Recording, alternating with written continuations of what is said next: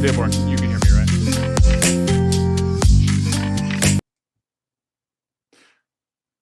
All right, we're all cool? Yes, we should be good now. Sweet, sweet. All right, so I was just telling people that I got a ticket to go see Alex O'Connor in DC for his tour coming up to the States, and I'm hoping to get in the Q&A and run triage. I might give the syllogism that I gave to you and Eli last night, depending on how developed triage is between now and then. Imagine Death Note actually doesn't have a lower jaw under the mask. It's like the Mummy. No, I'm kidding. I'm guessing because she can talk, she has a lower jaw. That's just my form of reasoning there. Okay, who's she now? I need a little more context. We're talking about definitely not whatever, who is in the chat right now. Oh, the one that refuses to debate me on Force Doctrine? I think a lot of people refuse to debate on Force Doctrine. I debated Andrew on Force Doctrine already, so you can scratch me off the list of people who are going to debate Force Doctrine. But I don't know. I reviewed one of her videos where she was going through just talking about how stupid Force Doctrine was. I was like, okay, would you like to do a debate on it? And then she's like, no. Yeah. I was like, well, then, okay. So you're just not open to having your views criticized? Oh, she's open to having your views criticized. You can just make a video about it. Yeah, I can just make a video about it rather than have a debate. Just make a video about it. Just make a video about it, yeah. Yeah.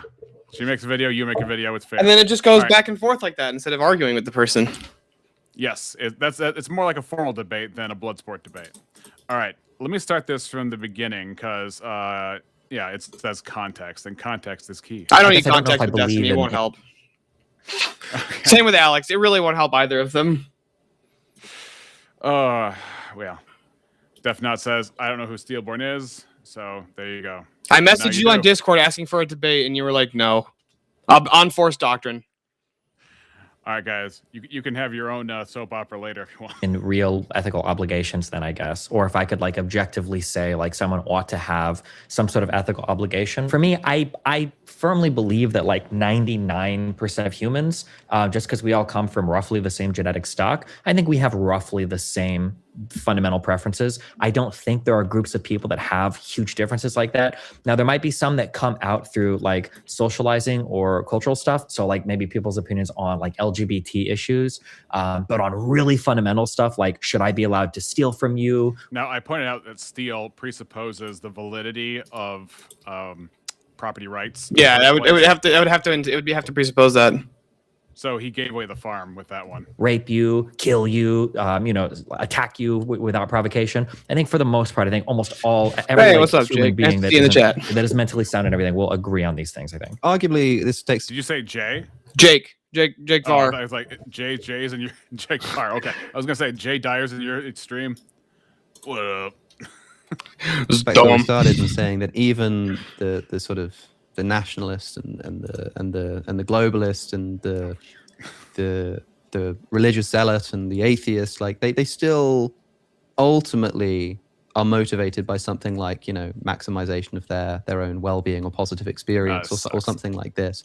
In which case we could say that there's some basic moral intuition that most people share. And the reason I wanted to ask you about that was because so much of what we think about the world is based essentially on unprovable intuition.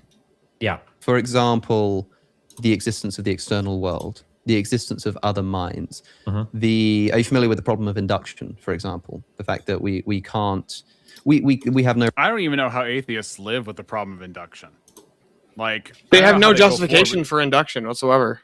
I don't know how they go forward with anything and have an honest position. Now, for those of you who don't know, the problem of induction states that just because things have happened the way they've happened in the past, it's not a predictor of how things are going to happen in the future, nor is it a grounding for the way that nature is.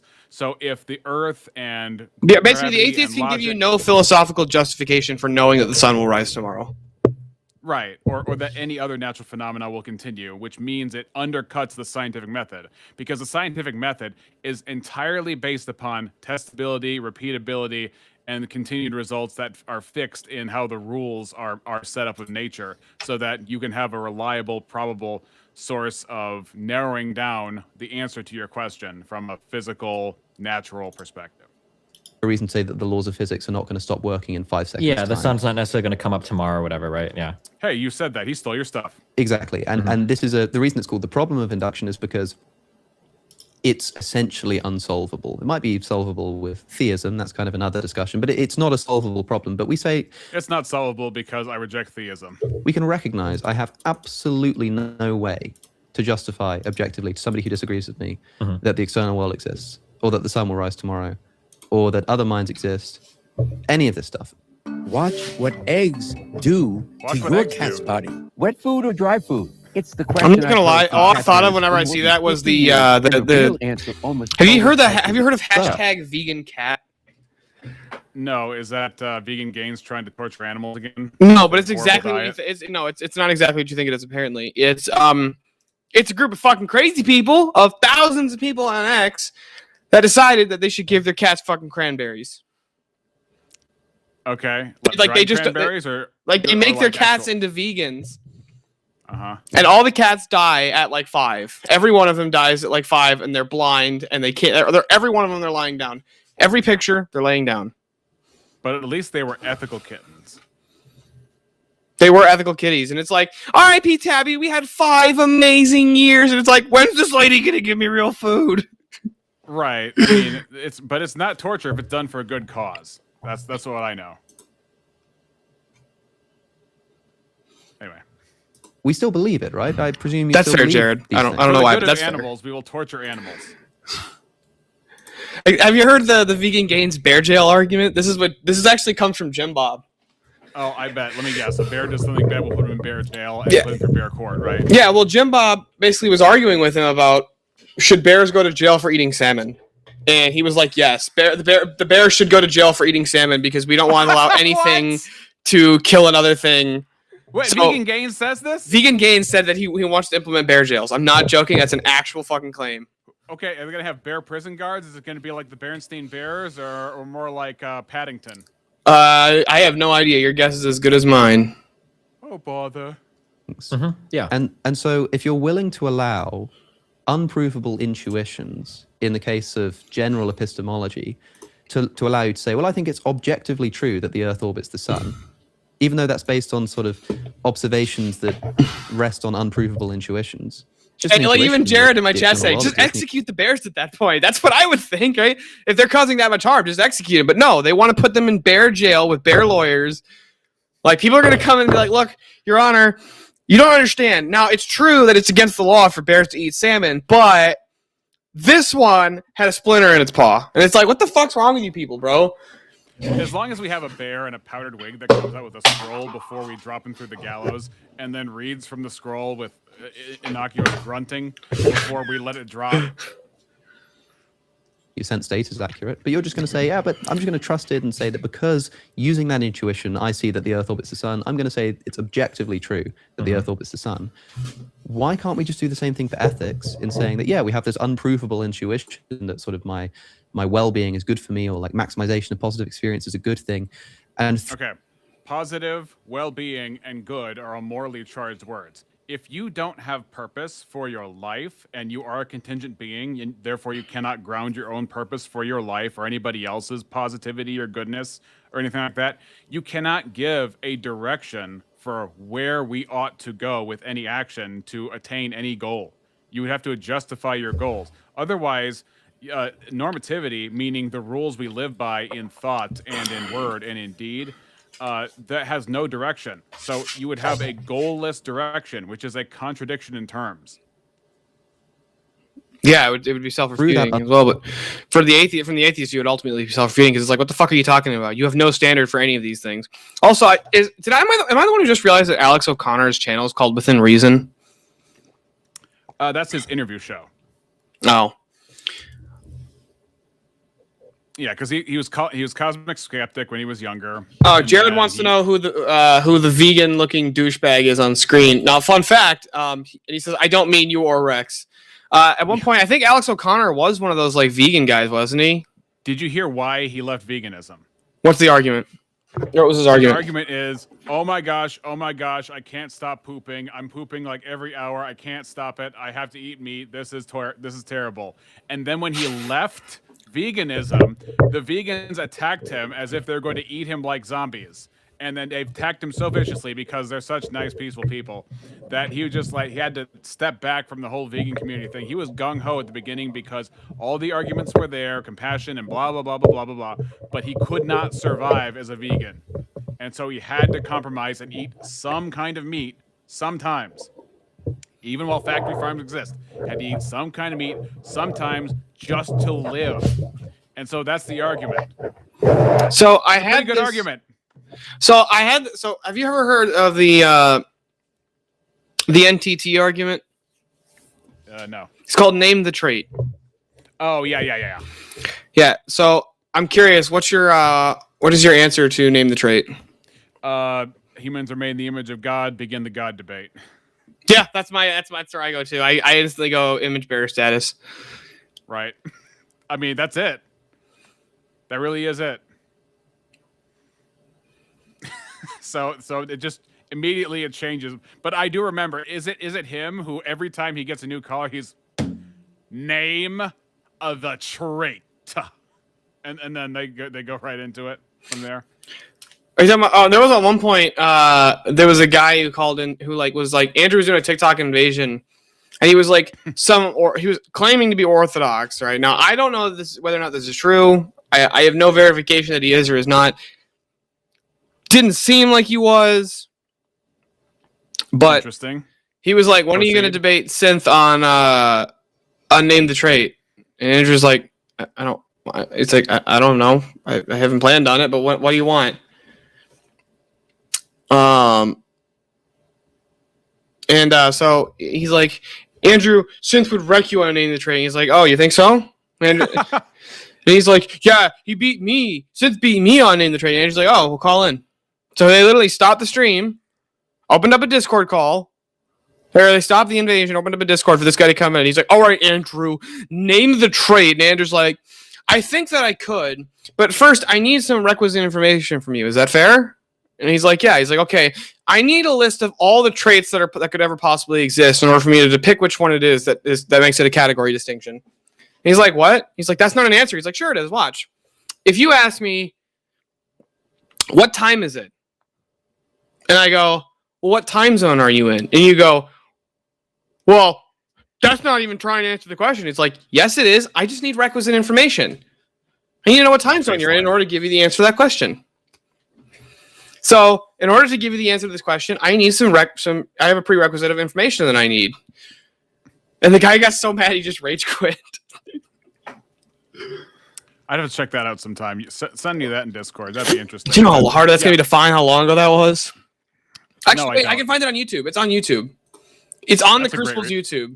That's a great resource, by the way. YouTube. I love it. Unprovable intuition, I see that murder is wrong. And so I'm just going to say that murder is objectively wrong. It's Murder, by definition, is unjustified killing, which calls for justification for a killing in the first place, which means there is a sense of justice for our actions, right or wrong. So this feels like low-hanging fruit at this point, like by definition. It's so it's almost. I want to go back and watch his debates, even with Muhammad Hijab, where Muhammad Hijab hits him up on the veganism part of like, where's your standard for right and wrong to say that we should not eat meat? And I don't even remember what his answer was. It's usually a deflection of like Allah bad or something. as wrong. Well, he has no it's as argument true for to say it. that No. murder is wrong as it is to say that the earth orbits the sun. If you're going to dismiss one because there's no way to sort of resolve the fundamental conflict to someone who disagrees with you, that's true of like all epistemology. Yeah. Okay, so maybe you can maybe you can solve this one for me, because I've had. Do you know who Perspective Philosophy is? Oh yeah, yeah. Okay, I think he's tried to get me on this argument before, and we have trouble getting much farther, either because my mind's not equipped or because I'm just so correct and I don't realize it. Okay, so maybe you can help me sort this out. So first, let me summarize your argument so you can tell me if I understand this correctly. So I'm saying, well, ultimately, there is no such thing as moral fact. We can't prove that moral fact, so it's silly to pretend like you can make objectively true moral statements. And then you'll say, okay, sure, that might be the case. However, if we look at things like the problem of induction, or if we look at even the manifestation of other minds in the world, you can't prove that any of that exists. However, you don't go through life being like an epistemic agnostic or anti-realist, or you don't go through life assuming that tomorrow. Part of that too is if you're an epistemic anti-realist, you have to use the laws of identity and the law of non-contradiction to establish and differentiate what that would be from a different worldview. So if I say I'm an anti-realist, I'm contrasting that from what a realist would be. Therefore, I have to acknowledge that realism exists. Therefore, I have to acknowledge that the laws of logic exist in order for my epistemic anti-realism to exist in the first place. So it's self-consuming. Wait. Did he just say he's an epistemic anti-realist? No, he's posing something for the sake of an argument. But Okay. I'm just saying every term we have is loaded with normativity. The normativity is the nervous system of an argument. Without it, the argument does not function. The planet's going to explode. Like, you go through life assuming these things are objectively true. So why would you grant one for like metaphysics or epistemology, but you wouldn't do the same for ethics? Is that essentially kind of the question? Right? And to be clear, it's not just, I think it's a little bit stronger. It's not just that you don't go around like acting, as if these things aren't true. You sort of act as if the external world exists. You act as if other minds are true. That's true, but I think it's stronger that you believe that it's true that other minds exist as well. Right? It's not just that you act as if that's the case. You believe that I'm a real person talking to you right now, right? And that is based upon, let's say, if I were to run this argument, you might say that is based on as justifiable an intuition as any moral intuition that you could think of. Your cavities can actually repair themselves, and this is how. Repair is a Big design dentistry claim, doesn't want you to know. Big headphones where they're not needed doesn't want you to know. Like, why did he have to have his headphones on for this ad? It doesn't make any sense. I don't know. Rex's chat. If you guys were watching my live stream yesterday, you'd understand that joke because we were laughing at every single Rumble ad that popped up, and it was like, Big Alzheimer's doesn't want you to know that if you drink 1 glass of warm water a night and inject onions into your eyes, your memory will stay forever. You need to inject the entire onions. Hi, I'm Big Alzheimer's. Yeah, it was basically what every ad that popped up on Rumble was doing that. So me and Rex were just making jokes about it the entire time. Okay. So, oh, by the way, I'd like to take this moment to also announce that I am going to Word War Debate number 2, featuring Jay Dyer and Stefan Molyneux as the top ticket. So this will be my first event going to an actual debate, at least that I can remember, of this magnitude. And I've been watching, I haven't been watching Jay Dyer for years. I've known about his name being tossed around for years, but Stefan Molyneux I've been watching for years. And I think he's taken a turn for the worse on the race question. However, he is incredibly smart, and he has wrecked a bunch of people that I liked wrecked, like Vosh, for example. Did you see his debate on, I think it was economics with Vosh? No, I've not. Yeah, over this hurdle. So anyway, he also debated Stephen Woodford. Now, he has his own ethical model called the universally preferable behavior. It doesn't mean universally preferred, meaning like I prefer that everybody just get down on their hands and knees and make me king. But universally preferable, meaning that kind of a golden rule-esque, that which you wish were the baseline treatment for you is what you are bound to baseline treat others with. Something along those lines. Beware Big Tooth. That sounds like a Dick Tracy villain. Oh no, it's Big Tooth. Yes, like Big Tooth. It's a bicuspid in a trench coat with a hat. My big issue when it comes to things like these, there's a lot of stuff we'll argue about, and then it'll boil down to this one point. I feel like it's resolving disagreements between people that point me in a direction of something that I'm more comfortable standing on solid ground on. So, so for instance, when it comes to like existence of external universe or something, I can talk to a lot of other people and we can have agreements and disagreements on these things, but ultimately it seems like if there are 4 people standing in a circle and 3 people are saying, I think that the earth is round, and another guy saying, I think the earth is flat, we can run a battery of tests, we can take in all the sense data, and eventually our minds can come to some agreement because of our ability to interact with. I'm sorry, you just gotta hit pause. I can't. Why does he do the fucking this as he's in the middle of talking? It's super fucking annoying and hard to keep track of what he's saying. Do you remember how? Okay, when you and I were at the Versus 5 with Andrew last year in August, do you remember Andrew talking about Destiny before the thing started, or were you not even in the room yet? Wait, what? Andrew was talking about Destiny because I asked, what was it like to debate Destiny over at Jubilee's Surrounded? Were you there when he was riffing on Destiny? No, I didn't show. I was like an hour late to the event. Remember? No, I don't. Dude, remember you had to remind me that you were even there? Yeah, asshole. What the fuck? You didn't even remember Dude, me. oh, I'm sorry. Oh, was I there for you? Am I supposed to know who you are? Do you remember going to my church too, or was I not there for that one? Do you remember going to your church? Do you Yeah. remember what your church was? Do you remember waking up? I do. Yeah, I'm like, this is the sickest prank. Anyway, background on a couple things, guys. Number one, Steelborn just happened to be there at the debate where I was with Andrew, and then I was in that fucking room with him for like fucking 10 hours. Yeah. Also, so what happened was he talked about.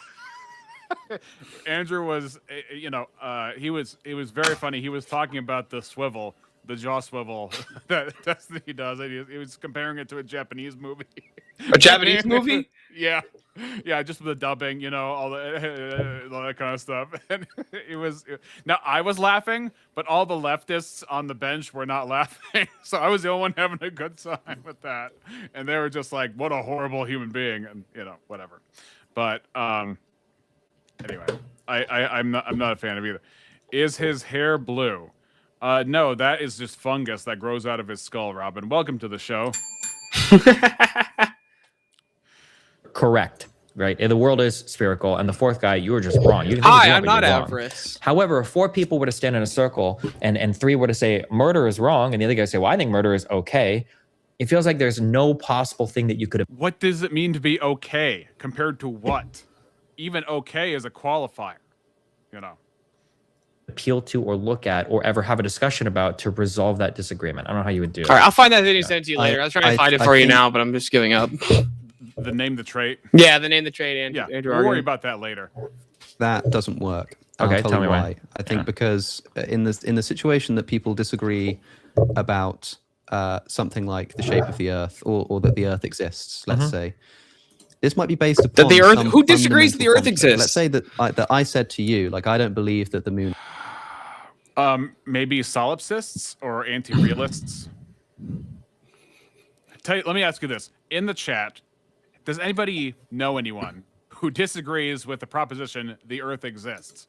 Please let me know and send me the footage. Exists, right?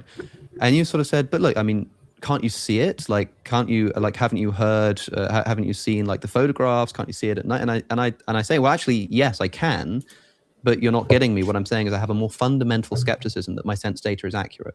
I think we're living in a simulation or something like that. Oh, okay. Simulation still is compared to reality, which would make you not an anti-realist. To say simulation is to be a referent to something that's not a simulation in the first place. Yeah. I thought the blue hairs referred to the old lazies, also known as old ladies. There we go. Autocorrect. Well, simulation theory, yes. But still, to say something is simulated, there's a comparison at play there. I don't know. This guy apparently believes birds aren't even real. That's very true. If we disagree that the moon exists, there is no test you can run to disprove that, so long as that's what my belief is based upon. Because you could say, Right. And so even if I prove atheism false, there is nothing that could possibly convince you that God exists. If your volition is established firmly that you will not believe God exists no matter what, even if you've convinced yourself that you're fully rational and that your justification is rational, if I can prove that it's philosophically bankrupt, it will not matter, because I think atheism is ultimately a choice. It's not a philosophy. That's actually the position of the church as well, is that atheism is a spiritual problem. Indeed. Yeah, but the simulation doesn't have to be on Earth. I'm not saying it has to be on Earth. There's a difference between having to be on Earth and having to contrast with what is real. So even if the Earth didn't exist, as long as reality was real and simulation theory was real, simulation theory would live as a reference to what is real. The simulation would be different than the reality that makes the simulation possible. You sound like you're balancing your microphone on a balloon. No, sorry, I had to adjust the mic. It was in the wrong spot. You have the right to be wrong. That's a moral claim, Robin. I didn't know I had rights, but thank you for acknowledging my right to be wrong. Also, wrong is in reference to right, and you would have to say there's a correct way of thinking. But you hate when I do that, Robin. You know that. Say, well, look, let's get a You telescope. don't have Let's the look in right to be wrong, telescope. And I'll look in the actually. telescope. And I'll That's true. If we My had the son right to be exists. wrong, then ethics wouldn't make any sense. If I just like shot somebody up in the street and then the officer said freeze, I'd be like, I have the right to be wrong. Be like, no, sir, no. Sir, you don't understand. I was just wrong. It's okay. That was more Is that Borat. the I was going the news? Borat voice. No, sir, I was wrong. I was wrong for doing that. Birds aren't even real. Says disclaimer: I don't believe in simulation theory. Oh yeah, you don't believe in VR? That's a simulation. Yeah, but he doesn't believe in the theory. He just I know. believes I that just want to VR give him is shit. be like, yeah, I see the same thing as you. There it is. There's the moon. There's the Sea of Tranquility. Mhm. But I still don't believe it's there because more fundamentally, I don't think my sense data is accurate. I Sure. don't think there's an external world, right? Mhm. In the same way, if you have moral disagreements, let's say you're pro-gay marriage and someone else is anti-gay marriage, and you say, right, no, we can sort this out because look at this study that shows that when people are a society that accepts gay marriage is on the whole happier than one that doesn't. Mhm. And look at Isn't marriage anti-gay marriage?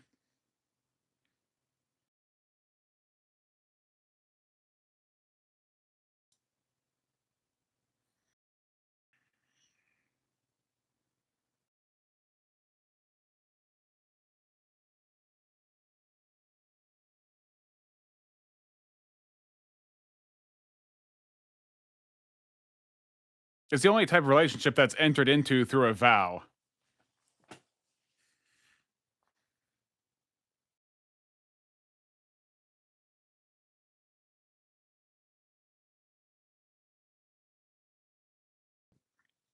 Right.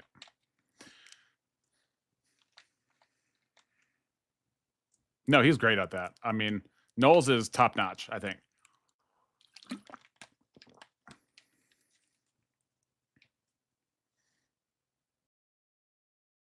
I think both you and I would have done a way better job on gay marriage versus Joe Rogan than Matt Walsh did. I think Matt Walsh either for some reason hasn't he either hasn't thought through it or he felt the pressure. One of those two things.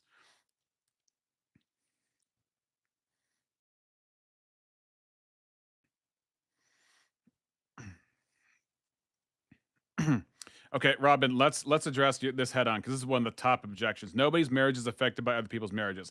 Guess what? Let's just say that somebody gets offed, like unjustifiably killed in Malaysia, and it didn't affect my life. Because it didn't affect my life, does that make it okay? I mean, you're going to say no. I mean, so it's an irrelevant point. And so, but I would say it affects it in this way. If I look at my wife, and I don't have a wife, but if I had a wife and I look at her and be like, you know, in the grand scheme of what marriage is, you might as well be a man and it would be the same thing. I'd be lying. It's not the same thing. Right. And then she agrees. Nope. Just because something doesn't affect me is irrelevant to whether or not it's justified. And then Mike, and I'm not going to read the rest of his name. What about ours, Robin? Apparently, your husband is here, or Robin. So you guys can grab a piece of popcorn, I guess. I don't know why it's a single piece of popcorn, but I just said piece, so we're going with it. the fact that when you share one popcorn, you might be able to use a knife and cut down the middle and be fair about it.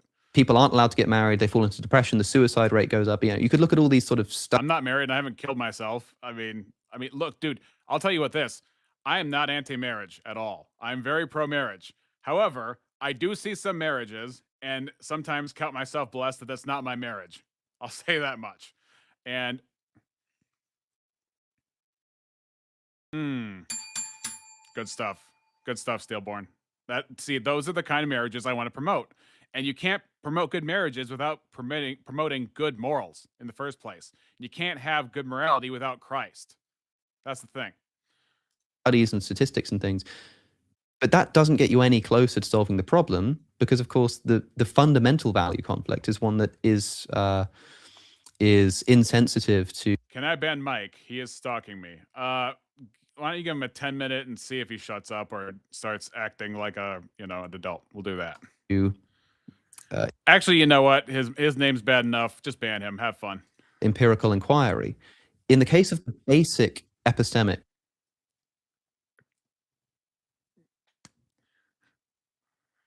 Yeah. Exactly. intuitions that make up things like belief in the external world or other minds, they're of the same quality. If you've got 4 people in a room and they all agree that sense data is accurate, but one thinks the Earth is flat, then yes, based on that fundamental agreement that sense data is accurate, you could draw a consistency test. But if those 4 people in the room, if one of them doesn't believe that the external world exists at all and believes that they're just a brain in a vat, there is no test you can run. You said there's a battery of tests you can run. There's not one test you could run to disprove that. So, okay. I genuinely So there's not a test you can run. Big influencer with a guitar with OCD. believe that if people could hear my thoughts, they would realize I was evil. I lived my entire life thinking that I was a secretly Yeah, big evil. Let me just write this down so I'm keeping track of these. All right. So- You want me to back up because you want some clarification on what he just said. Empirical inquiry.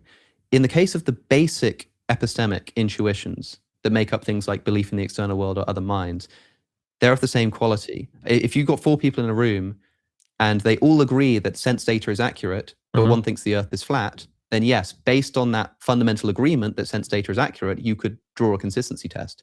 But if those 4 people in the room, if one of them doesn't believe that the external world exists at all and believes that they're just a brain in a vat, there is no test you can run. You said there's a All right.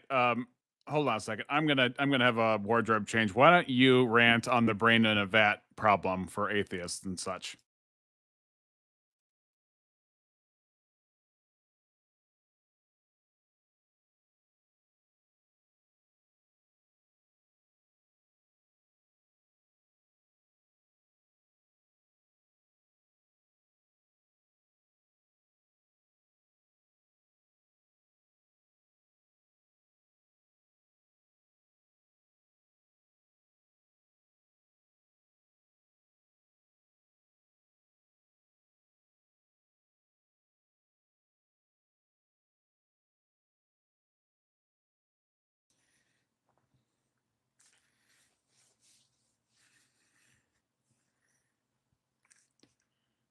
Right, but what I guess what he's saying is or maybe what he's implying is it's really unsatisfying to find somebody who has an epistemic that challenges what satisfies us. We are satisfied with empirical testing, and we are satisfied with these metrics that we use to get these certain results, and these results satisfy us as confirmations of real things. But we found somebody who is solipsistic or anti-realistic, and we can't, using their own system or using their own skepticism, we cannot actually break through and reach their mind to the same degree of convincing them as we're convinced. And it's an impossible problem for us to figure out.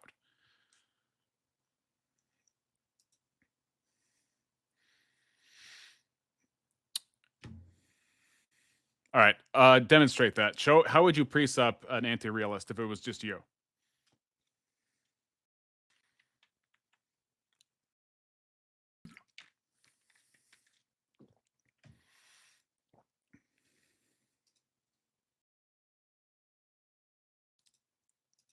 Okay, so I don't even know it that well. I don't even know it that well. I would guess that I would say the anti-realist would be like, we can't know anything. It's true.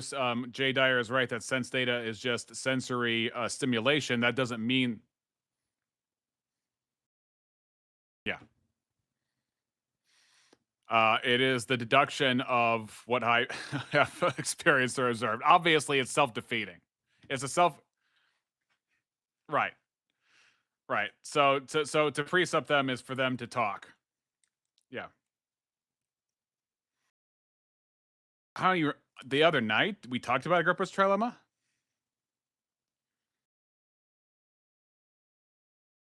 Oh, you're talking about like last week, not last night. Well, the other night could be, I was gonna say I was on your stream yesterday. Okay.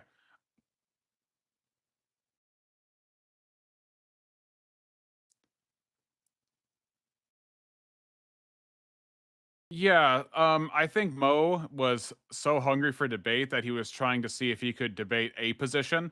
I don't think it was because we're missing something, because ultimately anything You either have an argument that is based on unargued or assumed premises, where like you both agree to premises and you're arguing in a particular, or you have an argument that can be used particularly or transcendentally.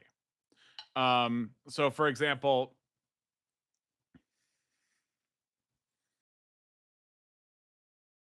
right, we would just disagree upon interpretations of the Bible, the canon, soteriology, all that kind of stuff.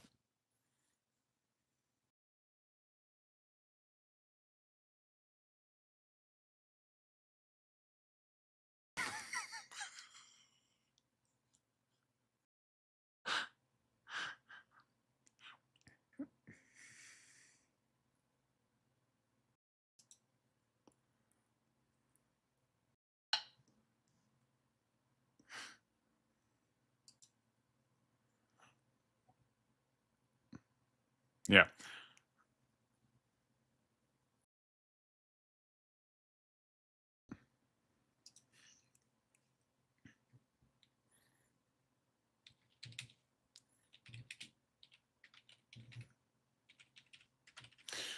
Correct. It's self-consuming because any position outside of Christianity or even theism in general would have to use the law of identity and the law of non-contradiction to identify itself and differentiate itself, thereby using reason in order to be.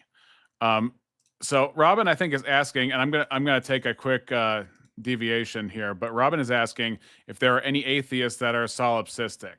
And I want to go to Sai's opening of his debate because that's part of it.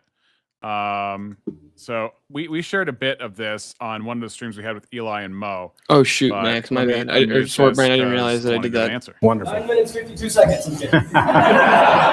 Oh no, you and I watched this one. Oh shoot. And time. You and I watched this one, Rex. Huh? You and I have watched this one before. The full one? No, we didn't watch the full thing, but we watched like a good probably 45 minutes of it, I think. We watched the cross exam, but yeah, they were teasing. And I thank him for allowing this debate to take. Neither of them have hair. By the Yeah, way. of course his hair isn't blue. Is it reasonable to believe that God exists? Yes? Yes, it is. I'm going to argue tonight that not only is it reasonable to believe that God exists, but that denying belief in God reduces one's worldview to absurdity. Well, why is it reasonable to believe that God exists? Quite simply, because it's true that he exists. Here's my argument. Premise 1, it's reasonable to believe that which is true. Premise 2, it's true that God exists. Conclusion, therefore, it's reasonable to believe that God exists. Now, in order for an argument to be sound, it must not only be valid in form, but the premises must be true. Now, I highly doubt that Matt is going to argue against the validity of the form of the argument or the truth of the first premise.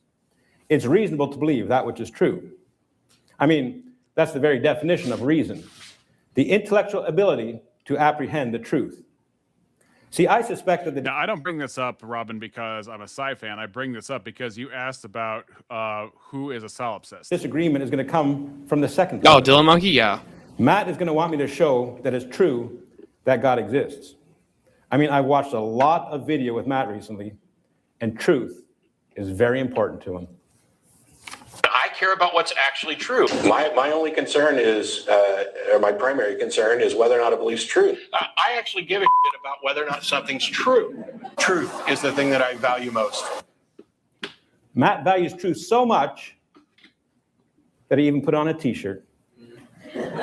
I want to believe as many true things and as few false things as possible. Matt Dillahunty, a shirt signed and worn by Matt Dillahunty, directed and produced by Matt Dillahunty, starring Matt Dillahunty. So again, this is an implicit value claim that he explicitly denied that he could ground on his own terms. Matt is not a solipsist. Hold up, Robin. Maybe today he's not a solipsist, but He wants to believe as many true things and as few false things as possible. Well, so do I. And guess what? I say it's true that God exists. Therefore, it is true that God exists. My argument is sound and the debate is over. How does that work for you, Matt? Saying something doesn't make it true. Oh. Saying something doesn't make it true. Well, how's this? It's true for me that God exists, therefore it's true that God exists. I'm talking about the idea that something could be true because it's true for you. That's the thing that I'm actually rejecting.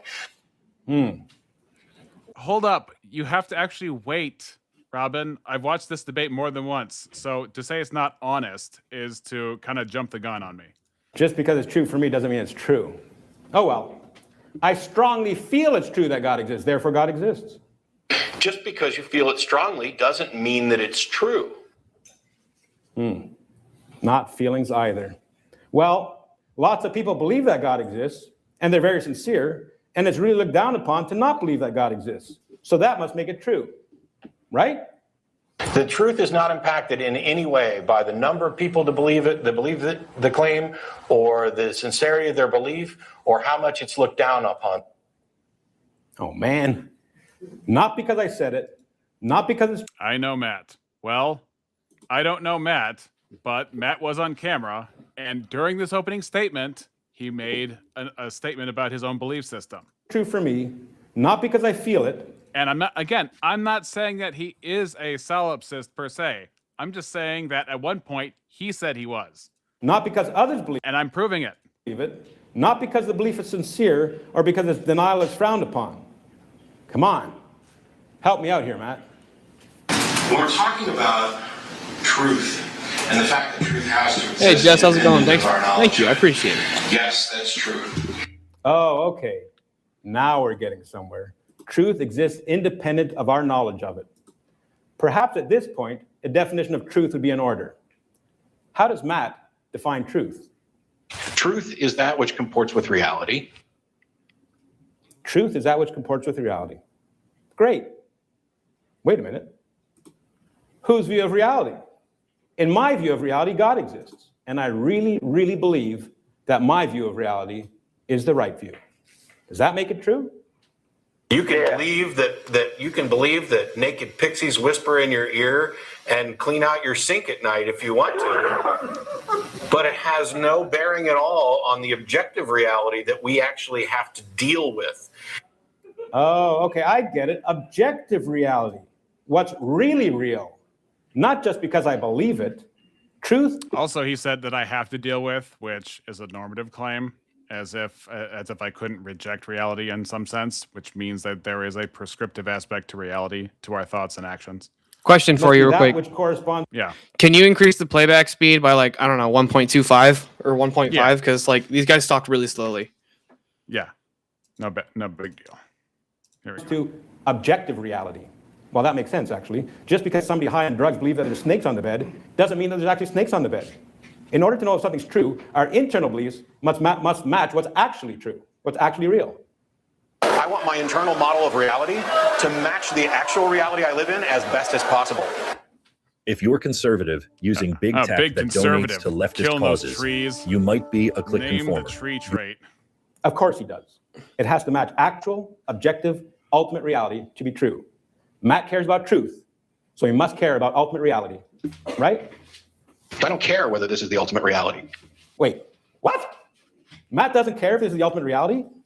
Surely that was a slip of the tongue. Surely Matt must care a little bit about what's ultimately real. Possibilities and reality. I don't care. Sorry, I just really, really, really don't care. He really, really, really doesn't care. Now, folks, that's a problem. Truth is that which is ultimately real, and Matt doesn't care what's ultimately real. Why is that? Why doesn't Matt care what's ultimately real? My position is that, yes, we cannot distinguish I can't distinguish whether the reality I experience is an ultimate reality. I could be in a matrix or a brain of vat or pick any thought experiment you want. Matt doesn't care what's ultimately real because he can't know what's ultimately real. You heard it. He could be a brain in a vat. According to Matt's worldview, he can only know that which is in his own brain. See, I'd even argue that point. But surely that would be absurd. I mean, isn't that solipsism? Solipsism, a theory and philosophy that your own existence is the only thing that is real or that can be known. Well, that's nuts, right? I mean, anybody who claims to be a solipsist deserves to be mocked, right? And because I'm a solipsist, because I'm uncertain. You're a solipsist? Okay, that alone means one exists, Robin, even if Matt is not the one. like most people. mocked, and hung up on. Good job, Matt. I mean, that's crazy. I mean, if that were the case, not only could you not know ultimate reality, you'd have no basis for trusting the reality that you think you're experiencing. I mean, what is it y'all say when we bring up problematic Bible verses? Context. Okay. Then provide me the context for what Matt says now. I reject your definition of problematic. That's true. Problematic presupposes a way that you ought to think. A room with blue walls, when you're a brain in a vat in a room with orange walls. You see, I have watched a lot of Matt's videos, and he hangs up on a lot of people. Now, why would Matt hang up on the solipsist? Why would he hang up on the solipsist? I wonder. We cannot ever solve the problem of hard solipsism, pretending that I'm claiming to be able to defeat hard solipsism. I have no solution to that. Matt has no solution for solipsism. In fact, according to Matt's worldview, he must be a solipsist. But rather than admit it, he mocks somebody claiming solipsism. Of course, Matt would never admit to being a solipsist, or would he? Obviously, I'm not a solipsist. You're not a solipsist. But in some possible world, Actually, there actually is. Did you catch that? It's kind of soft. I enhanced the audio for you. Obviously, I'm not a solipsist. You're not a solipsist. But in some possible world, there actually is. Actually, he kind of is a solipsist. Of course. Okay. He may have changed his mind, Robin, at some point, but he said he kind of was. Not only that, Matt also said he can't give an odd for why you ought to believe true things and not believe false things. Correct. And so his shirt makes no sense. The shirt that he probably spent a decent amount of money publishing and distributing. So anyway, all of this diversion to say there are solipsists, some of them are atheists. I don't think any of them are Christians. How can you be a Christian? Jesus says, "I'm the way, the truth, and the life." This is the life this is a true eternal life, that they may know thee, the only true God, and then you can be a solipsist. That would be. Why would a solipsist call into a show? Oh, come on, Robin. Come on, Robin. Why does an atheist believe in morality? I mean, anyway. Yeah, I'm not trying to pick on you, Robin, but you asked, so I want to answer the call. So I answered the call. The battery of tests you could run. There's not one test you could run to disprove that. So, okay. Let me just write this down so I'm keeping track of these. So here are a couple issues. So I think we both agree that that if somebody believes in something super crazy that can be resolved with sense data, at some point the person will... Again, crazy is a normative claim about how somebody ought to think. It's everywhere. Everywhere. Design claims, normative claims, ought claims. Just be wrong, and we can safely discard their opinions about the Earth. Don't be Rama. Don't sniff petrol from a can. As much as I want to use Rama, I just can't. It's not dumb. It's just, yeah. Well, he is simply being consistent. He's a follower of Hume. But then why did you expend so much energy telling me that he wasn't a solipsist? And not only that he wasn't a solipsist, but that all these other atheists aren't solipsists either, because you haven't met any. Well, I mean, and he can't be a follower of Hume to every extent because, well, whatever. Fundamental level about like... To even say you can't get an ought from an is a prohibition on deriving an ought from an is, which would be an ought. In a vat, correct? Then at that level, so the guy's saying, well, actually, I don't think the moon is real. You're like, well, look at all these tests. And the guy's like, well, of course you think that. The Matrix is telling you to think that. Like at that point, So here is a level where... speaking of which, out of curiosity, Rex, did you hear that? Did you hear about the poll results from Teriak's Word War debate? No. The poll results, 96.8% Teriak win, or Teriak won. He literally beat the record for the Word War debates chat poll. Well, he is highly entertaining. That is true. That's gonna do him a huge favor. Bibi. Yeah. That caller wasn't an atheist. So even if that caller wasn't an atheist, Matt Dillahunty at one point said, actually, I kind of am a solipsist. And you said you didn't know any. And even if he was a former flurf. Okay, what's a flurf? Remind me. You don't know, Steele? I've never heard the term flurf before. Oh gosh. I couldn't tell you. Robin, you and your young people and all your Zoomer terms. Robin's like, okay. Flurf is an internet slang term used as a mocking label for a flat earther. Okay. Someone who rejects established science to claim, how can you be a flat earther and a solipsist at the same time? How can you actually take a position about reality? I have no idea. Oh my gosh. Pull out the two most disgusting words ever. Okay. Have you ever heard of? I'm sure you've heard of the phrase like ultimate skepticism, right? Oh yeah. Yeah. I was. Ultimate skepticism is a comparative term. You have to compare that to somebody else's skepticism. Anyway. Half concerned it was going to be the N word or something then, but Oh, no. It's even worse in philosophy than the N word, okay? Okay. Because as soon as somebody's pulled this trap card out, basically the whole conversation is meaningless. I would say that at a very, very, very, very, very fundamental Again, meaningless. What does meaningless mean in your worldview? level, that I would say that I am ultimately skeptical. So the is strength true. or the conviction of my statements is only By the way, Eli is supposed to be dropping in at some point soon. He might be, I don't know where that boy is, but once we get to it, we can get to the 3v1 debate. I don't know. Are you in contact with him outside of Discord or no? Yeah, okay. Yeah, I going do. to be up to a certain Skepticism on steroids. point. So if I say, for instance, and this is kind of similar to the context we ran into earlier, where it's like, oh, that's a good or that's a bad thing. And you're like, well, you don't really believe that. It's like, well, I guess that's true. When I say good or bad, I mean with respect to the subjective moral system that I have The about. problem with skepticism on steroids too is they use reasons in order to establish their skepticism compared to other people's belief systems. That would have been awesome. And so if you're going to say, I am a ultimate skeptic or a skeptic on steroids, you have to already have had a framework to eliminate value claims and knowledge claims altogether. I can't take him seriously with blue hair. He does it to troll conservatives because apparently if you have blue hair, I guess it's supposed to trigger conservatives and or Trump supporters. Blah, blah.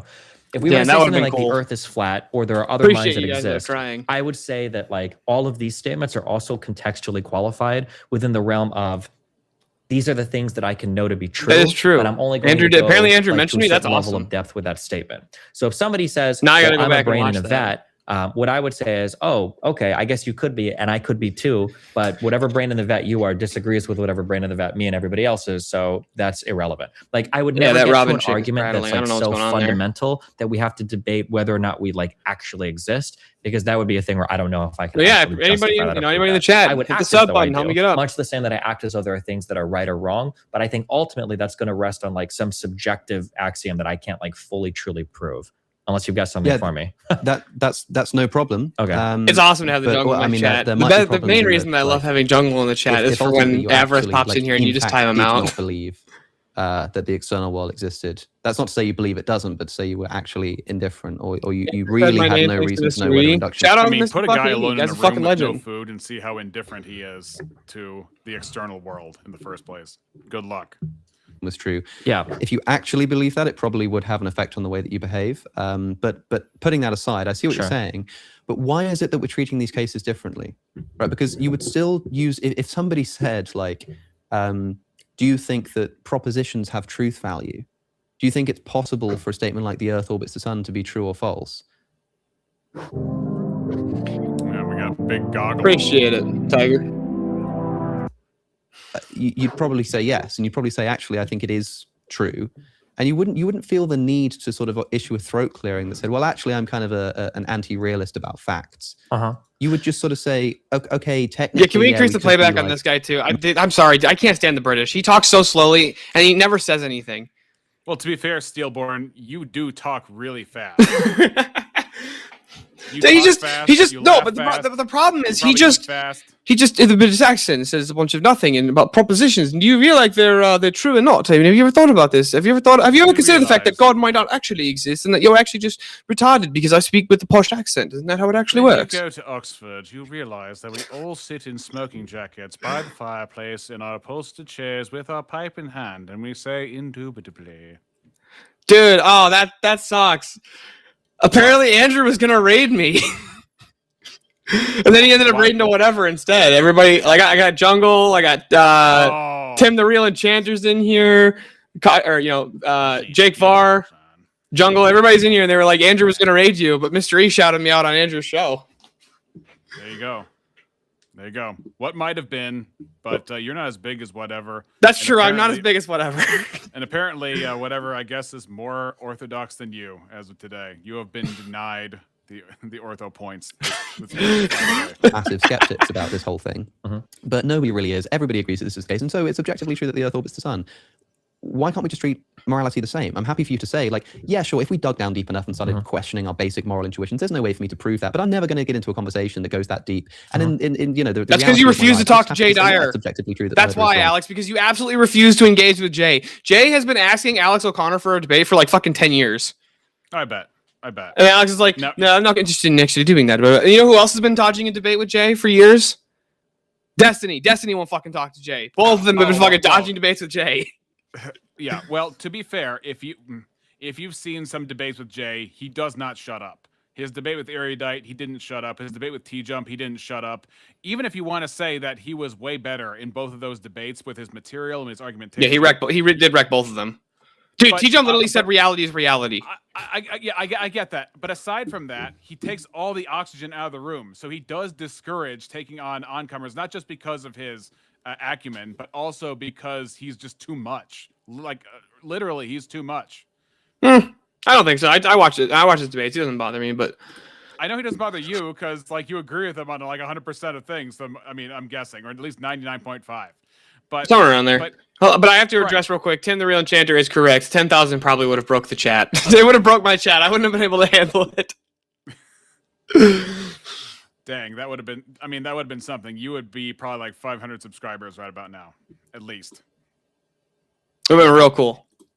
Yeah, but regrets. Can't help it. Wasn't your fault. Because it's based on the same kind of intuitions that allow us to escape. You know, Steele, I guess if you surrounded yourself with a bunch of degenerates, then you would have got the raid. That's how you get the raid from me. Hey, I like the Whatever podcast, okay? But that's what it is.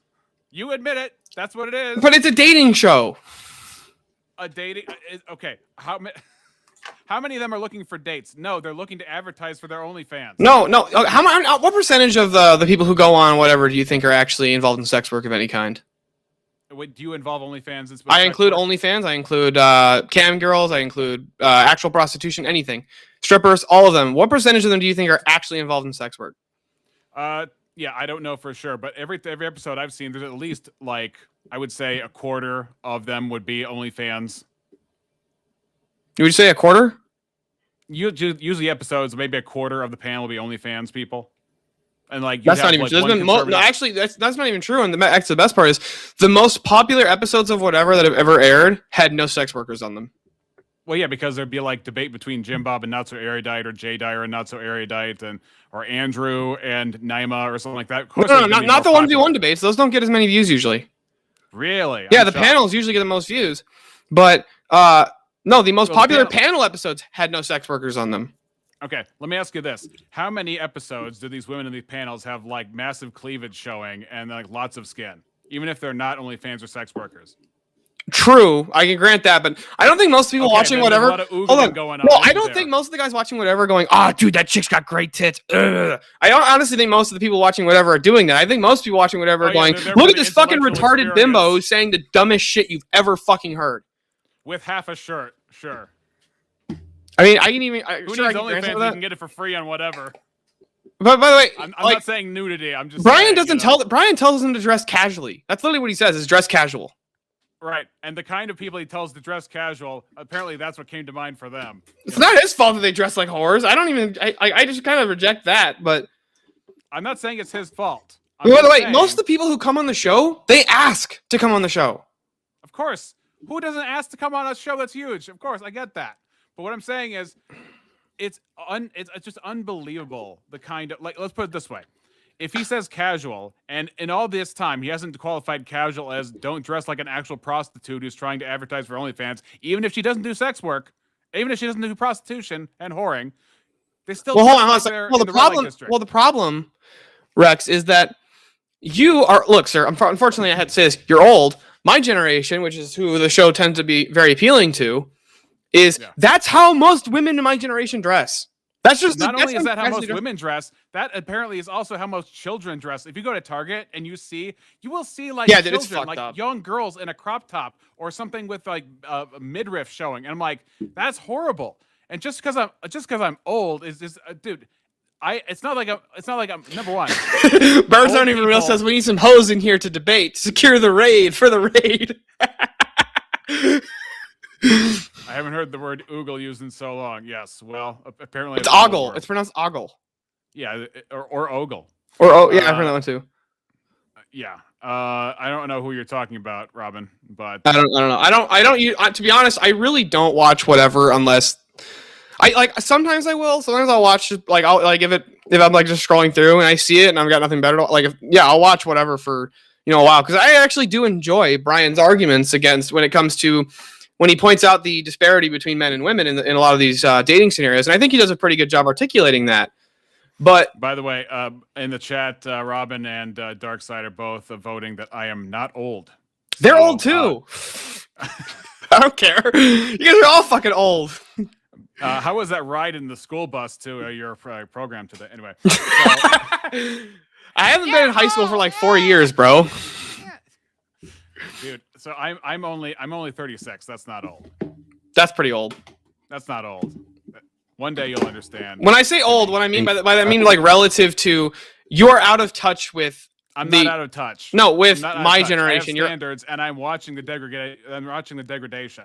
I have perspective. That means I can look at the timeline I came from and look at this with a. You know who's more out of touch is parents who have nothing else but watching Booba with their kids. I don't have that luxury / problem. So I can pay attention to culture and I can know what's what and who's doing what. But just because, well, I'm used to it because I'm younger. And that's what we do. What point is that? Boobs are still boobs. Cleavage is still cleavage. Whoredom is still whoredom, and it's still there. Well, you're old. Oh, nice argument. Big deal.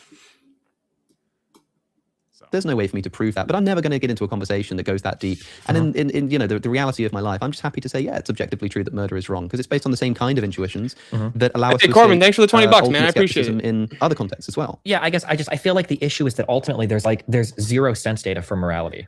Yeah, Like, when I'm we only talk like about, 13, guys. like even like I'm 22, but I'm only like prop logic, 13. or even when we talk about math, right? Like I can arguably, I think, or you can tell me if I'm wrong, like I can actually use sense data a little bit from math. Like if I take a mathematical truth, like You only 1 + 1 watch the = 2, clips on can actually whatever. have I tend one to of watch those some of things and then put the- them together and see 2. Some of the like the mainstream ones or like the whole panel. Oh, like I usually tend to watch them when I'm at work. Atheists don't get set on fire out there. But if I have 2 Bibles, I cannot prove the number 2 from just having one Bible and one Bible.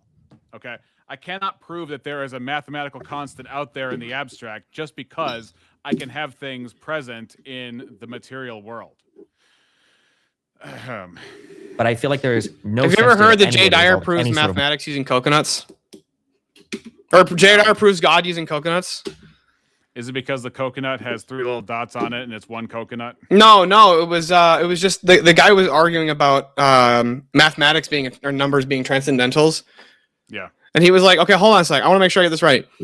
Is 7 coconuts identical to the identity of 7 itself? The concept of 7 things. Are 7 coconuts identical to that? And he was like, no. And Jay's like, exactly. So that because that's a universal category and a universal concept, that needs to be grounded somewhere. Fuck you, Tim. No, just because I'm not, I don't have much facial hair. Okay, I can grow the stash and I can grow the sideburns, but it doesn't connect here. And then I can grow the chin, but none of it connects. So I just shave it all off. You're just Amish by genetic traits. That's what you're either Amish or Greek. And you're not even Greek in your orthodoxy. You're Russian, so you can't even make that work. I'm Russian and Scottish. This is true. Are you Russian by lineage as well? I am. I did not know that, dude. So I recently found this out. I'm technically tied to the Russian royal family. Oh, so you're a bot. My Russian family that came over, their last name was Romanov. There you go. So I'm like, that's the pretty fucking conspiracy cool. is complete. This is why I see, guys. I'm actually just a Russian spy, as David Wood correctly pointed out. I am just a Russian spy. I attend a Rokor church. He's here to find the moose and squirrel. moral disagreement. I'm going back to that. Yeah, you can tell me for this. yeah. Okay. First thing I would say is that I think there would probably be some mathematical truths that are insensitive to sense data. For example, -1 is -2. I don't think there's really. I mean, there might be a way you can sort of map that onto your senses. But I mean, I don't feel like think you can sort when of observe because of how tautologically minuses. like math is built, I think that like most of it, because if we talk about like -1 plus -1 equals 2, like That's I can true, if I have a Tim, foundation to understand what but 2 is, I can have a still foundation also to have a full understand head what of 1 is hair. because it's And taking that's 1 gonna less, stay. and then I can imagine negatives as being the flip side. Like at the end of the day, like there's going to be some sort of If I go like, bald, can I'm map gonna be that on what is what's like the argument against mathematical anti-realist? It's like math has an uncanny ability to line up with reality or something like that. Like I could generate these things, yeah. But I understand that like -1 and -1, but you could argue it's a little bit harder. But when I say something like murder is wrong, like, your mind is blank. There's nothing that you can think. Like what is Steelborn Files. Steelborn Files. Hello, comrade. My name is Robin Webster. I will break you. All right. So is Eli ever showing up? That's my question. It has been 15 minutes over the time. And he said he would be around. Oh, do you want to talk about a still photo? That's Destiny right now. Everybody take a screenshot and do with it what you will. But that I have never seen Destiny look like he's being sucked out of a space vent like this.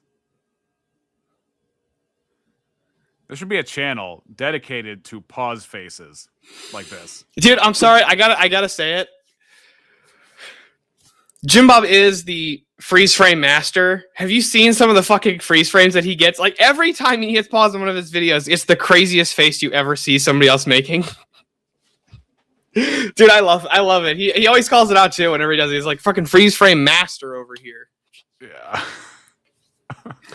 I'm just gonna bask in this for a little bit. It's a great picture. Oh, posterity. Like puckered up. Tim the Real Enchanter says, isn't it funny how even when Destiny's sped up, he sounds exactly the same? It's a quantum issue. They don't know how to quantify it with mathematics, the Destiny speed. All right, but seriously, where is my boy Eli? I want to move on to my debate if Eli's not going to be here. Here, you want me to give him a call? I'll do it. Yeah, give him a call and get a status update. And I'll continue from this now that everybody's got their screenshot from this moment in time, you know, ever etched in our memories, looking like he's being sucked through a giant pipe.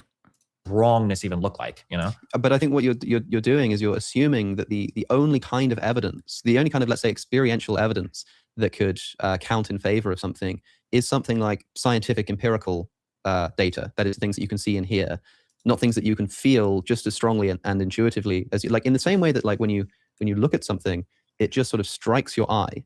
You don't sort of choose to see the screen that you're looking at right now. It just sort of appears in your brain. In the Unapologetic Preacher, welcome to the chat. You can always hit me up if you want to do a Rex and Rev later. If not, that's fine. We're still doing our Sunday night stream, and the link is in our Discord if you want to join. Oh, you know what I forgot to do? While Steelborn is doing that, I should actually link. No update. No update. By the way, Rex, did you see the thumbnail for my stream? Yes. Everybody go check out. If you haven't subscribed to Steelborn already, go give a like and subscribe to his stream. The thumbnail is the only, if for nothing else than just for the thumbnail that I came up with. Yeah, no, that's great. Give me a moment, because what I want to do is I need to broadcast the fact that we are up on Discord, and I might as well just use your channel, because yeah, un momento, por favor, vi favore. Actually, yeah, we'll use your channel, because you need a consolation prize after you got stiffed by Andrew. Could have been the whole world. Could have been the whole world. Would have been great. Yeah, I know. I'm gonna @ everybody.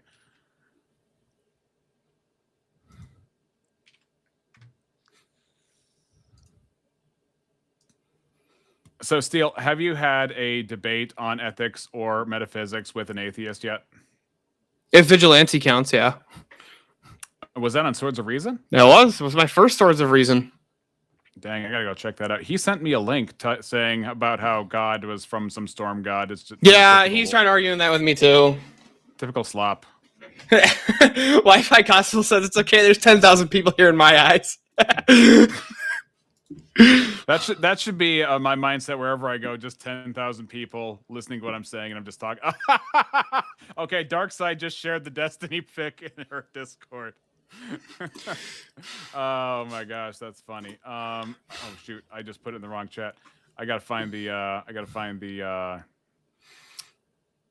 Yeah, that was actually my first source of reason was against Vigilante on assisted suicide, and I totally just precepted him on ethics. When you tried arguing with me about how God comes from, like one of like a pagan, like a pantheon, he was like the head god of a pantheon. Yeah, henotheism. Yeah, he was in my chat yesterday telling me that he created a tag for paganism. There is no tag for paganism. You cannot ground in paganism. First of all, you can't ground universal concepts in beings that are like created. Right. And I'm sorry, every pagan mythology starts with created beings. Yes, exactly. And you can't know what truth is if your basis is created beings, contingent minds. That does not do the job. Also, you would have to figure out which paganism and why. You would have to have a coherent text that affirms that it is inerrant and infallible, which, the claim itself doesn't make it so, but you have to at least make the claim. Bonson is great on that kind of stuff. Gotta drop the bottom. Do you have any other debates coming up before we go to the 1v3? Yeah, it looks like on I think Thursday is the next one. What do you got? I'm gonna be debating that guy that I was showing you last night, the one who can't talk. Oh no, that's right. I'm gonna be debating him on Easy's channel. Let me see. What day is that? It's set for the 20th. What day is the 20th? Well, let's see. Pulling it up. Yeah, Thursday. Thursday the 20th. Oh, okay. Yeah. Unfortunately, I'll be working both jobs that day. Against Pawn. And the prompt is hilarious. It's Christianity has been a net negative for America, which is a fucking hilarious prompt in and of itself, because without even so, like, it doesn't matter. I can argue this both ways. I can take the position of like, I don't say anybody's Christian outside of Orthodoxy. So real quick, can you demonstrate for me how the Orthodox have been a net negative for America? Or if I just grant like the broad Christianity of like including Catholics and Protestants, and it's like, I'm sorry, what's a better ethical system? Right. Oh, Macintosh Pro is out there.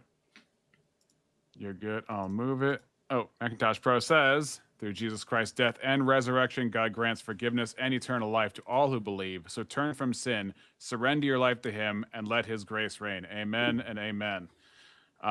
People are now this guy in my chat says ghetto crucible raid. Yeah.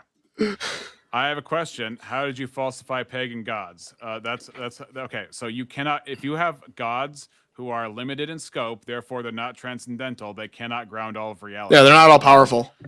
If they can like give birth and die and get sick and get drunk and all that kind of stuff, they're not contingent. They're not all powerful. Matter has sway over them. It just, I mean, it's a fragmented belief system, and fragmented belief systems cannot ground all of reality transcendentally. So yeah, it's insane to say. Straightforward. But not only that, I mean, the best argument that I would say is that they're all created. Yeah, they're all created. They're all beings. derivative. Right. Macintosh Pro says I could be a pagan god. Well, that's actually one of the arguments that comes up. That's true. You could be a pagan god. Yeah. Ask Marilyn. Marilyn will tell you that you are God. Yeah, and which makes me wonder, am I also Marilyn? If we're all God and Marilyn's God, am I Marilyn? That is a great argument against Marilyn right there. Yeah. I guess she would have to say, I don't know what she says, man. You get her into a logical corner, and then she escapes by emoting. So, all right. This begins the actual Have a good night, man. 3v1. Have a good night, Tim. Using triage against now these individuals are my friends. I'm not here to like roast them or like tell them they're stupid. They're not stupid, but they presuppose things that they cannot ground, even if I don't posit the God of the Bible is the basis. If I just posit normativity, atheism is still dead in the water. Yeah, I can't give a justification for it. Robin says, I agree, they're all created. Okay. If you think they're all created and you think reality was not created, then how would you ground normativity? How would you ground truth itself? You know. She says shoes, R.I.P. I don't know what that means. What's up, Mo? Nice to see you. Said you sent in a Macintosh, super you are- after you are Andrew mentioned you baffling trying to get the raid sent over. He you're read always it, but welcome. whatever. I Had to get go it. live No, that time. no. Oh, and as a preface to this, Give up the grind. Oh, I'll so keep it Missing going. Mod and Zillzone over here are those are talking on the Christian side. Dad Knows Best, Pixie Storms, and Aiden Linden, who I debated on slavery back in January, are debating on the atheistic side. They are ganging up on Zill and Mod because they don't believe in evolution. And so it's kind of a beatdown because they don't really know how to defend themselves against these atheists. Well, we love to have you guys here. Whoever's here, we love. I love having y'all here. If you want to argue with me, I'll argue with you too. Between good and evil is important to God. Which is why he didn't give us the ability to understand what good and evil was before we made the choice, right? Okay, so here's what Aiden's saying. He's saying because Adam and Eve did not have the knowledge of good and evil before they ate the fruit, therefore God put them in some immoral setup. What is the orthodox answer to that question? That'd be categorically false. They had one commandment. Correct. They knew their commandment, and they knew there was a bad consequence for disobeying said commandment. That fills all the gaps. Yet he gave them an opportunity to obey, and they disobeyed. What's the point? What's the point of that choice? It's like if I went to a person who's a vegetable. It's like if I went to a person. No, it's not. Well, from the Orthodox view, there was the rule of not eating of the tree of the knowledge of good and evil.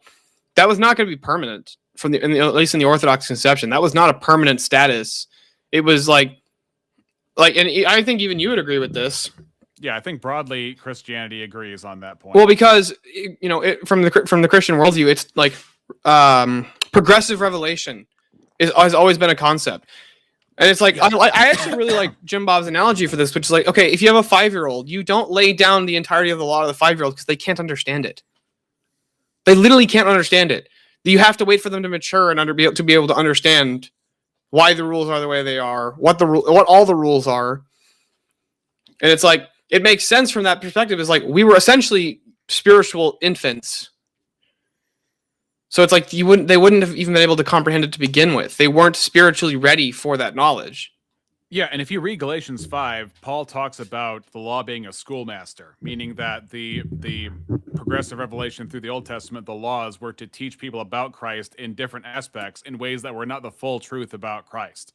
We have the sacrificial system in the Old Testament to point to the sacrifice of Christ on the cross. That if anyone believes in him, like their sins are covered, and that's part of why you have the Day of Atonement. That's why you have the scapegoat. That's why you have all of these sacrifices to point to the death of Christ in our place. Okay, so Robin asked, it's kind of a derailing, but what does Adam and Eve have to do with evolution? This was evolution is philosophically bankrupt and self-refuting. Yeah. My favorite argument against evolution, though, is the naturalistic argument against evolution. Plantinga? Yeah, it's like, okay, so based on the theory of evolution, the model of success is survivability, not necessarily truth tracking. So you can believe false things, and that would actually be beneficial to survival. Therefore, your brain's not actually designed to be truth tracking or truth apt. It's designed for survivability. So how could you even know that evolution is true if it's just for survivability? And with that, also, why do most people who believe in the theory of evolution not have kids? Like a lot of them don't have kids. Well, oh my gosh, I had a point, but I forgot it. So we're just gonna move forward. Right? Somebody who's in a vegetative state. If I go to someone who's in a vegetative state and I go, hey, you have a choice to either run 100 meters or run 10 meters. Which one are you gonna choose? And they don't choose either. Am I really just to punish that's a bad person example because they're operating outside of their Do you need to murder someone to know what it's like to be charged with murder? Yeah, but hang on. Like, what? Hold on. Who just said you that? You need to have the capability. That's Missing Mod. What did she just say? I don't know. Do you need to be charged with murder to understand what it's like to be charged with murder? Understand what that is? No, it's not a choice. Okay, this is why they're pinned. Let's just leave it there. This is why they're pinned between the three atheists. It's a matter of empathy. If you don't have empathy for other people, then you're not going to care about whether the person cares about that murder or not, which is why there are a lot of psychopathic killers. I'm saying you understand though that you're still going to be charged and put and given the punishment for murder, whether you knew what it meant, whether you knew what it was. Okay, okay, hold on a sec. So I think I understand what she's trying to say was like basically if you commit a murder, but let's say you didn't know what the category of murder was, or you didn't have you didn't understand the concept, would you still experience the punishment? What the fuck she say? I still don't know what she's saying. Okay, again, this is why they're in the corner, and I feel bad for Zill, and I feel bad for Mod, and so I come in. They get a reduced, or you actually get a reduced sentence or an insanity plea. And Re-X to the rescue, says Robin Webster. Yeah, no, Bird's not even real in my chat. He was just saying like, but of the tree of the knowledge of good and evil you shall not eat, for in the day that you eat it you shall surely die. That seems pretty fucking clear. Yeah, well, we have to pretend it's not, because we need to make God morally bad, because morals don't exist, because God bad. Yeah, because God. But if God real, why bad thing happen? You know what I always say when somebody tries to run that argument on me, the evil God argument. Why can't I breathe underwater? It's bad. I want to be able to breathe underwater. Why can't I breathe underwater? Therefore, God not real, bro. Right. And it's like, what? And it's like, that's not what I'm talking about. And I'm like, but that's what I'm talking about. If it's all just based on our preferences, if you're like, yeah, but leukemia and babies, and I'm like, but I can't breathe underwater. I stubbed my toe last week. I just reduced that shit to absurdity because it's fucking retarded. It's one of the worst arguments I've ever heard against God. It's kind of what like T-Jump does, where he thinks that if there is a God, what he ought to do is drop a tablet from heaven, and you press the button of the tablet, and it gives you your own universe to be God in. Yeah, that's it. That's if God were good, you'd be God. Pretty much. That's basically the argument. Is like, if God was real, why am I not him? Or you actually get a reduced sentence or an insanity plea in our society if you're deemed mentally unfit. Have you seen Matt Walsh's critique of insanity pleas? How are you going to prove you're mentally unfit? If you're mentally unfit, God knows that they're mentally unfit because they haven't eaten the fruit of the tree of knowledge of good and evil. Yeah. Have you seen Matt Walsh's critique of insanity pleas? No. But I'm sure it's good. So his argument was very simple. It's like, okay, if this person is so insane that they can't understand the consequences of what they did, then they should already not be a member of society to begin with. Then it makes no sense for them to get off for murder because they're too crazy to stand trial. If they're too fucking crazy to understand the basic rules of society, then they shouldn't be members of society to begin with.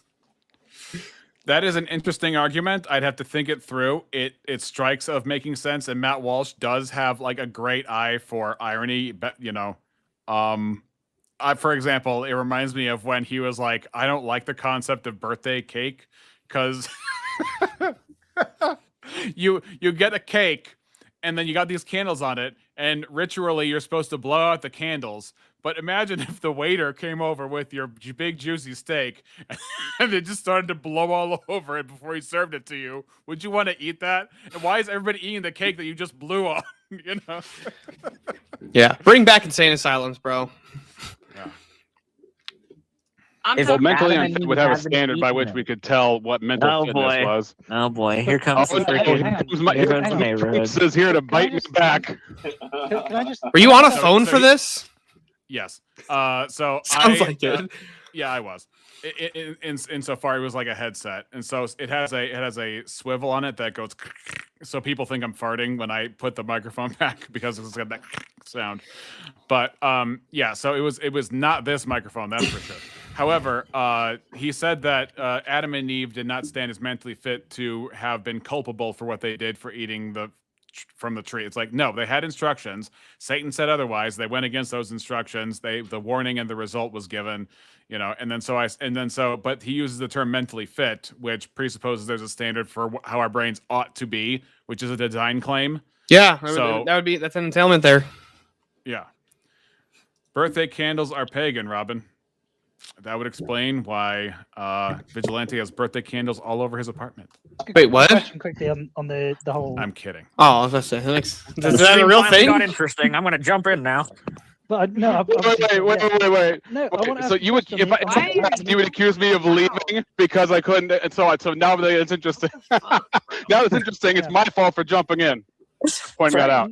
That's right. That's right. So, super quick. You're a hanger-on re-examination. That's all. Coattails for dear life, baby. How am I going to That's right. missing How mine? does it feel living in my shadow, biatch? Missing mine. Oh please, oh please. Don't let me go. It's so shady in here. I love it. It's wonderful. Oh my gosh. What will I do without the paintings? Go ahead. I love your paintings. No, no, I love your paintings. You want to like skip past all the pleasantries because I don't really care to hear them. Whoa, that's a great point. I just want to say, the history of mod is about to unfold in weird, wacky ways. Okay, go ahead, Dad. Well, my question is actually to Zil. So the Adam and Eve, they didn't have they didn't have knowledge of good and evil. All they were supposed to be doing was obeying God, right? Yeah, they And had then an opportunity to obey or disobey, right? Yeah, but then they didn't have an understanding of good and evil, and then all they should have been doing is obeying or disobeying.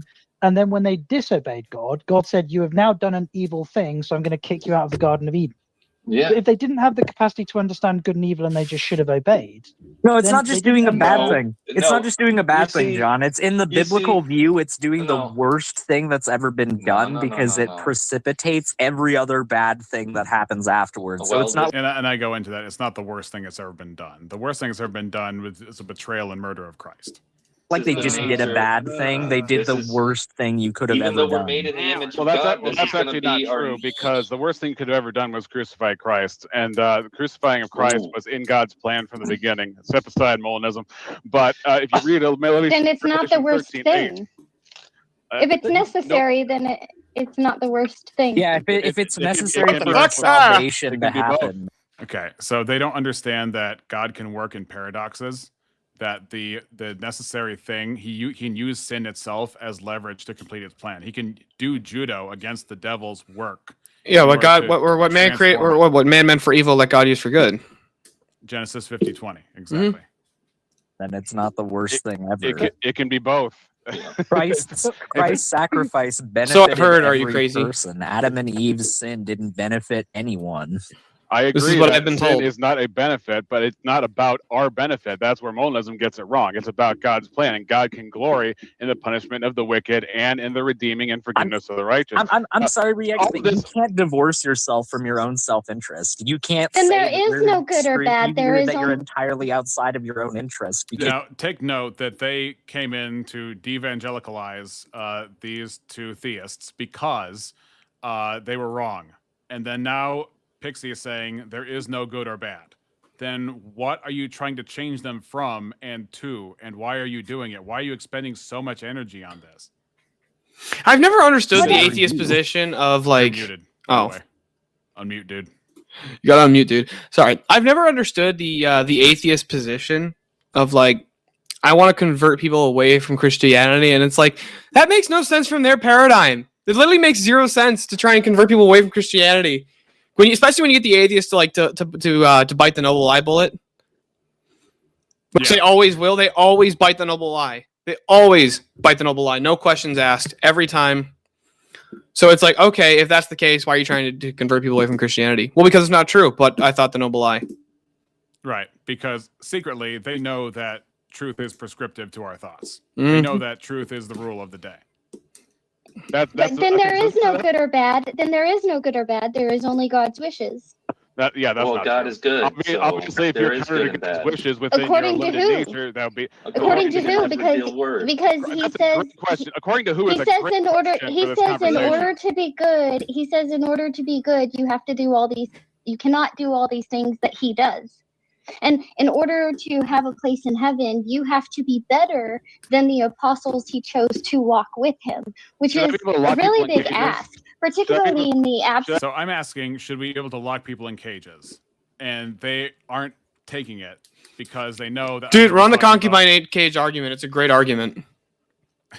Is that Andrew's argument? Women in a cage? The concubine cage argument. So so from their view, if there is no objective standard for what's good and what's evil, if all of society decided to throw all women in concubine cages and then just pull them out 3 times a day, just mutilate, just basically just like fuck every orifice they possibly have until they're bleeding, and then throw them back in the cage, and then run away and they go have beers and high five, right? What's actually wrong with that? Oh, in their view, it'd be nothing. It would just be like my personal this or that. Well, then if that's hold on. Usually with the atheists, they'll actually just say no. Morality is a social construction that's built. It comes from the society. It's like, okay, well, if the society says it's fine, what's your argument? And then they go, well, I really don't have one. And it's like, okay, well then concubine cages for you. Well, that hurts my feelings, though. Instead of the actual knowledge Oh, you don't have a problem hurting my right? feelings. How do you think it would make me feel if you convinced me that Christianity was false? Right. Probably feel really crummy. Made me feel like shit, right? Right. So by their standards, again, Right. they shouldn't try and try and force their unbelief on other people. Yes, there's no way out of these traps for these people. No. But by the way, dude, those atheists last night had no fucking counter for the normativity argument that I made. Oh, I'm sure, because it lives inside all of theirs. It eats it from the inside out. If there's epistemic normativity, then you can't. If you deny epistemic normativity, then you have to deny moral normativity as well, because in order to actually give a justification for epistemic normativity, part of it is moral normativity, in that you ought to believe what's true. Right. And if you get rid of moral normativity, then as long as I do anything that involves epistemology, like teaching creationism to kids, then you can't oppose it because it's on the epistemic level about knowledge. Where is this actually? So Robin Webster says Christian nationalists are destroying our secular constitutional republic. That's why I'm opposed to Christianity. But Christian nationalism, where was that in the first? Number one, where is that in the Bible? Hold on, go back. Go back. Pull up the first one. Hold on. Let me finish my statement real quick. Where is that in the first 3 centuries of Christianity, Christian nationalism, or in the mouth of Jesus?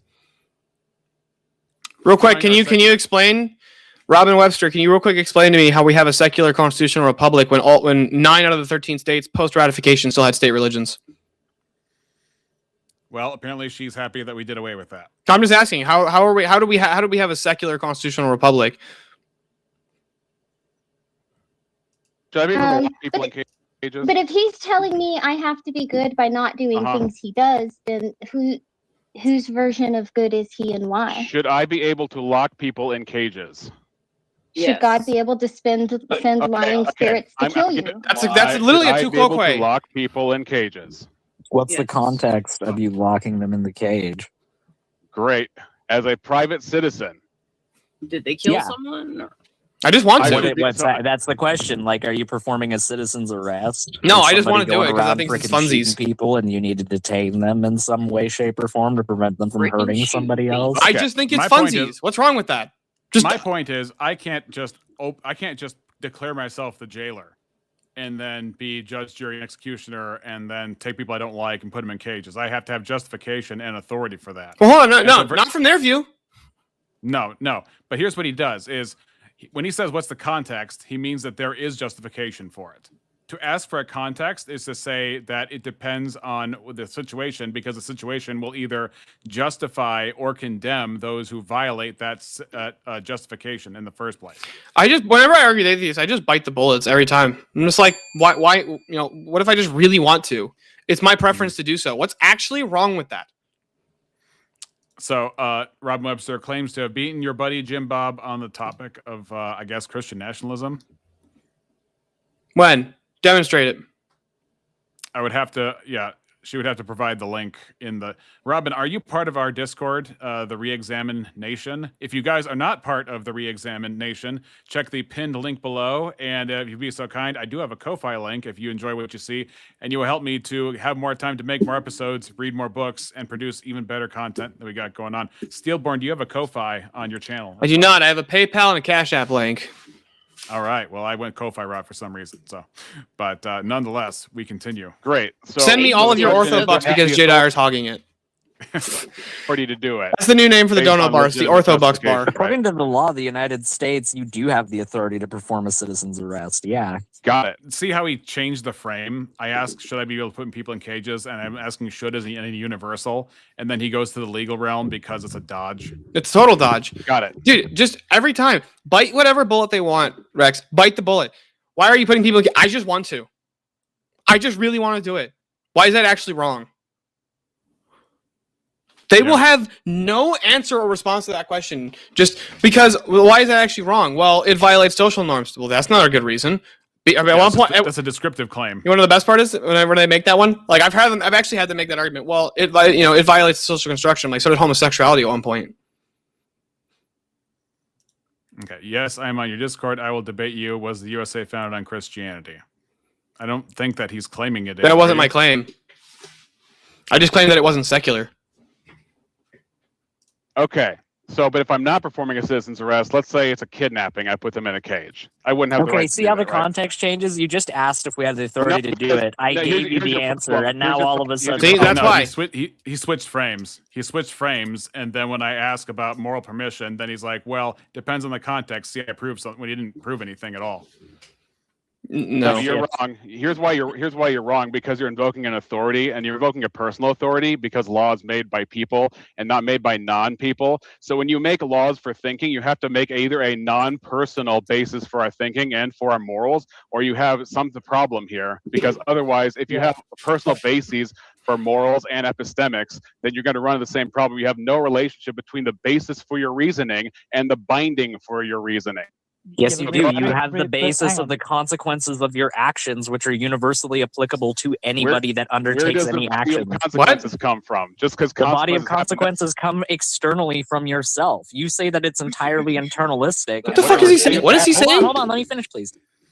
So he is saying that the consequences of our actions have moral fallout. He is borrowing what he cannot cash, because in order to say consequences are good or consequences are bad, you have to make a value claim in the first place, which he hasn't Well, demonstrated. I think that where you were going originally was really good, which is basically the justification for our epistemology and our access to transcendentals has to come from either a personal source or a non-personal source. If it's a non-personal source, not goal-oriented, why would we have access to it anyways? This is the problem with Platonism: is normativity is the kill shot to Platonism.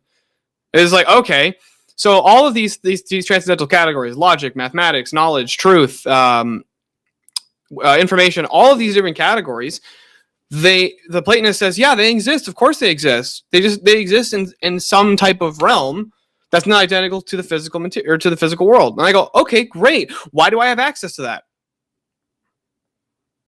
And they have What's the no relationship? justification for that. They're just like, well, because you do. And it's like, great. That doesn't tell me anything just because I do. So if I just say I'm made in the image of God because I made in the image of God, that's good enough for you? Well, no, you got to demonstrate that. Right, I got to demonstrate that. But you just claim that I have access to all these, universal transcendental categories. Why do I have access to those? Well, they'll just say, well, that's our experience, and you can't deny your experience. That I can and then you'll just absolutely say, deny well, your experience. and then you can just say, well, I've experienced God through those things, and Yeah. therefore they would say, well, no, you whatever. Yeah, it's You're just say, saying yeah, that just it's say, oh, I've entirely- experienced God. Well, no, can you demonstrate that you've experienced God? Well, can you demonstrate that you've experienced logic? Yeah, can you Yeah. demonstrate that you've experienced the Platonic realm? This is one of my The biggest arguments with internalistic, Terry Act is and he argues for Platonism, and I like to argue with him about it because it's fun. Consequences come externally from yourself. You say that it's entirely internalistic, That's and I relative. refute that. Hold on, let me finish, please. You're saying that it's entirely internalistic and inward, and I'm telling you that the consequences of one's actions are inherently externalized to other people, and But that's therefore just it is not an descriptive. inherently Yeah, internalistic thing. That's just descriptive. That's just descriptive of physical No, it's not. phenomena. It's That's not showing value. you that is showing you that it is not an entirely self-critiquing internal thing, because we're a social animal that lives in a society. That's just and descriptive therefore- again. No, it's Yeah, not. but- Yeah, it is. But- It doesn't. but- That, but- you can be. If I say that there's a species of snake that when they hatch they eat their mother, how does that prove morality in any sense? And if so, how do you? Yeah, it's just differentiate that you from can't get the humans? ought from the is. You can do this for any of these things. Yeah. It just seems guillotine. That's the thing is you can use triage to flip Hume's guillotine on them. You can use triage to flip Hitchens' Rager on them.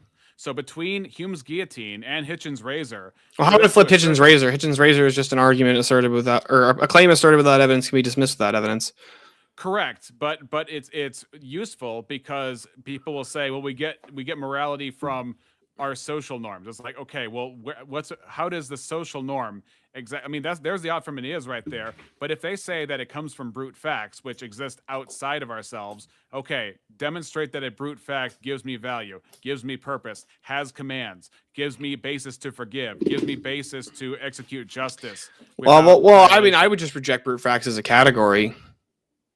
Right. Because, like, I agree, but you've heard the argument for it, right? Yes, and it's included, and you're going to be in the acknowledgments once I get this typed up. But your fork on brute facts helped me to get more creative on top of that with like 13 other arguments against brute facts or defeaters for brute facts. No, it's just basically brute facts is the most basic fundamental fact, and it's like, okay. Well, I explained Hitchens' razor. Yeah, Hitchens' razor is just an argument or a claim that's asserted without evidence can be dismissed without evidence. So if I look at Rex and say, Rex, there's a purple dragon flying behind you. And he's like, what's your evidence for that? And I go, I don't have any. He goes, well, then I can just dismiss it because you have no evidence for it. Yeah, I don't have to justify it if you don't justify yours. I don't have to prove it's not true because if you can't prove that it is true. Right. So that's a lot of the atheists used to make this. The reason it was called Hitchens' razor is because basically when he would argue with Christians would say, well, can you prove God doesn't exist? He goes, I don't have to. You haven't provided any evidence that he does. So it's just a recognizing the burden of proof. And I do think that he was correct in that he doesn't actually have an argument. He doesn't have to prove that God doesn't exist. It's up to the Christian to prove that he does. But then also he wrote a whole book about how God doesn't exist. So, but again, maybe he does have the burden of proof, but yeah, because that would be a positive. But the brute fact one is one of my favorites because it's like, okay, do you have a methodology for determining what is a brute fact versus what's not a brute fact? If the answer is yes, they have a methodology. Well, then you say, okay, well then that methodology is now more fundamental than the brute fact itself because it has to come. The methodology has to be prior to the brute facts. If they say no, they don't have a methodology. Then I go, well, how do you act? Then how can you determine what is a brute fact versus what's not a brute fact? And then they don't have an answer for that either. So brute facts are retarded. No one's. Yeah, it is. It doesn't. It's possible to have a universe with social animals and no objective value. Yes. But no, no. I mean, objective value doesn't exist anyway. Irregardless of whether there are social animals, there is no objective value. Then where did your consequence argument come in? Hold on, there's no objective value. Did he really? Okay, he just said there's no objective value to anything. Is that what you just said? Anything? Basically, because when I well, then how do I examine? How do I evaluate the truth value of that proposition if there's no objective value? Well, I think we're talking moral value in this case of how we ought to treat each other. And so when I'm saying that, let me back up a bit. But no, no. I mean, objective value doesn't exist. First, Dad knows best. I say to him, isn't it true that there could be a universe where you have physical beings and they're communal and they have no objective value? Dad knows best says no. So he won't even like allow for the hypothetical. It's not possible to have communal. Yeah, communal mean like we're social animals as humans and we get together. I'm just saying that that's all descriptive. That doesn't tell me it's good. It just tells me it happens. Yeah, descriptive. This is why Hume's guillotine was so important, is that you can't get an off from an is, and all atheists can ever actually give you is his statements. They can only describe what they're seeing. It's like, did you see Dinesh D'Souza try and solve the is-ought problem? I bet it was painful because Dinesh is not very good at debating. No, he was like, well, I am an author, therefore I ought to write some books. Oh my gosh. And he's like, well, that was his first answer. And Andrew's like, he's like, Dinesh, this is a keyboard. This is a keyboard, right? And Dinesh goes, yes. He's like, okay, how do I get from there? This is a keyboard to I ought to do anything with it. He's like, well, it's a keyboard, so you ought use it to write something because, you know, the typology, that's what it's meant for, the teleology. And Andrew goes, okay, Dinesh, there's a woman spread eagle on my bed. I ought to fuck her, right? I knew it was going to be something like that. And he's like, where do you get that? He's like, but the teleology, my penis goes in there. Of course he's going to say that. Dude, it was the best. The reason I get it proves the point. I get it. It's just crude. Yeah, well, sure, and proves the granted, point. it's crude, but the reason he goes to these extreme levels is because sometimes these people just don't fucking get it. No, Dinesh should never debate. Dinesh should stick to making documentaries. He should never debate. Whoever he's on the other side of in the debate is going to beat him. I mean, the fact that he went up against Alex O'Connor on slavery, on biblical understanding of slavery, is so wrong. It should be criminal. It's just bad. Exist anyway. Irregardless of whether there are social animals, there is no objective value. Andrew in that debate literally got him to concede that Judaism is evil. And then well, I mean, any religion that opposes Christ is. Well, yes, but do you remember? Do you know what the proposition for the debate was? No. Christians are morally obligated to support the Jews in Israel. But that's not supporting Judaism. No, hold on. So Andrew got him to it. There's an argument for that, I guess, but that is not the same thing. No, so Christians are morally obligated to support Jews in Israel. Now, Andrew got him to bite the bullet that Judaism, the religion, is evil. Secularism is evil, so the secular Jews have an evil ideology. The religious Jews have an evil ideology. The Israeli government is a secular government. They the argument is. They support abortions and all that stuff. So Andrew's like, what is the argument for why I am morally obligated to support this evil, all these things that you agree are evil? And he's like, well, because they're better than Muslims. That was basically his argument. He's like, sometimes we pick the lesser of two evils, and it's like, no, we don't pick the lesser of two evils. I actually don't have to pick one or the other. I can literally just project both of them. Yeah. Darkside says, can we outlaw the word irregardless? Yes, I think Aiden was a little frustrated, which is why he used a non-word at that point. Usually he's pretty articulate. Yeah. Secularism is not evil. Well, I mean, is that just a null category of evil anyway, Robin? If Robin is a secularist, she has no definition of evil that works. She would call it according to her sentiments. According to her views? Oh, well, according to my views, it's evil, so therefore... Right, and there's no tiebreaker between your view and her view. So value doesn't exist anyway. Irregardless of whether there are social animals, there is no objective value. Irregardless, guys. Thank you. But re-examination, like oughts come. What's the point? The point is all your objections are incoherent based on what you just admitted. How? No. Because you just said that all we have is what the heck is going on? I need visual interaction, Mod. What are we doing with this double smoking dinosaur? Come on, pay attention, re-examination. I'm paying attention, but now we got tacos coming out of nowhere. He's doing the Cabbage Patch or something, and he's got goat legs. What is going on? Whether something objective exists or not is wholly You're about to make an objective standard. is wholly like, how do I explain that? Even if that was fucking great. Unless you're about to make an objective standard. Right.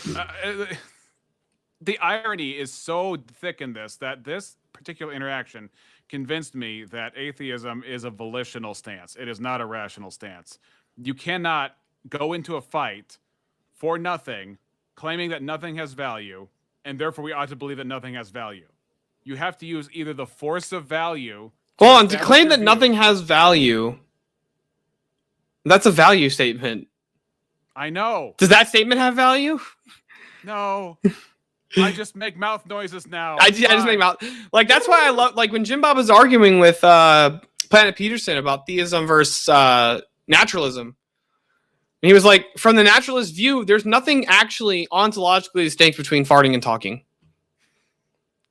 That's very true. There's no ontological distinction from the naturalist view. It's just mouth it's just sounds coming out of an orifice. Right. I'm gonna pretend in this made-up universe that this objective source it's made up? exists. Okay. Mm-hmm. And then I'm going to pretend. Hold on, the universe is made up? It to you. Like it's fake? That you can speak with or receive messages from this objective source.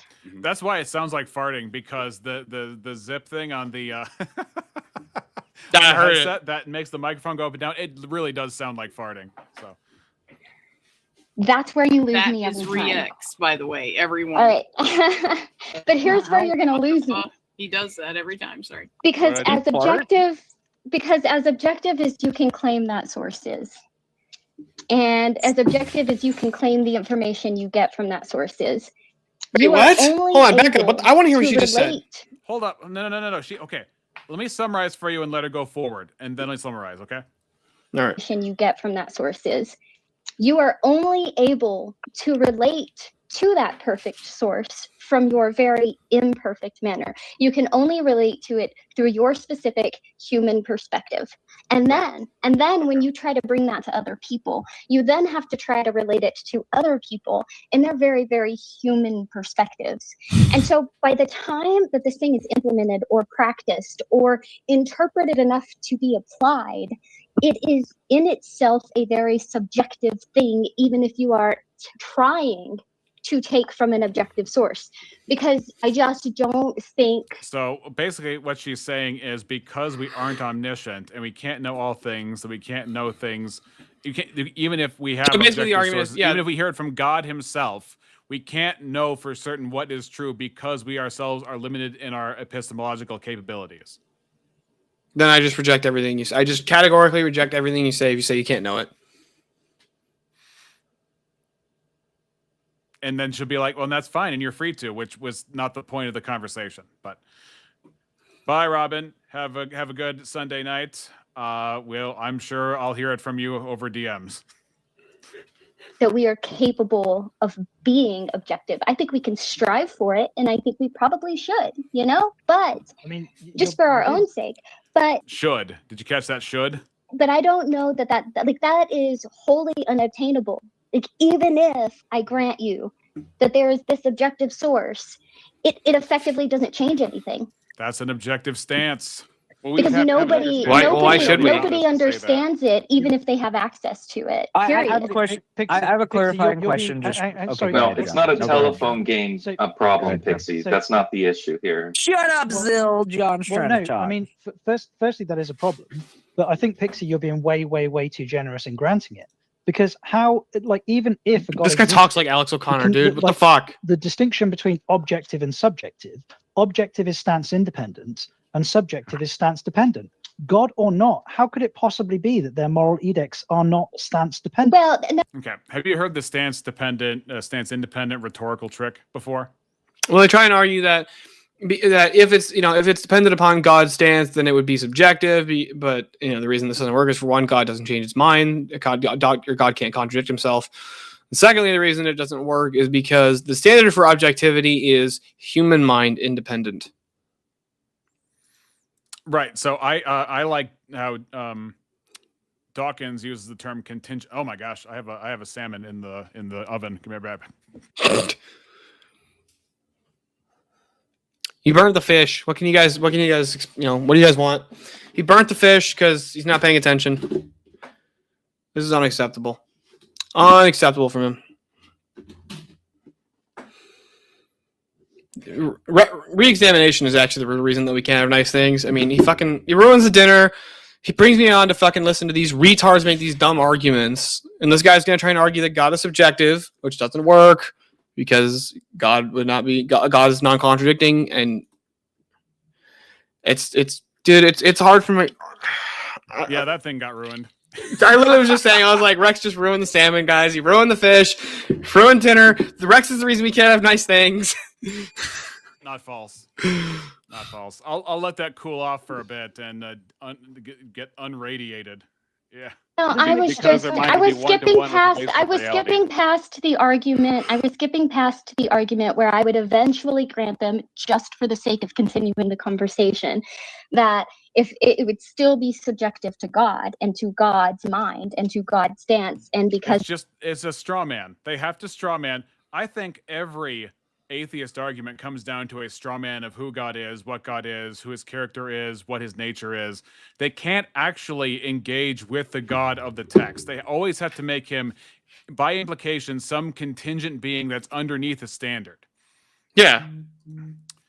I don't know what the heck you're saying, 21st century politics. Ject equals throw, object equals against, sub equals. I was trying to read that.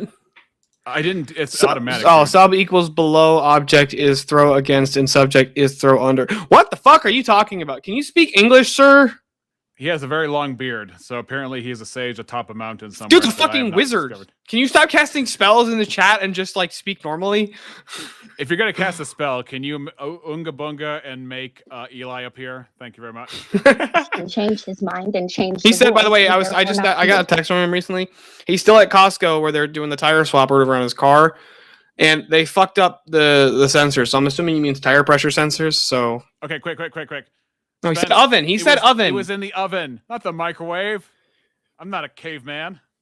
Yeah, just a we're not really like bad Jack of chef. Blades over here who fucking cooks steak in the microwave. Oh, dude! But when I came to the show, he did it on the top of the stove. I must have missed the microwave part. but Wait, it was what? Hilarious. Jack of Blades, yeah, on Teriak's show. Oh, did he do it on stovetop? Yeah. He made them in the microwave before. He said probably he said he normally makes them in the microwave. That's not cool. That's Anyway. disgusting.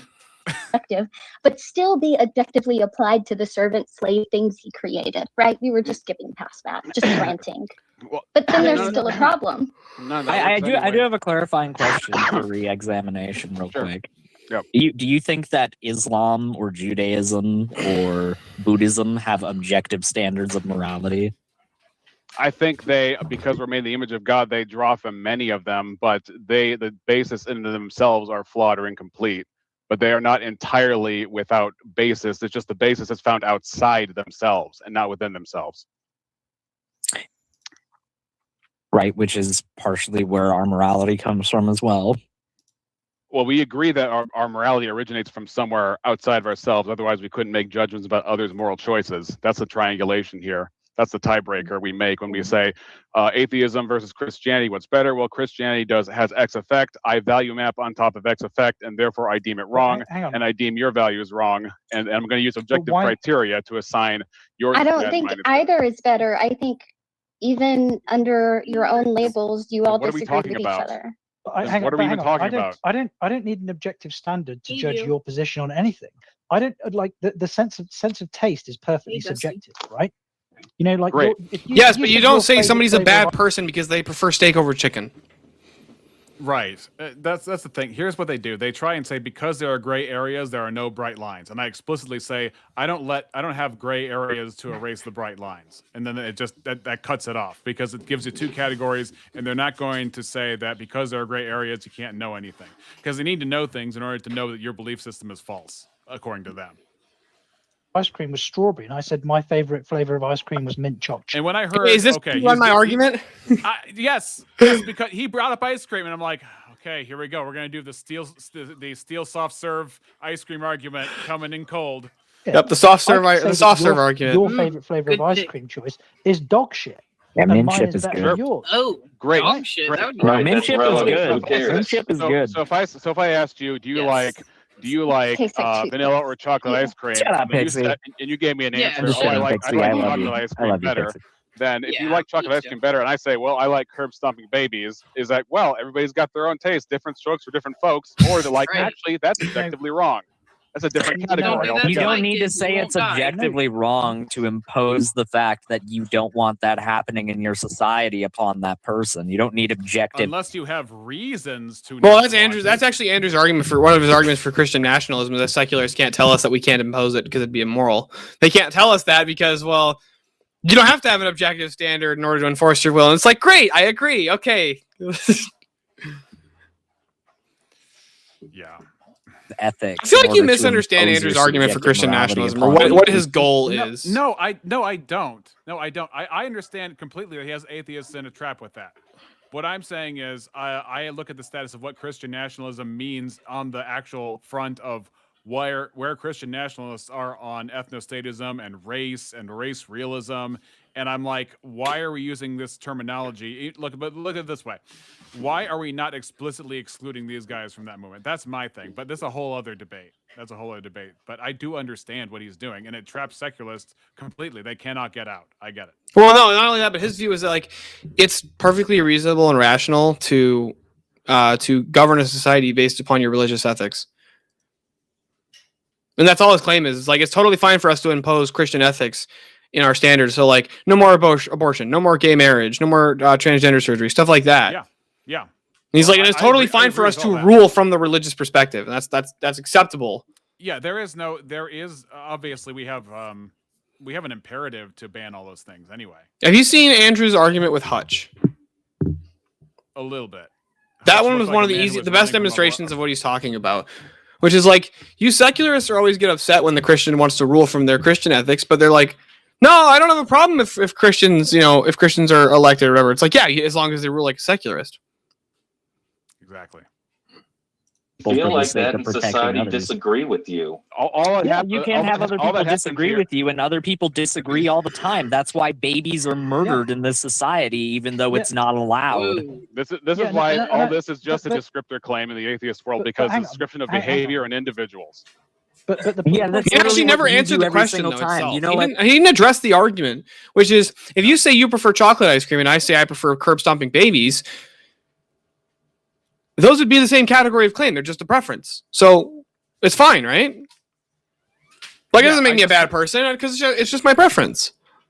And you can't judge somebody for their preferences. Which, by the way, I use that argument when they say that too. Like when I try and argue against homosexuality, they're like, well, it's just preferences, and you can't argue against somebody's preferences. Like, well, I prefer curb stomping toddlers.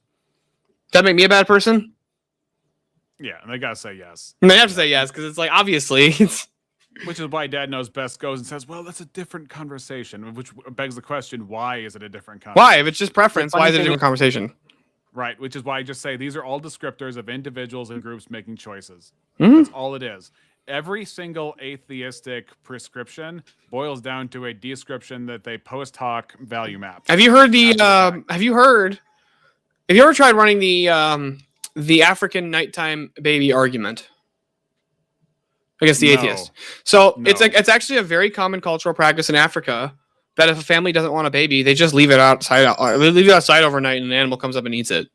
Oh, like the Athenians. Yeah. What's up? Or Spartans, rather. What's up, Bad Gramps? This is unacceptable that you're over there in fucking Chicagoland with Rex, and you should over here in Michigan with me. Gramps is? Yeah. Yeah. Yeah. well, here's the thing, Steele. You and I agree on Memorial Day, but I'm still trying to shake Labor Rev Day out of his slumber. Sorry, Labor Day. Yeah, I don't know what the fuck. Rev has just been asleep for some reason for like days. He was in the chat like a couple hours ago. Yeah, I know. You say we're descriptive, and yet all that you have is that God allegedly, you just make claims. Oh, God is perfectly aligned with nature. God's will is perfectly aligned with nature. They're all just different varieties of claims. No, stop. Claims are justified. He is making a category error right there. He was saying they're all claims. Your claim is not that they're all claims, is that you're saying specifically they're all descriptive claims, not prescriptive claims.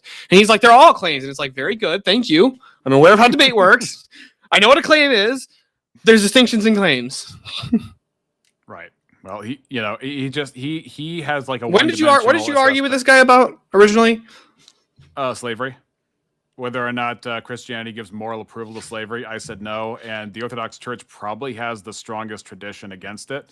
I would say, based on at least what Trench Deacon once said about how in some century they outlawed it or something like that from the bench, quote unquote. Well, so I don't know if it was banned via an ecumenical council or not, but I don't think so. But I think it was some kind of conference. Well, like I think that there are arguments for where there are certain scenarios where slavery is justified. I would say it would be morally inferior to the contrary. It would, but there would be things that would. Well, like, okay, have you heard? The reason I keep bringing Andrew up because he comes to mind on something like this. Have you heard his argument for where there are certain cases where slavery is justified? I would say that it would be in the context of a fallen world that it would be situational. Justified, I think, is too strong. Well, the justification goes like this. So he's like, when he says justified, he's not saying like it's morally good. He's just saying like under the circumstances, it's kind of the best of the worst options. I could agree with that phraseology, but yeah, justified is too strong. What he's saying is justified as in like, I'm not necessarily going to condemn, like, let's say it was a leader who did this. I'm not going to condemn them if under this circumstance, they chose to go this route. Which his argument was basically, okay, you're in a war with another country, and it's been determined that basically the only way to win the war is just to take over the other country. You have to take them out. Their government, I mean. So in the course of that, you take over a city or something like that, or a village. Oh yeah, Deuteronomy 20, that came up actually in the exact scenario you're talking about, where you have to kill the men, and then, you know, in Deuteronomy 20, first what happens is Israel's supposed to go to a city, declare their terms of peace, not try and conquer it first, and see if they could peaceably take over the city. If they deny that, you kill all the men, and then you have the women and the children. But you have to leave the women and children alive. And so I got hit up on that, and I was like, look, in the ancient Near East, when you got war, you have options. Your option, if you're commanded by God to take over the city, you have your forces, you declare your terms of peace. They either accept them or they don't. If they don't, you have to take over the city, which means you got to kill the men. And then what are you going to do? If you leave the women and children, no, now they're your responsibility under that set. But they would have to be under your society because they have their own culture, and you have to subvert that culture. So that'd be more of a God's purpose kind of thing. Well, the argument that Andrew gives is a little different. Even outside of that, you would need to have some kind of subduing of a culture that would want to overthrow yours if you want your conquest to be successful. Well, it wasn't even so. Andrew's argument's not even a matter of conquest. It's like, okay, so the argument is like, okay, let's say the United States and Canada goes to war, hypothetically, and we determine that basically Canada's not going to stop unless we take them over. Now, obviously, our options there are just obliterate Canada or try and take over just the government, try and beat their government and their military and leave the citizenry alive. So as you're on your march to the capital of Canada, you stop at a village and you take over the village.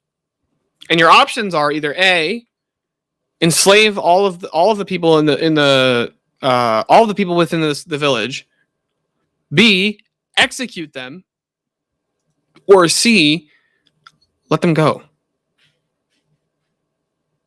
You just let them go, but you know if you let them go, they're just gonna go back to working for their government and keep attacking you guys.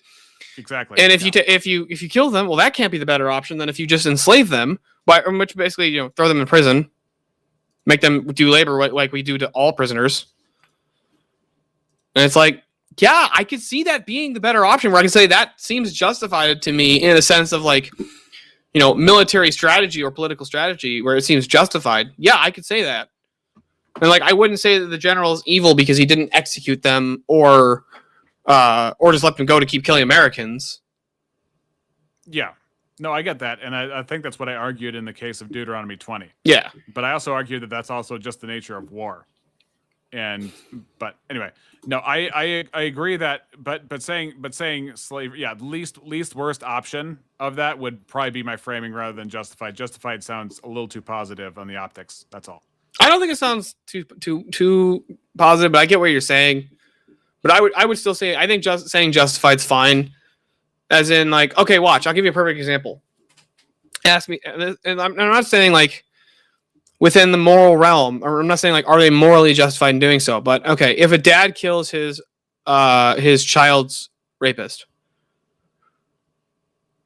not in the act, but afterwards, are you really going to say that like? I'm not going to say that it was good because I don't think you should murder, and you're not, doing in defense. But it's like, is it justified? Can you understand where he's coming from? And like, yeah, you shouldn't have done it, but I get it. Justified and understandable are two different things. I'm saying if you use the term justified colloquially, in that sense, it would have been justified for the state to have done that. It's not justified for him to do that. I'm not talking about legal justification. I'm not talking about. No, I'm talking about moral justification. I'm not talking about moral justification. Okay, then I'm talking about the way when I'm talking about saying justified. Understandability, then I'm talking about justified in the colloquial sense of like, I could see myself doing that if I were in the same scenario. Yeah, I would never use that term for. I think that a lot of times people will use that term like that colloquially. Yeah, I wouldn't use that just because I don't want any confusion about. I know that you wouldn't, but when you remember when Andrew talks, he's really speaking to the masses. So. Okay, well, I guess I'm just too much of a frou-frou aristocrat to do that. Yeah, you fucking hoity-toity motherfucker. And some claims are not justified. You just made a value claim by implication. No. Yeah, your claim is not justified. Great, we your have a claim standard does not have any justification. basis in reality. We require basis and reality. Appreciate that it, means Bad reality Gramps. is prescriptive, Yeah, it's right? almost like subjectivity also requires a basis, genius. Check that. Subjectivity requires a basis. According to who? According to everybody individually. and collectively at the same time. Yeah, all of us have our own subjective understanding of what the justification is for subjectivity. See, this is how nonsensical it is. Okay, I have a hot take. By the way, all of our standards for subjectivity are all subjective. So there is actually. Well, he would say, "Duh, that's how it is," and then he would make objective claims about my position being stupid and wrong. It doesn't really matter. Theist just wants morals to twist God's word. Atheist just wants morals to try and legally ban the right wing. There's more going on than that, but yeah. Systems are much more like, I think the moral systems that we live by are much more like the building of social contracts than people want to admit. And I don't think you said the moral or the legal system? I don't know. I think all systems of morality would be legal contract or legal, not legal contracts. Social contracts. You feeling it? My brain hurts, dude. I know. Well, okay. You put me through Pickle Man the other day with his concoctions. So yeah, but at least that's entertaining. You also put me through that crazy Asian guy that Andrew. Well, like, oh my gosh, you put me through that. Oh, Foodtard. And then you put me through the Mushmouth guy that you're debating on Thursday. I mean, yeah. Started because some God said, "Don't do this." I really don't. I think we are inherently social creatures, and we tell stories. She sounds really skinny we like to me. Motivate each other. And I think she's tiny. I've never seen her in real life. I've seen mostly just this avatar. She sounds really skinny, like one of those like chicks who's built like toothpicks. I don't know, but it's surprising what people's voices sound like. Like you look at the radio talk show hosts, and they look nothing like they sound like as an industry standard. Each other with these stories, and I think that we inherently have empathy because we are social creatures, safety in numbers, all that stuff, psychological needs, but B, what is this lady talking about? She's literally yapping she's been yapping for 5 minutes and hasn't said anything. Yeah, I know. Like just pure like literally just yapping and hasn't said fucking anything. It's like, look, guys, we're social creatures, so therefore morality is actually subjective because I like blueberry bananas and you like ice cream, and therefore God not real though. Change your mind about objective morality. And that right there, guys, is why you ought not believe in God. Right. Needs to things, right? You don't take Joe's rabbit not because you're not hungry. You don't take Joe's rabbit because you don't want Steve to take your fucking deer. Right? What the fuck is she talking about? And I think we She's saying that all moral laws are based on self-interest and mutuality and reciprocity. That's what she's saying. So hold on, I want to make sure. So I don't diddle kids because I don't want Chuck down the road to steal my truck. Is that her argument? Okay. In both those arguments, she was using food to the analogy. Basically, her argument is, I don't want to steal somebody else's food because I don't want somebody else stealing my food. It's a self-interested calculation of maintaining a social contract. That's what it is. And thereby, because you have that mutual understanding of how you would feel or in that situation, the empathy is at play that maintains that social network of... So hold on. Her whole argument then would also reduce to, I don't diddle kids. So I would just look at me, so you don't diddle kids because you don't want people to diddle your kids? That's your reasoning? Really? These sound great when it's like not a serious issue, like stealing food or stealing a car or attacking somebody. But it's like, oh, so you don't diddle kids just because you don't want other people to diddle your kids. That's your actual reasoning? I mean, they might even say yes for all I know. Then I would just look at them and be like, okay, so somebody did diddle your kid. Then now, shit's out of the bag. Now, cat's out of the bag. Now, I mean, you might as well just fucking go to town on them other kids, right? I guess it's over. The social contract violated. Social contract over.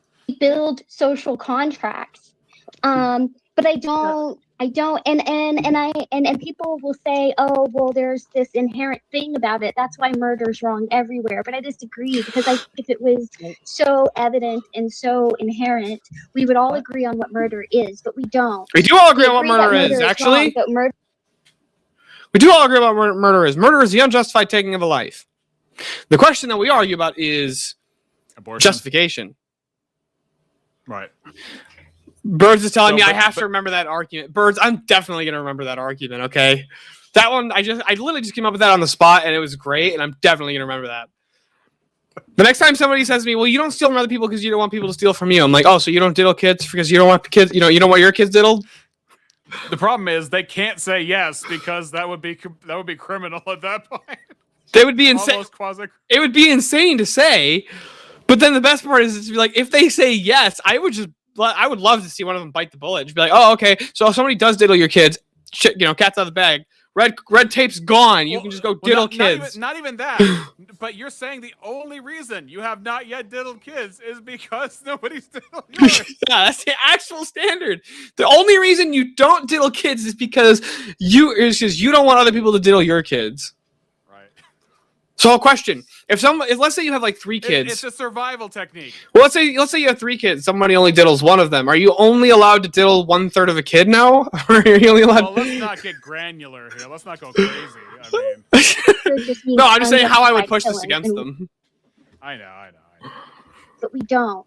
We agree that murder is wrong, but murder just means unjustified killing. And what proposes an unjustified killing versus a justified killing is not something anybody agrees on, apparently. Go ahead. Does that nullify the category? Wait, let's let John talk. He's been waiting for a Hold on. That is a fallacious argument. It's called the disagreement fallacy. Right. Just because the Christians disagree with atheists about whether or not abortion is justified has nothing to do with whether or not it actually is justified. By the way, Steelborn, you should know the atheists have begun their siege on the chat. B.S. Lewis is in the chat. Hello, B.S. Keep the virgin girls for yourself. I think he's quoting Deuteronomy 20 on that, but he might be quoting a different verse in terms of like warfare, because B.S. Lewis is like, no, if we're going to kill the men, we got to be fair. We got to kill the women and the children as well, because fair is fair. I'm kidding, P.S. He's not saying that. This is a hot take. Why would you think that's a hot take? I mean, my personal position is I think that the morality of humanity generally tends to be that we have a degree of reciprocity. I agree not to treat you like that because I don't want to be treated like that. No. There's generally speaking, because for the most part, we have a uniformity of experience with respect to our biology. We all have like an understanding of what pain or hardship feels like, and we generally want to avoid it. And we all seem to generally understand what. Hey, I gotta pee, and I'm gonna get something to drink real quick. I'll be back in 1 second. You can keep it going. I can still hear it with the earbud. Okay. I was just gonna play something while you're going then, because this summarizes the speech we're hearing. Black Helmet Man. Well, what have we here? Princess Bombhead of the Thumbellian Resistance. Isn't his voice amazing? You'll never get away with this, Black Helmet Man. You are bad. You are bad and we are good. Your badness will be the end of you, and our goodness will be our triumph. Bad is bad. Good is good. Bad, bad, good, bad. Good, good, bad, good, bad, good. The power is strong in you, as is your silly gibberish. And then there's just like there tends to be with the big stuff at least, a legal and political consensus when we institutionalize ourselves, when we create institutions. Now, the thing that pisses me off sometimes is when people take these reductios or these absurd things and go, oh, well, like stomping babies, is the same as there's the same criticism that applies to stomping babies as opposed to me criticizing somebody's choice of ice cream. Why are they different? Why are they different? Without a value claim, without an evaluative measure to say that one conversation is inherently different in its nature than the other, why are they different conversations if we're just talking about preferences and values? That's my thing. Simos, welcome to the chat. How's it going? She makes a good bad point. We have B.S. Lewis, we have Simos Funk, we have Darkside Deaconess. Did you catch all that, Steelborn? Yeah. He's trying to say that it's a reductio to try and compare the two different categories of preference. But if you don't say there's actually a standard for value judgments, then they're the same. Good, bad, bad, good, good, bad, good, bad. Yeah. Good is good. Bad is bad. They kind of fall away when you Reality is reality, let's have bro. a nuanced That's true. We need thumb jump. discussion of what the age of consent should be. Like, when should somebody be able to join the military? When should somebody be able to drink alcohol? When should somebody be able to smoke? When should somebody be able to consent to sex? And then all of a sudden, we end up having conversations about, okay, well, brain development, or can somebody assess risk?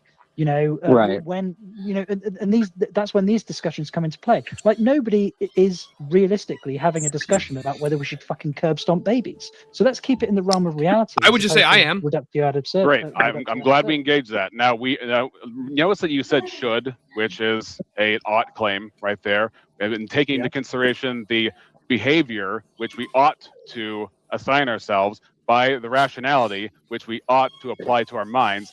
Those are both normative claims. In what reality are we bound by these normative claims? Is it based, if it's based off of, well, we just do these things because we do these things and we feel this way because we feel this way? No. Those are all emergent from nature. That doesn't No. value map. We don't do these things because we do these things. We do these things because they're socially, economically, or personally advantageous to us in order to do them. And we can show the correlation between those two things. Yeah, That's just a descriptor all over. Once again, you keep saying a descriptor. What would not qualify as a descriptor to you, re-examination? What would I say to you that would not fall under the realm of a descriptor? If Heard you're you just like going to bad, use good, that as a good, hand bad, wave. bad, for and good, everything. good. Here you go, you yin An yang. actual objective grounding for a normative claim for why I ought to think and how I ought to behave. So let me get this straight. The only way that you would take my claim seriously is Dude, if these the lines people are with yours. insane. That's very intellectually honest. That's great. Okay, your straw man is very intellectually honest too. No, it wasn't a straw man. I directly it was, correlated that to because what you just said. You just said that the No, only way that no, you you're wouldn't wrong. take it, the only way that Absolutely you wrong. wouldn't hand wave away what I said is if I made an objective claim. Therefore, By the way, hand wave is a term when you have an unjustified claim or an unjustified qualifier or an unjustified criteria, as opposed to a justified criteria, a justified claim, or a justified qualifier. So to even say with the word hand wave is to make an appeal to justification. There's a normativity, which they have no standard for. Technically, under your guys' worldview, discussions about morality would be unnecessary, right? Well, then you couldn't read the Bible. So, I mean, because the Bible talks about morality all over the place. So, no. Discussions about morality would be unnecessary. He thinks that if God is true, everybody would know everything or something stupid like that. It Oh. doesn't make any sense. I don't understand. Because that makes sense, yeah. BS short circuits a lot of theology just to make a non-point sometimes. I mean, it's just everywhere in the Bible, you're supposed to teach a child in the way he should go. When he is old, he should not depart from it, right? You're supposed to read the Bible constantly. You're supposed to pray. All of these things to bring to mind, do this in remembrance of me. So in no way is it like because God exists, therefore everybody knows everything. If God real, why am I not, or why am I not omnipotent? Why am I not God? Yeah, that's basically what it boils down to every time. If God real, why am I not him? Yeah, it's a logical short circuit. The correct answer is if you go back in time, why wouldn't you influence the baby the way the evil wouldn't happen? What? You need the Bible. You need God for morality. The Bible is God's word. So. Or the only way you wouldn't hand wave away what I said. Hold on, let's ask BS real quick. BS, is the only reason that you don't diddle kids is because you don't want somebody to diddle your kids? I don't know if he's going to answer that. I want a direct answer to that. BS. Is that the reason? I don't think he's going to answer, but we'll see. What you were saying. All you would have to do, really, if you want to not agree with me, is give an impersonal basis for normativity that actually works. This one doesn't work. Impersonal basis for normativity is alliteration of most forms of English you mean like sophistication something is lost. external to somebody Lost that art and modernity. allows Yeah. for morality to exist, right? Like a tiebreaker between your position and my position that I must adhere to because it is the. He goes, no, it's yucky. That's your standard? No, it's yucky? Oh, homosexuality is fucking disgusting. Well, he's not going to affirm that. That's my standard. Well, now he needs to find a tiebreaker between his standard and your standard. The right thing to do. If we're on regardless equal of footing, what then we don't need human one. behavior tends to. Right. If yeah, but we're not on equal footing because atheism better is the subscription. I use the standard of ickiness. Fuck you, BS. It's hard to be mad at you, atheist, when you're funny. That's his ploy. That I must look. adhere to I don't because hate it is the atheists. right Okay, thing I to really do. don't. No, I don't either. But Most of my friends are atheists in real life. Like I'm friends with a lot of atheists. I think that a lot of them are really fucking funny guys. I don't hate atheists. I just think that they're really stupid, and that's the reality. Well, I don't think that they're stupid. I think many of them are actually smart, which gives them no excuse for the kinds of things they say when it's like subjective morality is real and therefore I didn't say they're not educated. I just said they're stupid. Okay, so he became an Andrew fan. He says force doctrine is a tiebreaker, even though he knows I'm not a proponent of force doctrine. I'm totally a proponent of force doctrine. Okay, I win. More Christians than atheists. I have the force. Force is on my side. Yeah, the force is strong with this one. Regardless of what human behavior tends to look like. That's objectivity. What's wrong with that? I'm telling you that it is not objective and is subjective. So the framework that you're establishing for me to be able to be taken see my seriously by midichlorian you scale? is basically That's to off the agree charts. with you, God is a which is what transcendent I'm being. saying is not intellectually I think that's honest. the term. I can't remember. It's Okay, been forever since I watched Star Wars. Honesty requires a normative framework in the first place. So No. why do I have to adhere to any framework No, if everything is Good subjective? doesn't require honesty.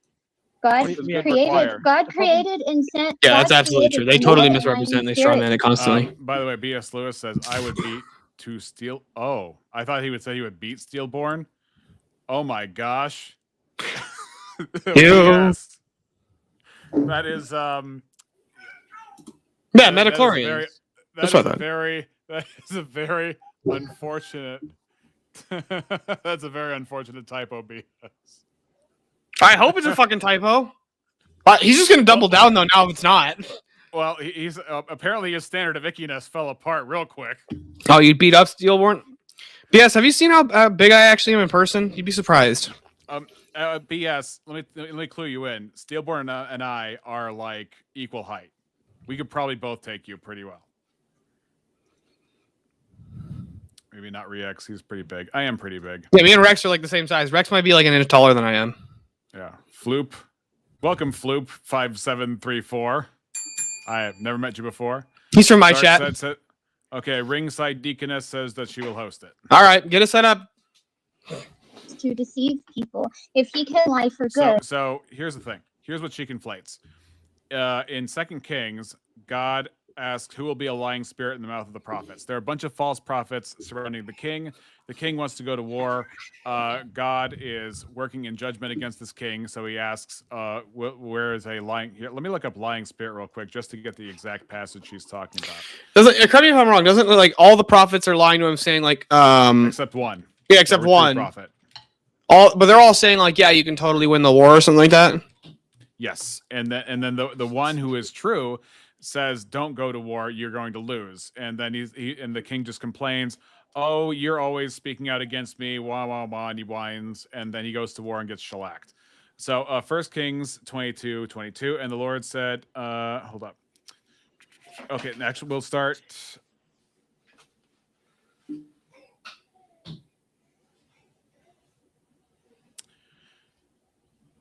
We'll start 1 Kings 22:19. And he said, "Hear thou therefore the word of the Lord. I saw the Lord sitting on his throne, and all the host of heaven standing by him on his right hand and his left.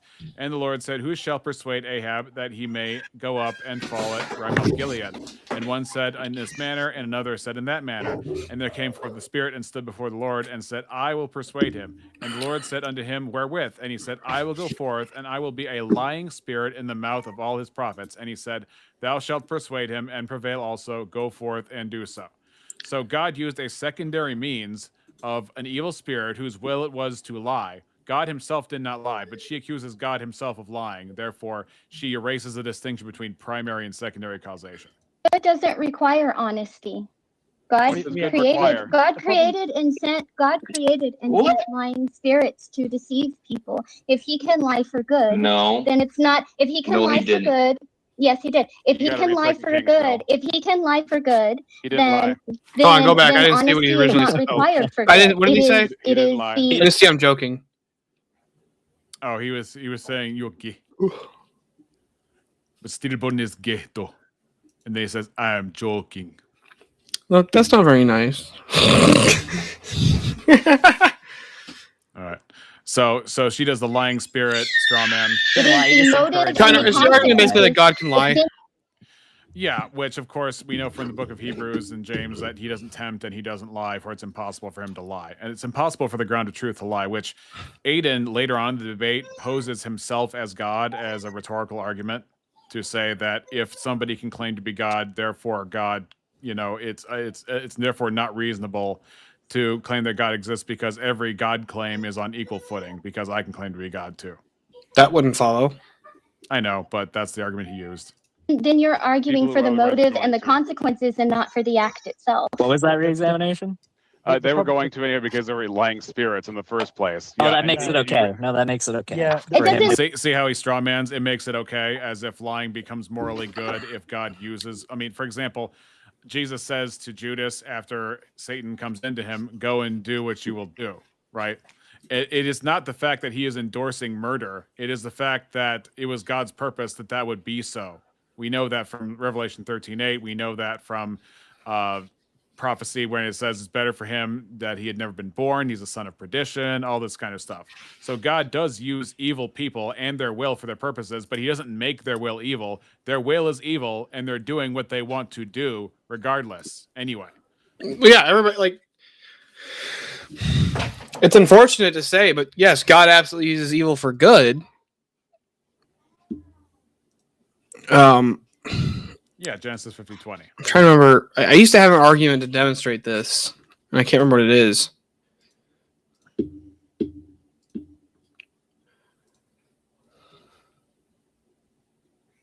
Fuck, I don't remember what it was. Let me know if you think of it. But he sent lying Can't spirits judge it. to the mouths of prophets in order to deceive King Ahab so that he would be defeated. So it's not the act of lying, so that the act can't be objective anyway, Yeah, that's not how because that you're judging the motives and the desires. No, that's a primary That's what you're and secondary judging. cause. You can use that for Re- judgment react- if you're God. reacts- Yeah, the- go ahead. the- the And pro- God the didn't problem lie is- himself, so that would be a straw man. But Rex, the problem is that you're claiming to have an objective position when you actually That is have objectively a- true. No, when you actually have a subjective position, and then your second claim is that you don't. If you don't agree with my claim to be objective, but is actually a subjective position, then you also have a subjective position. Like your position is subjective as well, right? No, I experience the world subjectively, but if you're going to even say what you just said, you would need an objective force of how I ought to think in order to agree with you. So here's why it's subjective. There's nothing binding about anything you guys have said. No, No obligation I have. It's almost like subjectivity Well, yeah, actually, the does not crucifixion have would be the a great example. What would be? The crucifixion. Yeah. Man Well, intended that's the that thing for is- evil, and God actually used that for man's salvation. Correct. Well, I brought that up earlier, and they just say, "Well, then it can't be the worst thing if it was meant for good," which is a category error because you are trying to prove too much by saying that. You're trying to prove that because there was an act that was bad, that therefore no good can come out of it. But outcomes do not justify actions. Otherwise, like if I am putting road spikes out in front of an ambulance and I don't know that ambulance is like loaded with bombs or something like that from terrorists or something like that, like the outcome was good because I stopped the terrorists from getting to their target. But I was intentionally trying to just put a road spike in front of an ambulance. That's not good, right? Even though good was done by a bad motive. Yeah. Same standards of your worldview. This is the funny thing is that your entire criticism, the sum total of your criticism is that our worldview does not attain the same standards of what your worldview No, I'll allegedly give you the sum does. total of my And criticism. yet My- when I the sum peel total of my back the criticism is supposed we live in standards a of your universe worldview, where we have it's just a bunch of obligations. claims. We have obligations, and what kind of reality do we have obligations? And you're saying, well, we have these behaviors. That's not an obligation. We have obligations in order to be able to function within our well, you guys would call it a nature, but I would call it the confines of the human condition. Right, inside of societies. We have limitations. You're not going to be capable. You're not going to be capable of flying, right? Reexamination. You can't do that. You're not capable of rolling into a ball like a pill bug or any one of those things. Hey, you haven't tried. So you're that, going to have to operate. You're going to have to operate within the limitations of what has been provided to you within the context of your own life. That is inherently external to you. Wouldn't I refute his argument from earlier when he was saying, to be able to fly a plane? That's just not. Yeah.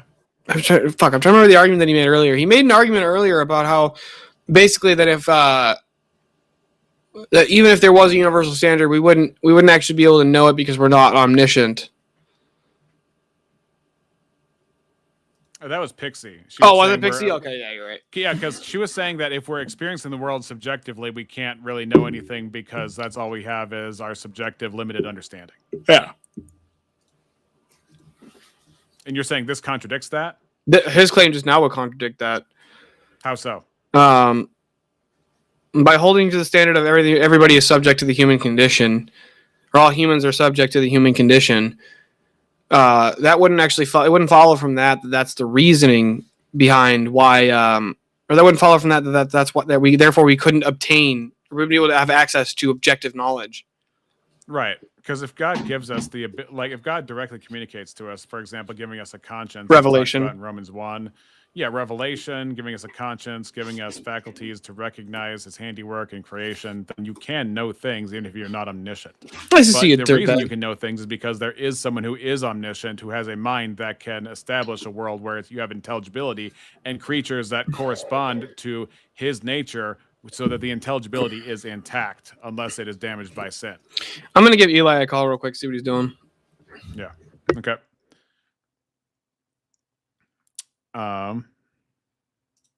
Capable of doing. And in the confines of limitations, within those limitations, I can accept false things and I can do things that are wrong, correct? You can. Great. And am I violating rules when I do those things? You would only be violating rules within the purview of what somebody would interpret those rules to be. Got it. So they're not actually binding, they're just opinions. They're binding within the context of either yourself or society or a group of people that have embraced those rules. That is never. Okay, but then all you have to do is change society you're in, and then you've changed the rules. Nothing is sticking about this. All right, I guess Stillborn's getting a hold of Eli. We're trying to figure out. Yeah, B.S. Lewis. Again, it's understood that they died spiritually that day, which is why there was a curse that came upon the earth. So, but you knew that because you went to church. But and of course, I guess you would suppose that everybody who read those scriptures would think that God is lying, and everybody was dumb in centuries past, and you're the one exception, and you got through with it. Yeah. So I'm gonna see if Stillborn is talking to Eli, or Eli's still talking to him. Not been the case. So if I take every single rule that we rules, then there's no difference in value. It's just description of whether I break somebody else's subjective rules versus changing my rules. Does it make you feel better because you claim that it does have a superior value? Does that make you feel warm and fuzzy inside because you pretend like there is some better value? My psychology. I'm just asking. No, I'm just genuinely asking. Does it make you feel warm and fuzzy inside because you claim that there is? Instead of psychoanalyzing me, why don't you engage with the material? I have no problem engaging with the material. Every time I engage with the material, you just hand wave away what I have to say. So what's the point? You do this. You do come here to show love and support, and you are getting called a dirtbag. Obligations. I don't hear any obligation that has a basis in your worldview, especially after we talk about fucking whining values, and then we talk about ice cream, and then when I put the extreme to the example, now it's like, oh well, that's different. That's different category. The odds and shoulds. Hold up, Steele. Did you catch any of that? Yeah, he's special pleading, and he just won't address the fact that he's special pleading.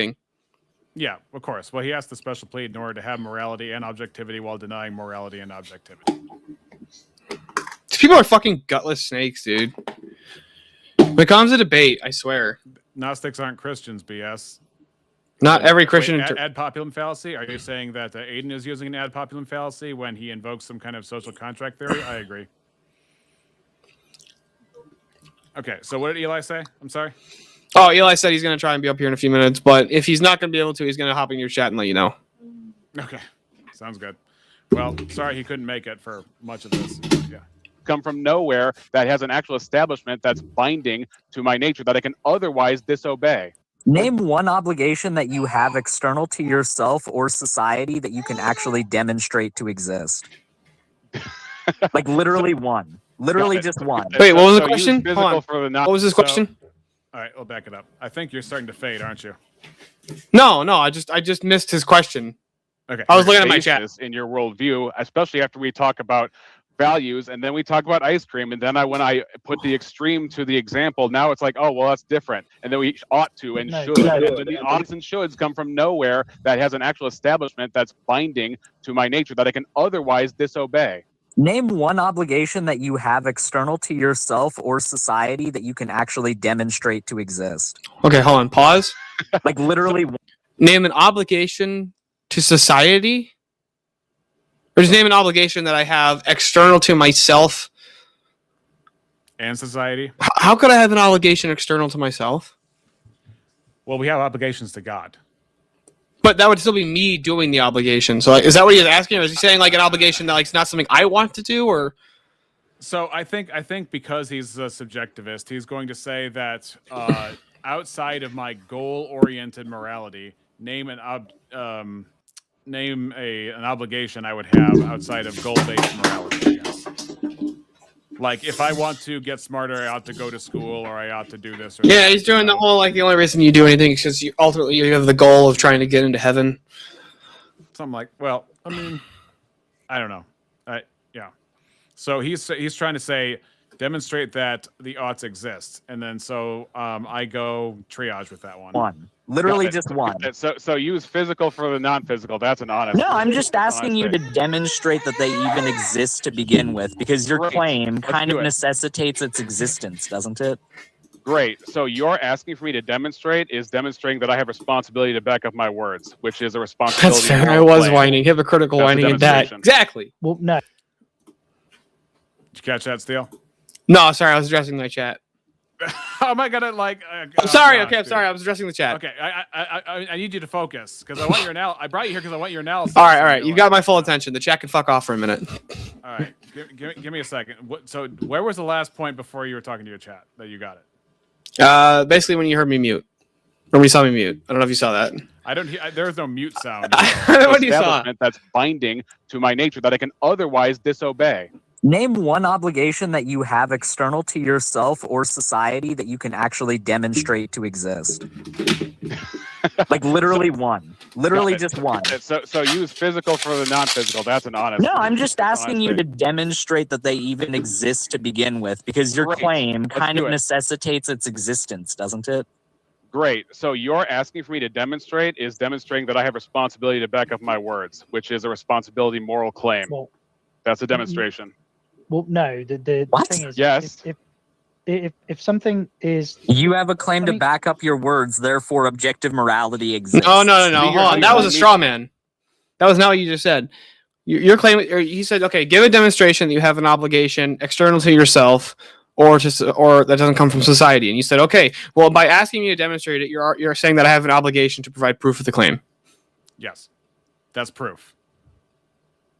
Or at least within his worldview, it would count as proof because he needs it in order to do anything. Yeah. So you have an obligation. Yeah, you have an obligation to give a demonstration to provide proof for claims. To back up my words. Yeah. If I have to say anything, I should justify what I say. That's a should. That's an ought. That's a normative right there. That's a moral normative, not even epistemic. That goes. I mean, it is epistemic by definition, but it's more than that. It's an epistemic normative. Well, you can't give a justification for epistemic normativity without moral oughts. Yeah, they're tied together. They're You can't really linked. Cut them. Yeah, like okay, I have an epistemic obligation to accept the laws of logic and fallacies. And why ought I do that? Well, because I'm seeking truth. B.S. Lewis says, do you think everything is a moral action reacts? Yes and no. I believe that you can eat and drink to the glory of God and do everything you do to the glory of God. But do I think that painting your walls gray versus painting your walls green is a moral action? No. Do I think that putting 2 + 2 = 4 in the calculator is a moral action? No. But everything has some kind of normative binding to it if you're talking about rational discourse. So even if you want to say, even if I grant you that there are some things that aren't, that doesn't mean that there are things that are. And the things Nah, you that get are the the fuck things off. that count in the first place. So if you do have things that are, even if there are things that aren't that, like, for example, if I say I believe in rabbits and you show me an animal that's not a rabbit, does that disprove that rabbits exist? Obviously not. I don't think that's addressing the claim or the question that he's asking, though. I think the question he's asking is does every question have, does every action have some kind of moral weight behind it? And I would say obviously not. Not every action has moral weight behind it. You're a perfect example of if I choose to make spaghetti instead of mashed potatoes, like that's not it's not immoral to choose one or the other. Steelborn, I don't know how much of my response you actually listened to because you were talking to your chat, but I said it's not necessarily moral to paint your room gray or paint your room. No, green. I agree. I agreed with you what you said there, but then you were saying what the last part that you were saying. And now I'm trying to remember what the fuck the last part of what you're saying is. I was distinguishing just because some things aren't The in rabbit category, example. doesn't mean the category doesn't exist. Yeah, the rabbit example though. I don't think the rabbit example was a good example. Is all I was saying. Yeah. This is the wrong question because how do you decide which ones aren't and are? Obviously, it's not up to our decision. Like, for example, do you decide what logic is, or is logic just what it is and you adhere to it? Yeah, I'd agree with that. In order to decide what logic is, would you use logic, BS? I'm probing for unfalsifiability. Well, unfalsifiability is also a normative claim, sir, which until you have a personal basis for that, your impersonal basis cannot justify to obligate me to take a falsifiable or unfalsifiable view. The standard of rationality She's that I trying ought to conform to. establish that we're making an unfalsifiable claim. Yes. It's not unfalsifiable, BS. All you have to do is show me how normativity comes from an impersonal, inert, indifferent source. And yet that work has yet to be done.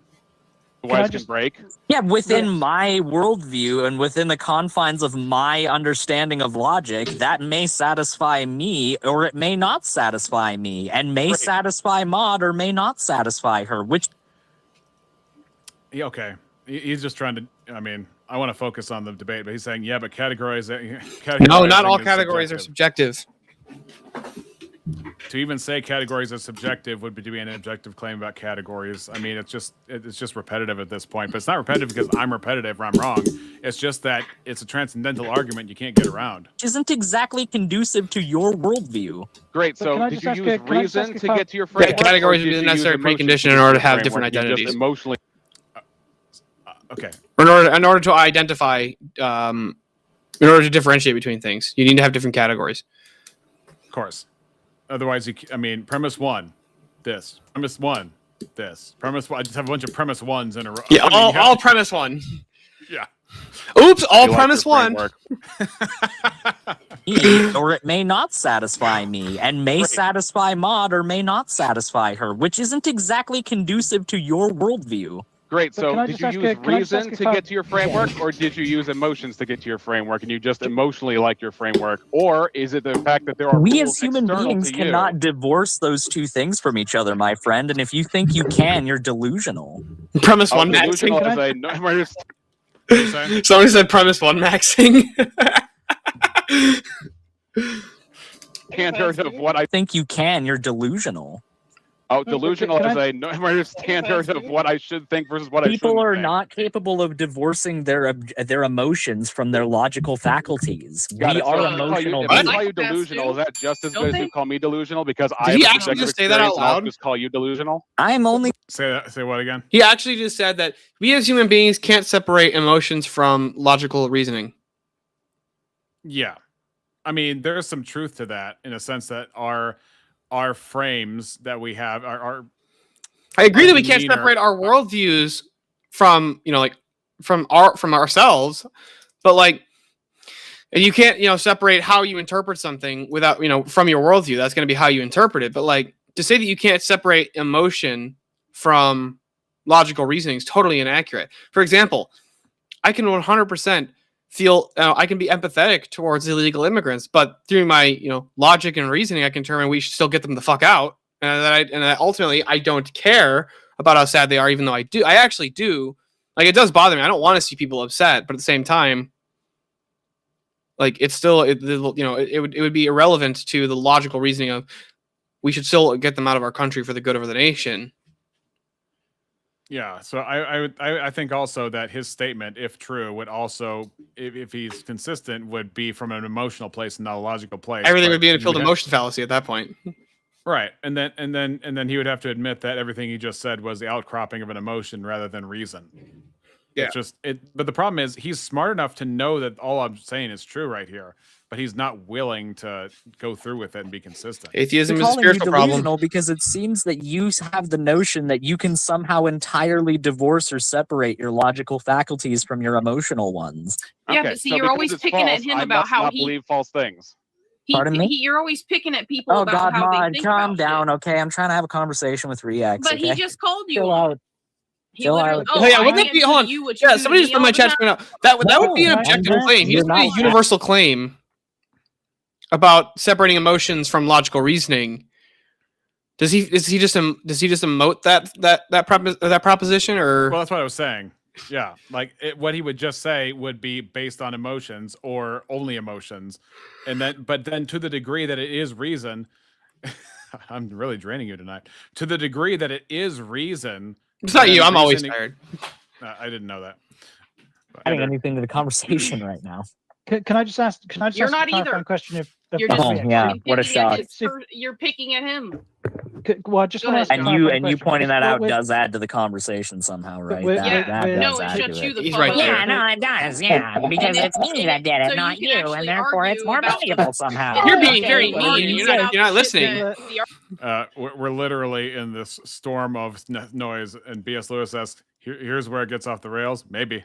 Argument instead of picking at him about how he's that arguing. necessitates you actually listening to what we But say you to can't. criticize it. But whatever. you can't because you don't have it. Yeah, you don't have the ability to listen to what's being said. So. I did. I just listened to all kinds of Oh, shit. then you said repeat about back what I React. said. Then what did I say? You were saying, "Oh, he's the way he's thinking about the argument. He's asking questions because of this." What? It's like, That why has don't you nothing. just I fucking didn't answer? say any of that Why at don't you all. just So fucking way to answer the demonstrate your ability to listen to the She's conversation. referring just to answer the number one, delusional, and number two, the warm and fuzzies. So the psychoanalysis, and also the normative claim of how a person ought to think. So go ahead. If that's the entirety of what you think I've done in this conversation, then I think what I said earlier about it.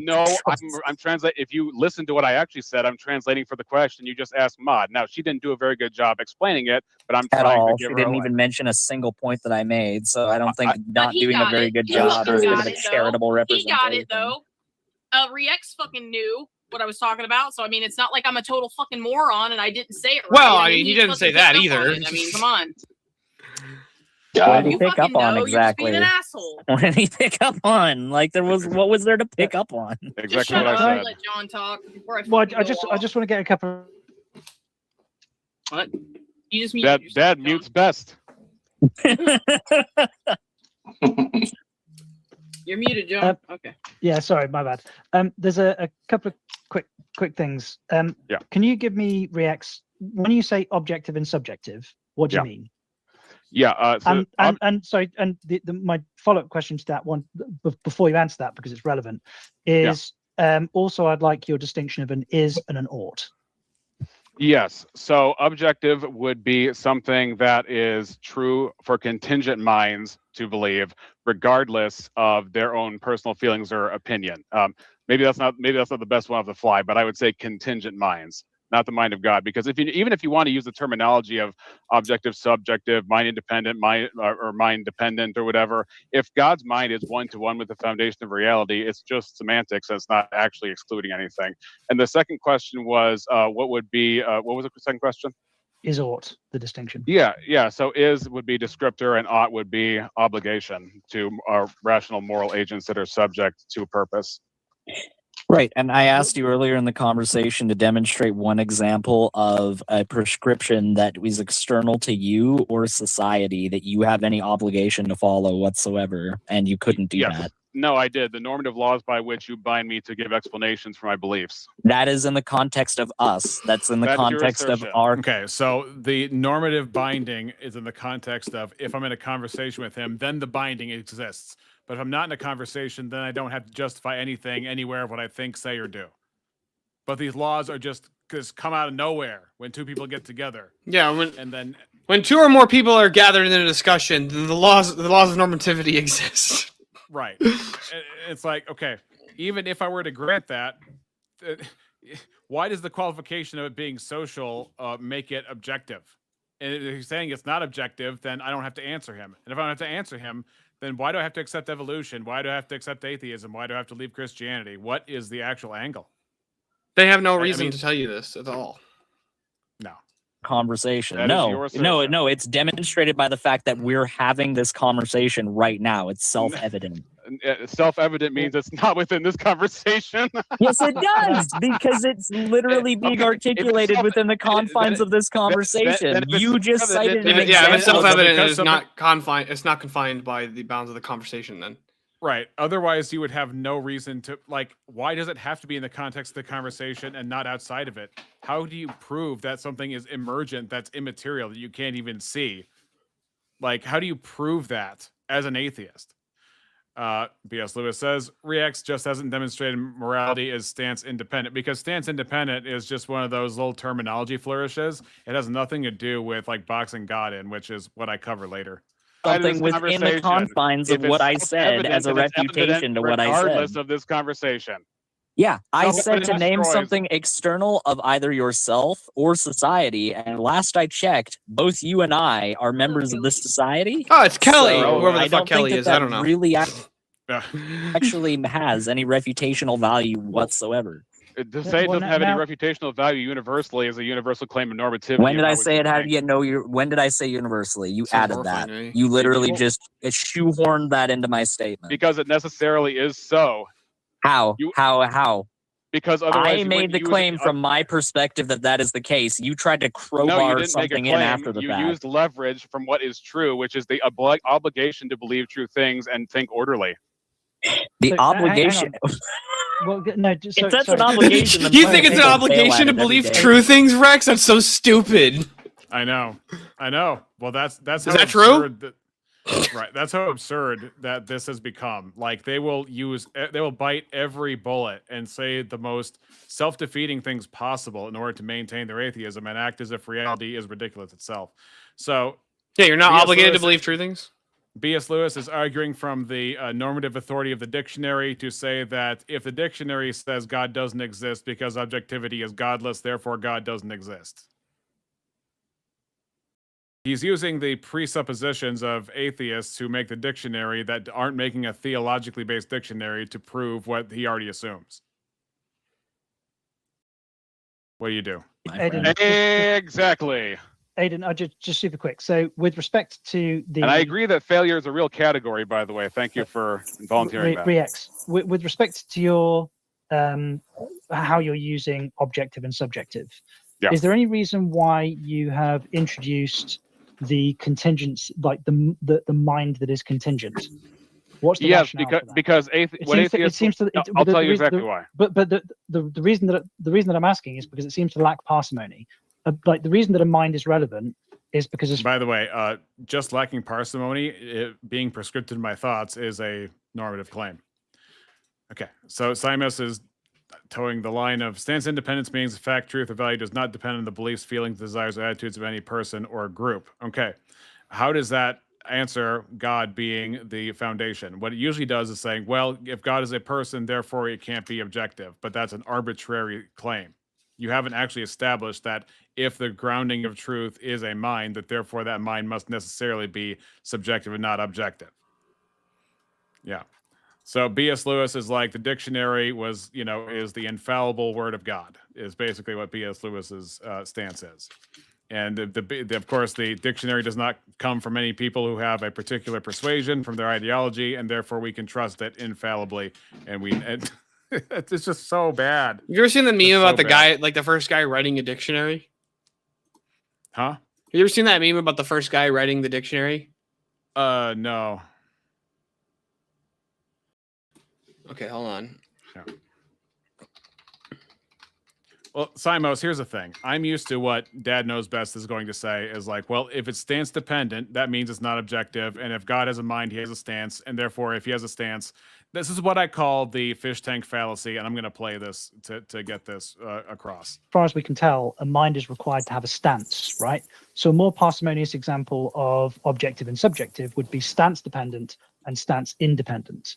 Yeah. And I'm still at a loss as to how a god doesn't have a stance on something and why that wouldn't make Here, it you care if I pull this subjective up real as opposed quick? to objective. Yeah, because here, you want me to drop? Here you go.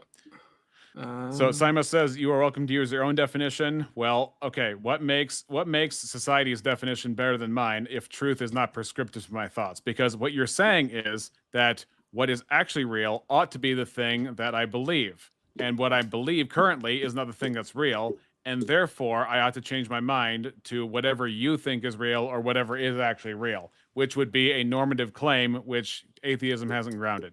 Go ahead.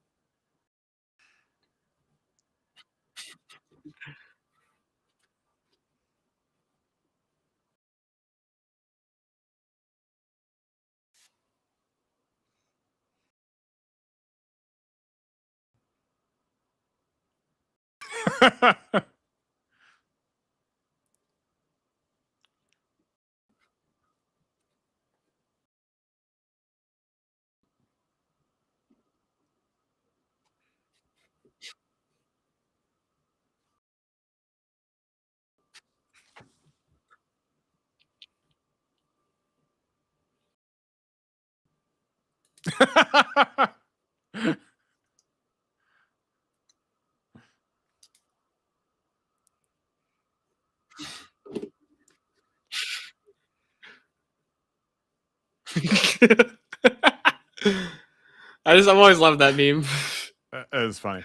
B.S. Lewis says, I never mentioned dictionary. You need a straw man to hijack the English language to win an argument. Okay, then I guess you got the definition of the word from internal to yourself or external. Because if it's not the dictionary, you need to show me the source of meaning outside the source of words itself. So, I mean, I don't even know how you can even bolster your case. All right. Stance will be relative to what would be objective in the first Hey, place. thanks for the raid, Crystal Strange.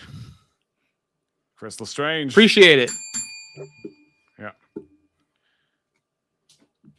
Yeah, because stance will be relative to what would be objective in the first place. And if God's mind is one-to-one with what reality is, then it wouldn't be stance dependent, even though it is a mind. What's happening here is you're reverse engineering the subjectivity of human minds, trying to reimpose that upon God's mind. And it's not actually going to work if we're going to be honest with what is posited, if you want to call it posited, for being God. And so what we're doing is you're using a semantic weight of something to make some kind of limitation as if reality is just a big fish tank and God's the biggest fish in the tank, when really what's going on is God is the basis of reality in the first place, which is why I reject the terminology and the setup.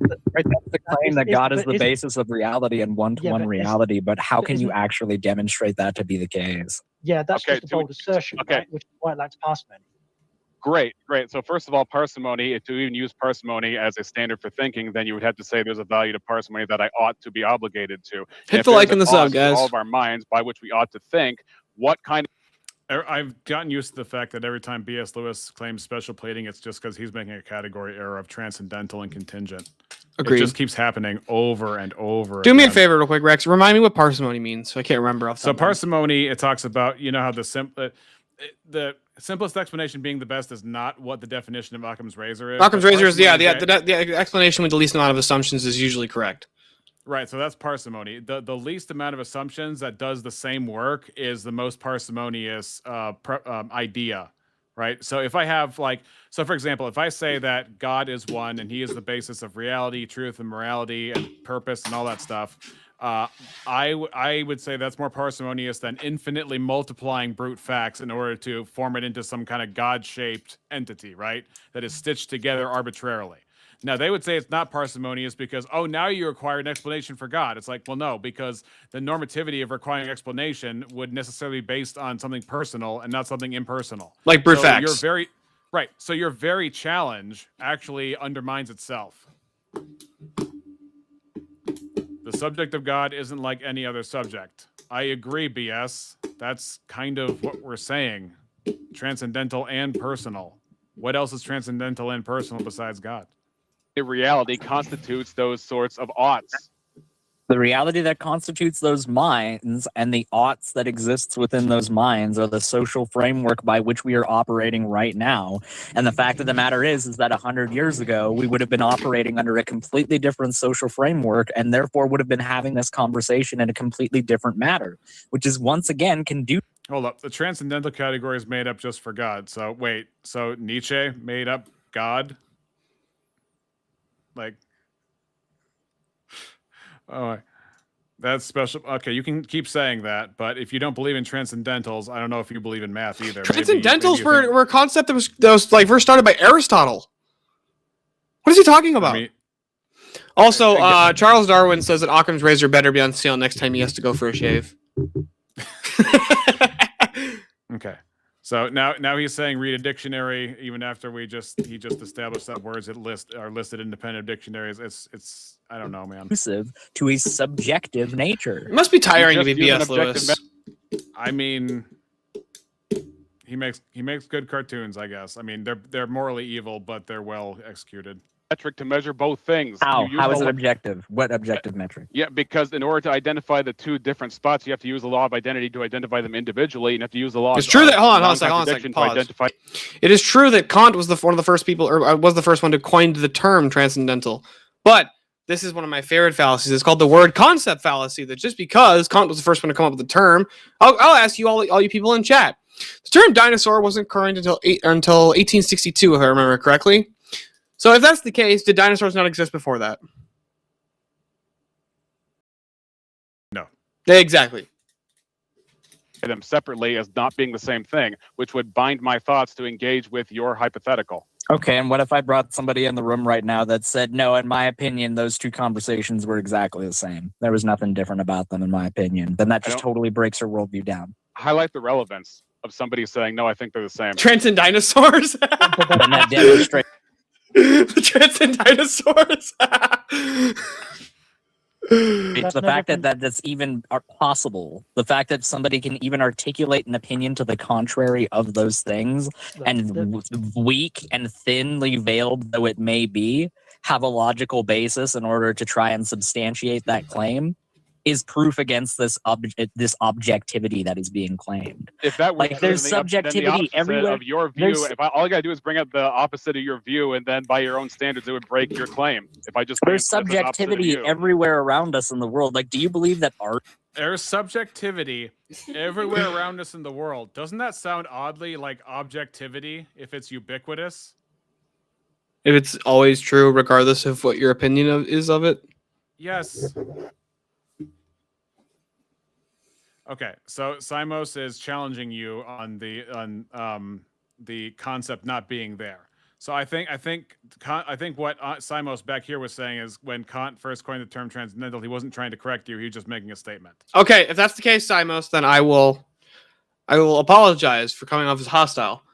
But to be fair, Rex has a lot of retarded atheists in his chat, so is objective. I've argued with them in his chat whilst being in his chat before. Beauty and art. Yeah, I haven't. I'm not saying that because there's gray areas, there's not bright lines. That's my equivocation to make. That is the equivocation of subjectivity. So what you're saying is that subjectivity exists and objectivity exists, but they just kind of sit in different parts of the kiddie pool from each other. I am not a Thomist. I'm an Orthodox. Requirement to no, define I don't. what subjectivity I reject, is as opposed to Thomas objectivity. Aquinas. So you are required to have objectivity to identify Rex subjectivity in the would first be place. more of a Thomist. Subjectivity cannot exist in an objective framework. But he's a Protestant. That's wrong. Okay. Steele, did you catch that? Or I was actually addressing somebody in my chat asking a question about you. Okay. As opposed to objectivity. So he's a filthy fucking Protestant. You should never listen to anything he says. Oh, okay. Just making sure. Have objectivity to identify subjectivity in the first place. Yeah, but subjectivity cannot exist in an objective framework. What do you think about that claim? Subjectivity cannot exist within an objective framework.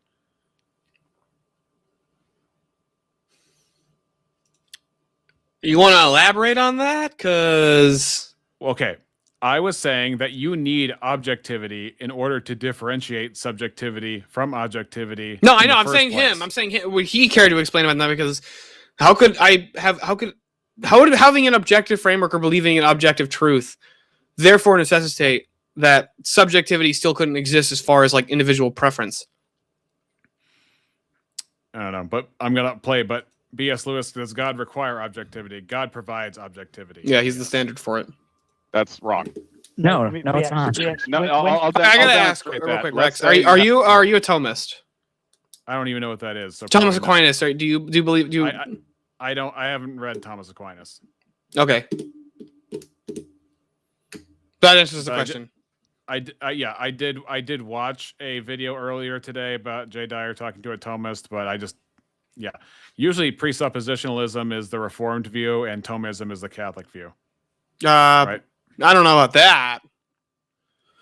Well, I mean, Jay Dyer brought it to you guys, but you got Van Til and Bonson. No Orthodox is disputing that Van Til and Bonson were the ones that made it and popularized it. I would agree with that. They popularized it, sure. Well, they did when they made it too. I would say. I mean, obviously they didn't invent the reality of it, but Yeah, they created the arguments and stuff, sure. Right. So, but yeah. Anyway, I'm not saying that other people haven't used it. I'm just saying that. No, I would agree with you saying that it was brought to us by Protestants. Of God, and God is the basis of objectivity, or whatever impersonal source that you think is sufficient for objectivity, which I've not heard. And then you say, okay, we have a hypothetical universe where some things are objective, and then you have contingent minds that are not omniscient, and these are people just walking around having subjective experiences due to their limited capacities. How is that not subjectivity within objectivity? It is all objective at that point. You just added the fact that there's objective properties to that universe without demonstrating how those two things could coexist with each other. You just added that in as a statement and then acted like that's just inherently the case. You nullify demonstration with your absolute subjectivity, which is ironic. Yeah, the fact is it's ironic that you tried to crowbar in the fact that, there's people having subjective experiences, but there's somehow also objective rules to the universe. Refutation, it's like, no, it's not. Because that is a direct refutation. It is. Like, here's the thing. Aiden is not a dumb person, which makes me think that this is just on purpose. Does Aiden believe there is objective truth? At all? I guess not. I mean, I know he does, but I don't think he'll admit to it. Like, and then of course, if he was in the room, he'd say, "Oh, how do you know that?" Which is an objective standard claim. It's also tiring. Well, I would just bite the bullet and be like, "Sure, I have no demonstration of objective truth. Do you believe in it?" And then if he says yes, and I go, "Okay, do you still have subjective experiences?" And he would say, "Yeah, that's the point I'm trying to make." I just gave him, if you heard, I gave him a scenario where we have a world where people live and they have subjective experiences because they have limited capacity. They're not. It's not a world of equally omniscient people. It's a world of people like us that only have brains. They don't have like transcendent minds. And so, therefore, they're going to have subjective experiences in the first place. It's just how it is. But that doesn't mean that they can't experience objective truths, understand them to be objective, or live in an objective world. And he's saying, yes, it does preclude objectivity in order to have subjectivity, because then everything would be objective. It doesn't make any sense. He thinks that everything would be objective if we live in an objectively true world. Well, is it objectively true that the world exists? He would probably make some society-based argument. I don't even know, dude. It doesn't make any sense. That's why it has to be on purpose, because it can't be actually believed. He's got to be. He's got to be just doing sophistry right here. Yes, it's total sophistry. Okay, so Bia says all subjects require objectivity except the being called God. Okay, God has something called aseity. So if you want to say he requires objectivity, he provides his own objectivity. Any grounding for any world that you have would have this aseity in some way or some form. So to say that it is special pleading is to admit that you live in infinite regress. Is there any other transcendent minds besides God? No. Thank you, Simos. Simos says, I think Rick's argument was a little better than i.e. necessary versus contingent agency, B.S. Lewis. Thank you. Using that right now. Those two things You're using that right now. You are demonstrating the very absurdity of your claim by holding me to objective standards when you argue. No, I'm not. It's not objective. Oh, no, you're not. That's a fact claim. I should accept. No, I'm not. It's not objective. What's not objective? Ridiculous. So he's holding me to a standard by which I ought to prove something, and then when I point out the fact that proof would be from an objective standpoint, he'd say no, it's not. And then B.S. Lewis does not understand what transcendental means, and so he says special pleading, even though I pointed out that if what I'm saying is special pleading, then he believes in infinite regress. So I don't, what can you do? Necessary precondition, not special pleading. Yeah, he must believe in turtles all the way down. If he really believes what he's typing right now, then he's the turtles all the way down kind of guy. Turtles? What? It seems like Okay, have you not heard turtles all the way down? No, I've never heard the term. What's it mean? So there is in order to illustrate infinite regress, there was some folk tale, I don't know if it was in the East somewhere, where someone asked their guru, what is the world standing on? And it's like, well, the world rides on a giant turtle, he says to the student. It's like, oh, well, hold on. What does the turtle stand on? Another turtle. And then it's like, well, what about that turtle? And then the master says, it's turtles all the way down. So that's an infinite regress. Okay. Yeah. No, it's not just you, Charles. It's solipsistic over here. This guy's being a total solipsist. Like I think the not you, Rex. I know. Or at least I was about to say we. The problem that I've got here is that if you're British, that's there's your a rock problem on the ground, right? Yep. And I view the rock. I look at it, and it looks grey. It looks like it's maybe it's got a smooth side. And it's got a infinite rough regress side. is not a Now, all of logical my- impossibility. True, but it tells us nothing. It leaves you groundless. Yeah. That's the point. Sky And turtle so- on 4 elephants. Interpretations, all of my observations of that rock, they're first person to me. They're mind dependent on me. They're subjective to me, right? Right. But it is the case that the rock objectively. Actually, BS, we can prove you're not God because you just said that God lies earlier, and as I'm going to demonstrate later in this very argument, God being the one who goes against God or lies would be the foundation of truth lying, which would be internally consuming and therefore would debunk itself. So that's pretty easy. There needs to be something for me I to agree. observe in order to elicit those subjective experiences. Yes. Now, just because there needs to be now, here's my problem with your position. It is objectively the case that in order that for me to have subjective experiences, my brain needs to objectively exist, right? If my brain didn't objectively exist, I wouldn't be able to have subjective experiences or even objective experiences. Well, of any actually, let kind, me back right? that up. Obviously, in a Christian worldview, we would have souls. So I wouldn't. If you're saying Yeah, without hang a on, brain. hang on. So, But this is exactly where I'm going with your position. is in it order God for has your to have a position- brain, a physical brain? Is that where you're No, going? no. In order, even if God doesn't need to have a physical Nope. brain, then I have a very big brain. Let's say I will grant you that there could be agents that exist without brains, but they're still agents, right? Okay. But if the distinction between objective and subjective is stance dependence or stance independence, which requires an agent, then it is still the case that is God in your view an agent or not? How are you defining agent? Are you just saying just having a mind? Well, having the ability to experience the world around them and then choose to go left or choose to go right, Would that include God in your view?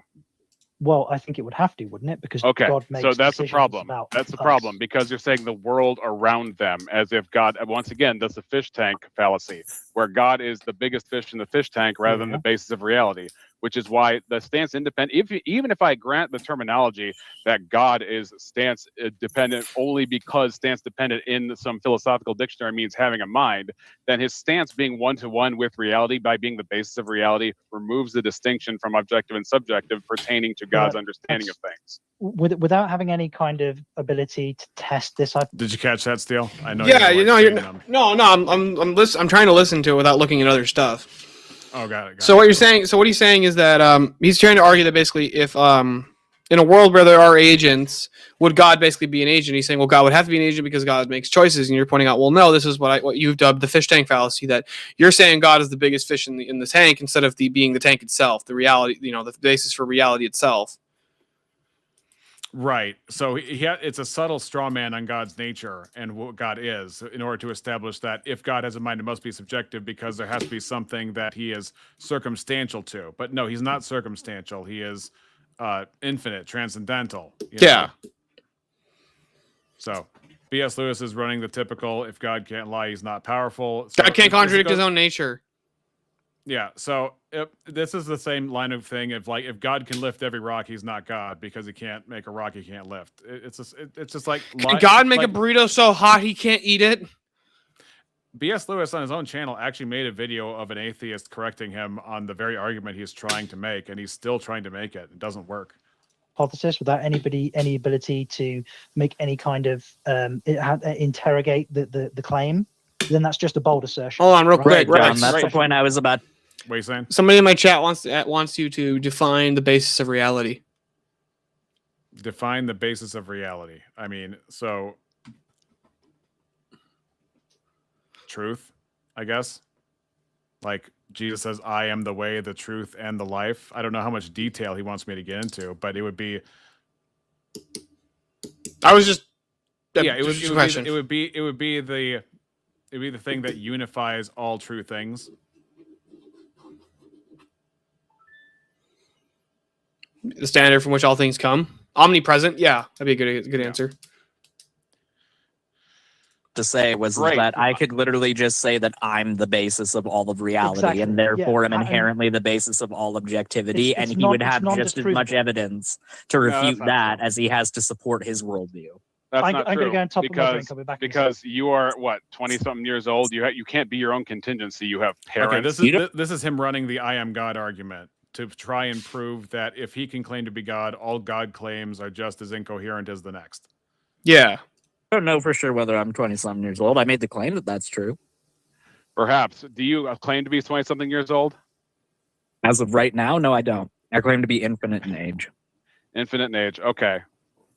So exactly how much money do I have in my bank account? I do not feel the need to validate your claim. So notice that he here, I'll let go forward a little bit. That's what I thought. No, Jesus was even told to heal or do certain acts, and he didn't do them. So what's the big deal? That's in keeping with God's character. Got it. So you are God. So that's false because obviously Jesus did do miracles somewhere, but just because he didn't do miracles everywhere, and doesn't mean that he didn't do miracles somewhere. Aiden has never done a miracle in his life. Yeah.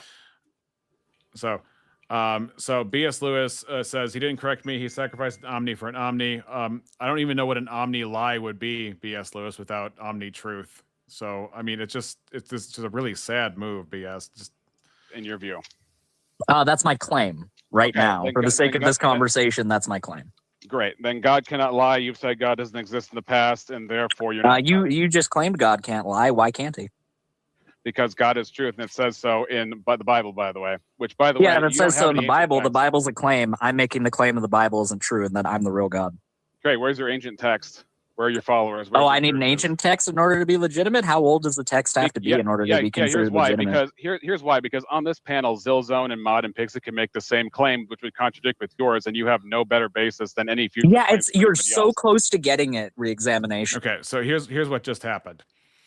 I bring out the fact that you need to have an ancient text because number one, your claim has to be, if you want to make a claim and have it be viable, one requirement would it have to be from the beginning. Yeah.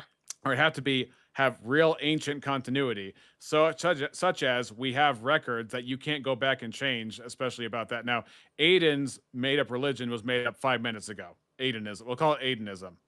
It was made up 5 minutes ago. And he can do the same thing. But what I point out to him is each of us on the panel can do the same thing and contradict his claim without any ancient text. So the ancient text that actually would go back and does have worldwide appeal, like Christianity does, or like Islam does, or Buddhism or Hinduism, right? That does have a large base that's not necessarily confined to one culture, because you do find Hinduism and Buddhism outside of those cultures. You do find Christianity outside of the Middle East. those would be viable candidates if I was only using that criteria. But if you have no limiting principle on the kinds of future religions you can have because they all have the same lack of basis, that nullifies what you could know to be true if Adenism was true. Yeah. This guy's so- fucking goofy though. So see how BS is making a bunch of non sequiturs as if they're argument. These are just very desperate throwaway things. Omnipotent for omnivolent and boils down to an old book. LOL. You don't know what historical record is in terms of like if you have something foundational, it's going to be ancient, sir. God didn't exist before the Bible. Actually, BS. God, the Bible teaches that God existed before the Bible. So, in order to have a biblical understanding, you have to exist. You have to understand that God existed before the Bible.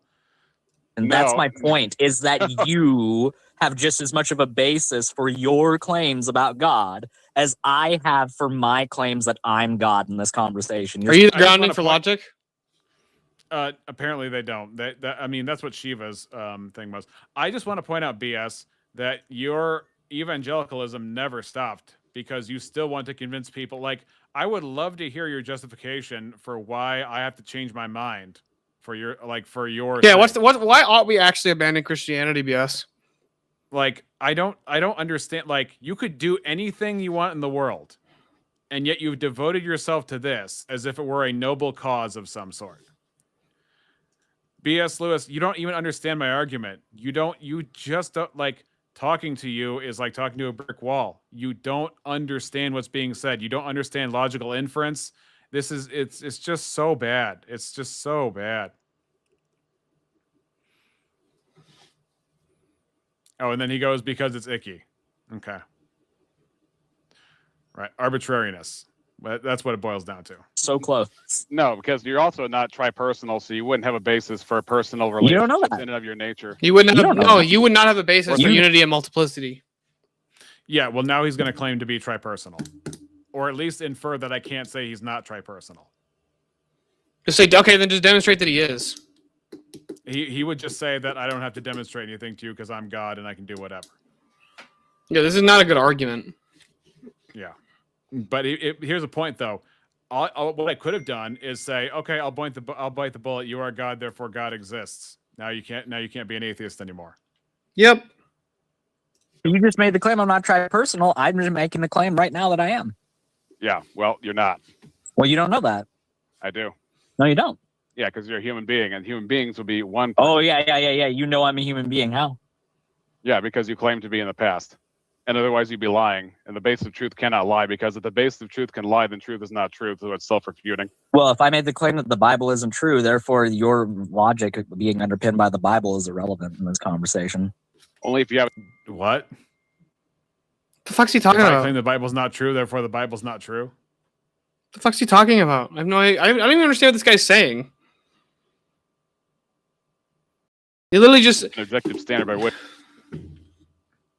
He just says things fast, and like it just comes out like a garbled mess of old atheistic bumper stickers, and it's not really an argument when it comes down to it. But it was an interesting creative move, but it wasn't. I am really God. How do you know that? Well, because I just said so. Did you lie? Yeah. Well, then you can't be God. Well, he would probably say, for the sake of this argument, I'm not lying. I am God. Yeah. Jacob being underpinned by the Bible is irrelevant in this conversation. Only if you have an objective standard by which to criterize things, but everything is subjective, and God wouldn't say everything is subjective because he'd be the basis of objectivity, then therefore you have to know what truth is in the first place to make that claim. Yeah, and for the sake of this conversation, all of that is true simultaneously because I'm God and I get to dictate what logic even is in the first place. Great, so then... God does not dictate what his nature is. He cannot change what his nature is. Yeah, that's not the same exact thing. Yeah. So we're coming to the end of it real soon, but that was his God gambit. I am God gambit. It's not a good argument at all. No, it all it does is concede that atheism is so weak, you need to pretend you're God in order to stay in the argument. Which to away God, because you can be God and God can be real. So going forward, you can't say God can't be real. When did I say God can't be real exactly? When you said you were God. No, I never said he couldn't be real. As a matter of fact, me saying that I'm God is saying that God can be real. When did I say that he couldn't be? So the God of the Bible can be real. When did I say he couldn't? Okay, so by implication of saying that the Bible's ridiculous, do you think reality is ridiculous? No, I'm saying that the claim made in the Bible is ridiculous from my subjective standpoint. Sure, I Okay, don't think that so that's an objective statement. It is in my personal worldview that the Bible is ridiculous. Okay, but that's only subjective, right? So it can't actually be objective and binding to other people. That's Now we're back to nothing. Nothing can be. We've been through this. Even if you have. Do you see how insistent and dogmatic that she is about nothing can be objective? Yeah. Which is an like, objective claim. The irony reeks so hard when she, number one, believes it, number two, wants to impose it on me through argumentation. Anyway, this is... Have an objective source, your interpretation of it is wholly subjective, and therefore you teaching other people and the application of it is wholly subjective. Yeah, even if you have an objective source, Right. you cannot Just be like objective. evolution. Even in the Christian worldview, So reason binds me to take the opinion like that evolution. objectivity isn't real. even in your Christian worldview, I it's didn't say that. I impossible said for you even if to I grant attain- you that. I didn't say that. I said even if I grant you that it's real, I cannot grant you that you have it or that any of us are capable of having it. But Pixie, Right? that's Which is what we're supposed to have. which is probably That's why I say, which is probably why Alright. I say I don't discount the possibility of God. I wholeheartedly discount the plausibility that any of us got something like a God right. Pixie, Okay, right. we Nobody claims to have perfect theology. You're supposed to have your own personal relationship with God. We teach to have your own relationship and your own connection there. So Is that an you're- objective or a subjective and personal if relationship? you speak for God, then you hold the office of a prophet, and we don't have those. Speak for right me, now. you mean? Speak for me. Yeah. Get me the fuck out of here. Oh, I'm sorry. I thought I was muted. Pixie, No, you're good. I just nobody's want to take an saying they have opportunity to perfect bitch. theology, Pixie. Oh, you motherfucker. This is Aiden. You guys really. Anyway, it ends with Aiden being a little baby. Dude, I don't understand the whole like I am God claim. That's a stupid argument. Yeah. So what they're saying is your God claim is so unsubstantiated that I can claim to be God and claim to have all these godly powers, and you don't know that I'm not. Well, true. I can't necessarily prove a negative, but it would still be a category error to claim that you are God. All right. Show your attack vectors if somebody said to you, I am God, and therefore your God claim of God of Christianity falls apart because it has no more verifying qualities than my claim that I just made 5 minutes ago. What I was saying is like, could I argue that you're not God because you don't fit the criteria? Yes, but I'm saying, could I necessarily prove a negative? There are negatives you can prove, but I don't even have the burden to prove that he's not. Apparently that something was clipped. I have no idea. Okay. But yeah. Oh, so Eli said he would let us know in the chat if he wasn't going to show up. Turns out we got no Eli. Eli, my boy. Oh, Donny boy. The pipes are calling. What the heck is that? Is that what you were doing? You're just doodling? You're just bored out of your mind? Yeah. Oh, gosh. All right. Okay. So B.S. Lewis admits he's just a collection of molecules.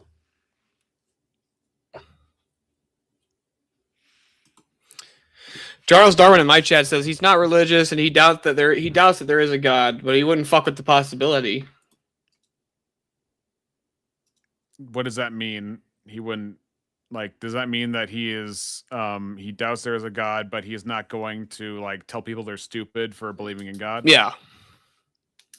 That's what I'm assuming he means. Okay. So I gotta address this real quick from Panchuchin in my chat. So I actually I couldn't tell you the answer to this, and the reason is because there's a local cigar and pipe tobacco shop, like right down the street from where I am. Yeah. And I go there, and that guy actually makes his own blends. So I just buy from him, and I actually really like the stuff that he comes up with. But like one of them is like a lieutenant blend, and I really like that. B.S. Lewis says a brain is necessary for knowledge. B.S. is a brain necessary for meaning and information? Hold on, a brain's necessary for knowledge? Yeah. How could you demonstrate that? That's trying to prove a negative. Because he would just do a black swan sort of thing, where like we've only ever seen brains with having knowledge, and therefore brains are necessary for knowledge. Yeah, but B.S. that wouldn't Lewis follow. says, what if someone believes in a really stupid God? Well, okay, stupid would be a value claim by which you would have an objective criteria. I mean, it's just so easy. Well, like, okay, I think one of the main reasons that atheism is very popular, and I think Rex would agree with me, most Protestants have no idea how to argue for their position at all. Yep. They're like, most Protestants don't even know why they believe what they believe. I mean, especially Baptists. Yeah. Well, I would say your evangelicals even more so. It literally is just a feeling for most of them. I would say not by much, but the average evangelical probably knows a tiny bit more than the average Baptist. The Baptists, especially the KJV only ones, are up a creek really bad. Like the Steven Anderson types. Yeah, I don't know much in the way of Protestants.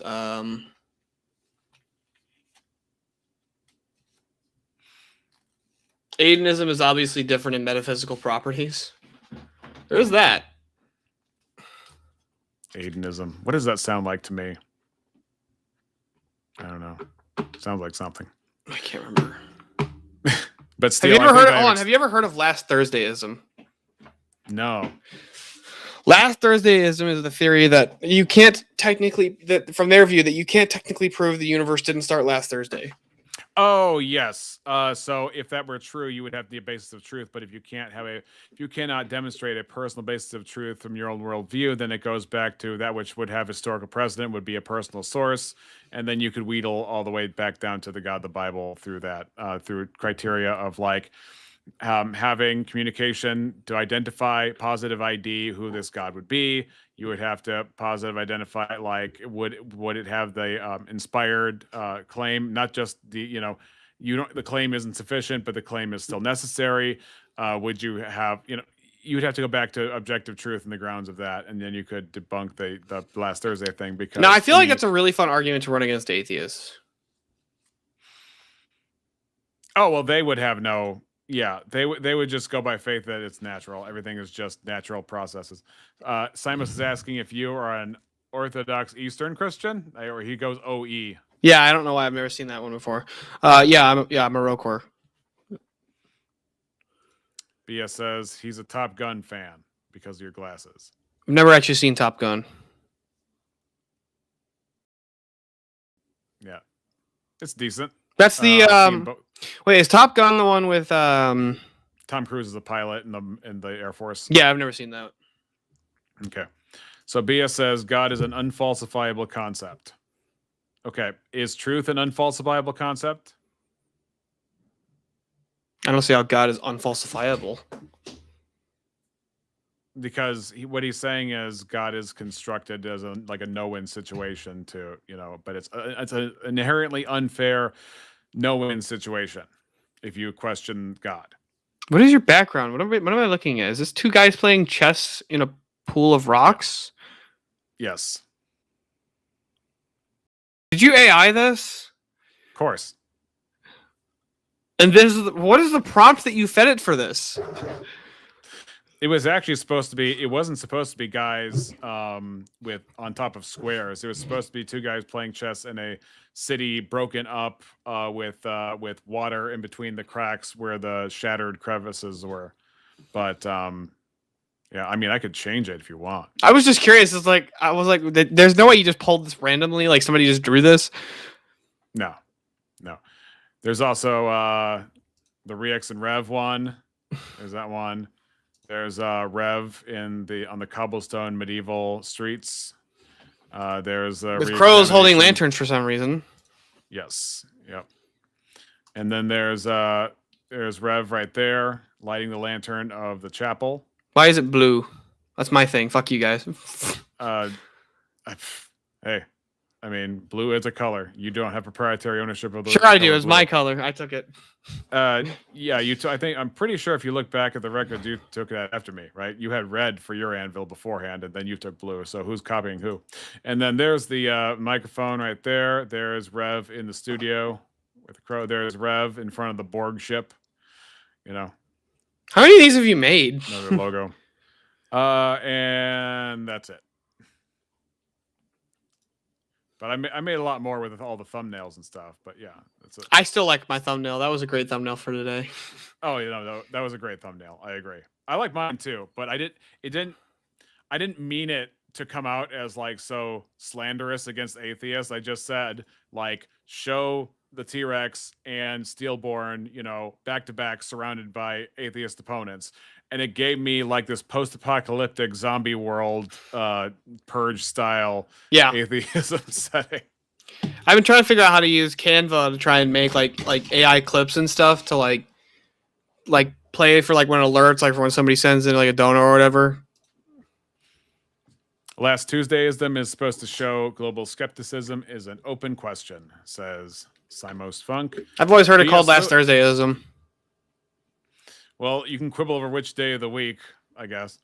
B.S. Lewis says, you are linking truth to God without justification. Okay, where does justification get anchored? That's the question, sir. Because if you're using an impersonal thing that doesn't have any mental reflections, doesn't have any value mapping, doesn't have any goals, doesn't have personality to establish any of those attributes, then your justification is just your own opinion that you throw on top of an impersonal concept or thing. Okay, I gotta ask, where did the term re-examination come? Where'd you come up with that name?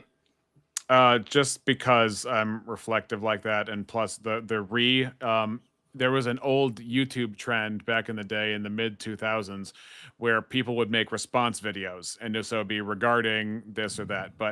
But re-examination would be I'm reviewing these videos and I'm doing it sort of in a meta-analysis sort of way, or I try to review things about as deeply as possible as I can without like going beyond what I can say as best I can. Yeah, I hear you're saying. I'm gonna be doing probably on. I guess it's not gonna be Tuesday at this point because I had a scheduled show. No, I have a scheduled show for Tuesday, so. Charles says one day I might have a channel and ask Ree about buttons. Buttons? Is this a reference to something that I don't know about or no? I have no idea. I don't understand the reference. Here, let me call Eli and see if we can get him in here now. Since it's fucking 11 o'clock my time. Yep. I don't know where that like. I'll be in as soon as and then we do the entire episode. We're almost 4 hours in.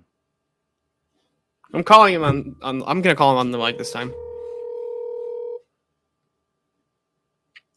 An unfalsifiable claim is also unverifiable by its nature. Okay, well then, do you believe in truth? Hold on, is that claim falsifiable?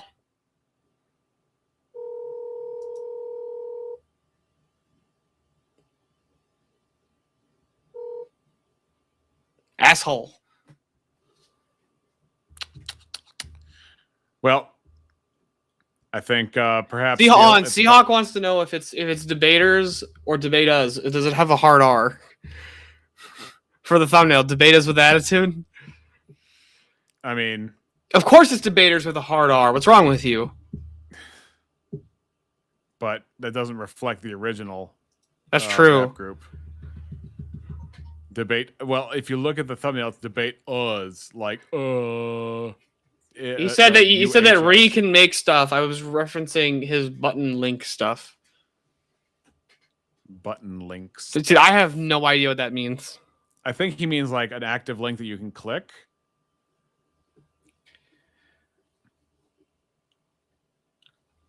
Do you want to review something a little funny?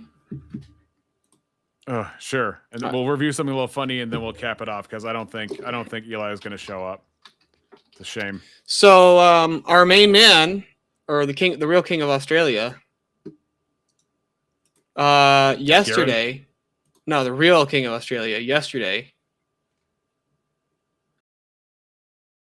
Hold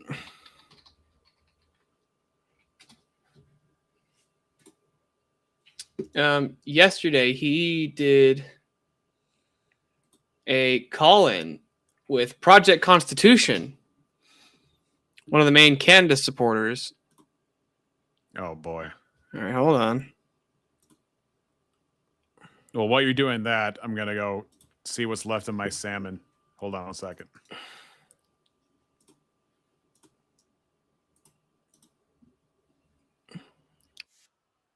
Let me know in my chat if you guys can hear this.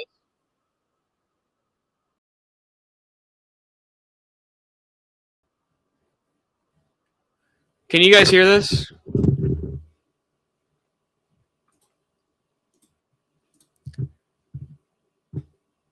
Yeah, actually, I'll just go over to my stream real quick and I'll check.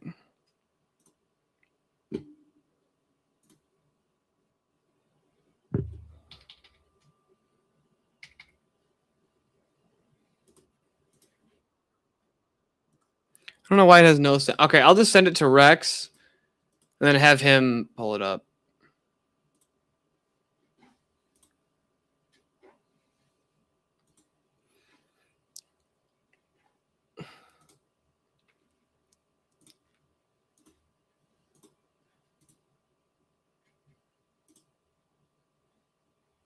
Oh. Send it to him in Discord then.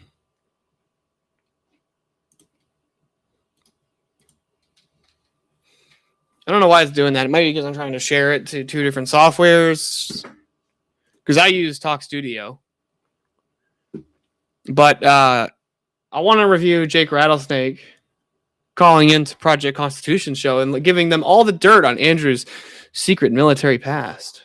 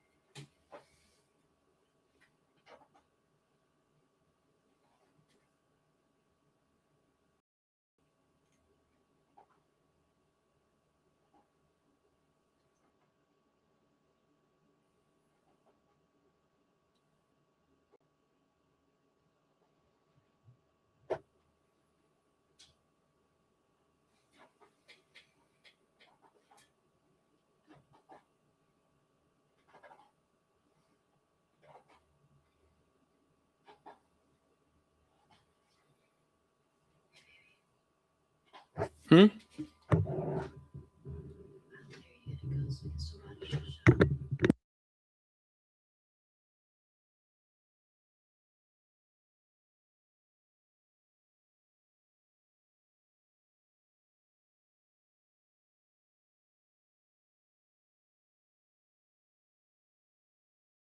Rex is going to look at fucking salmon. I have no idea how long he's going to take. This is retarded.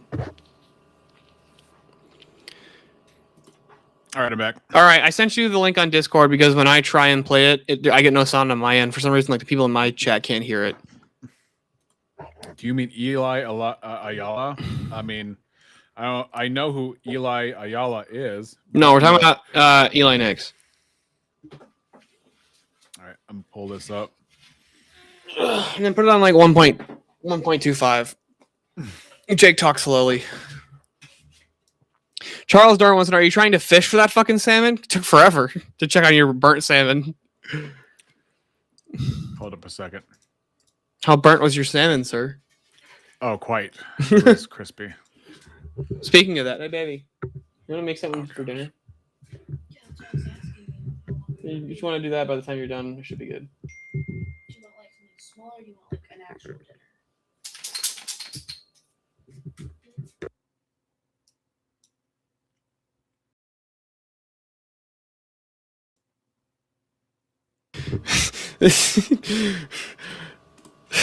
Seahawk says retarded. Got him. Yeah, I mean, dude, I came up with this name knowing with the kinds of those insults I would get, and I'm just cool with it. I get it, but I like the name, so Jungle is I'll that stick with it. Jungle's insult name for me is my favorite. His shit talk name, which is still bored. I thought stillborn is funny too, but I mean in a dark sort of way. That one and Steel Boar was the one that at first pulled out that one stream. That was hilarious. All right, let me. Internet goes wild. Okay, this is one here, huh? This is Project Constitution, like one of like Candace's like main spurgs. Required to create live broadcasts. Upgrade to premium. Seems like a formidable warrior. What is this crap? Seems Mr. Coom. Did they cancel my? Oh shit. Okay, we'll have to worry about that later. I guess we're not live to X. I'm gonna have to upload it. To X. They were all believing it too. All right, we are live. Welcome to the channel, guys. It's me, Colin, for Project Constitution. Joining me tonight is my guest. He goes by Mr. Coom. This is a guy who knows Andrew Wilson, spent a bunch of time with Andrew Wilson in his house, got to know him intimately. Wait, this is a prank, right? Yeah, the whole thing's a troll. Oh no. And has some stories to tell. So we're just gonna kind of walk through. He doesn't. Dude, first clue is like knowing the internet culture, and you failed massively. Massively. Oh my god. Has a short time. It's only going to be here about a half hour, so it's going to be a short stream. But he just has. You got that set to like information 1.25? that he feels is relevant. I feel is relevant. No. I'll put it on somewhat meth speed for you. That we want to expose with you guys. So without. Oh wait a minute. We're not even live yet. What the hell's going on? Yes, it is. It's live. What the fuck's wrong with him? Well, it's not live on his. It's live with Jake. Okay, no, we are. Okay, we're good. This is pathetic. So we're just not live on X. Okay, that's weird. I don't know why I did that. Anyway, sorry about that, guys. So without further ado, welcome to the show, Mr. Coom. How you doing today? Yeah, I'm okay, man. Thanks for having me on. Appreciate that. All right. So I guess you want to just give us a little history of how you I don't know. You can begin where you want to begin. I'll let that way because I don't want to say anything that's going to get you in trouble. Yeah, so I met the Wilsons a few years back, and we became friends, sort of like work friends and everything like that. And then I ended up actually spending a lot of time at their place where they lived in the States, like a good 2 weeks or so. And then, yeah, I had some pretty crazy things revealed to me, and I saw the conversation coming up about Andrew's past recently, and to be honest, it was like a little bit alarming to me. And so I thought I would share something, and then I think that's since been deleted, but you picked up on it. And basically, this was about Andrew's past before the Crucible, and about his military past and everything. And there's a reason why he went off the face of the earth for a very long time. And there's a military background. Not many people know much about that. Then he goes missing off the face of the earth. So I'm spending time at his place, and basically I found 6 passports in his name. And that was the first big red flag, because basically he told me that he'd never left the country before. And so I started to investigate that. And I then started to ask some questions. And then eventually one night we were drinking. We had a lot to drink, actually. And then he started to tell me a very detailed story. I don't know if any of the story is true, but it does seem to check out, because, going missing off the face of the earth for that long and then just coming back like that is kind of crazy. Into the Crucible just comes out of nowhere. So I don't know where you want me to kick it off. I guess if you want to start, we could tell, I guess, a little bit about the military thing, Yeah. because not a lot of people you said know about that. And I think he's actually denied that he was in the military, or was it? I think he denied he was a sniper in the military. Well, it's actually a lot deeper than that, dude. Like, I don't know how much trouble this can get me in saying it, but what actually happened was, I think that the story that they give is a medical discharge. That's what happened. But really the story here is that when he was younger, and this is why he goes missing off the face of the earth, and there's no sort of like recollection of him or online presence or anything, is because basically what happened was that he was recruited into a high-level multinational government program where he was used as a spy, and he was mind controlled. Do you know about MK Ultra? Oh yeah. Yeah. So there's various different mind control things that happen, and they can basically turn these people into pretty much anything that they want in terms of like manipulation and coercion and these sorts of things. So he was recruited into this program, and then had an episode of amnesia.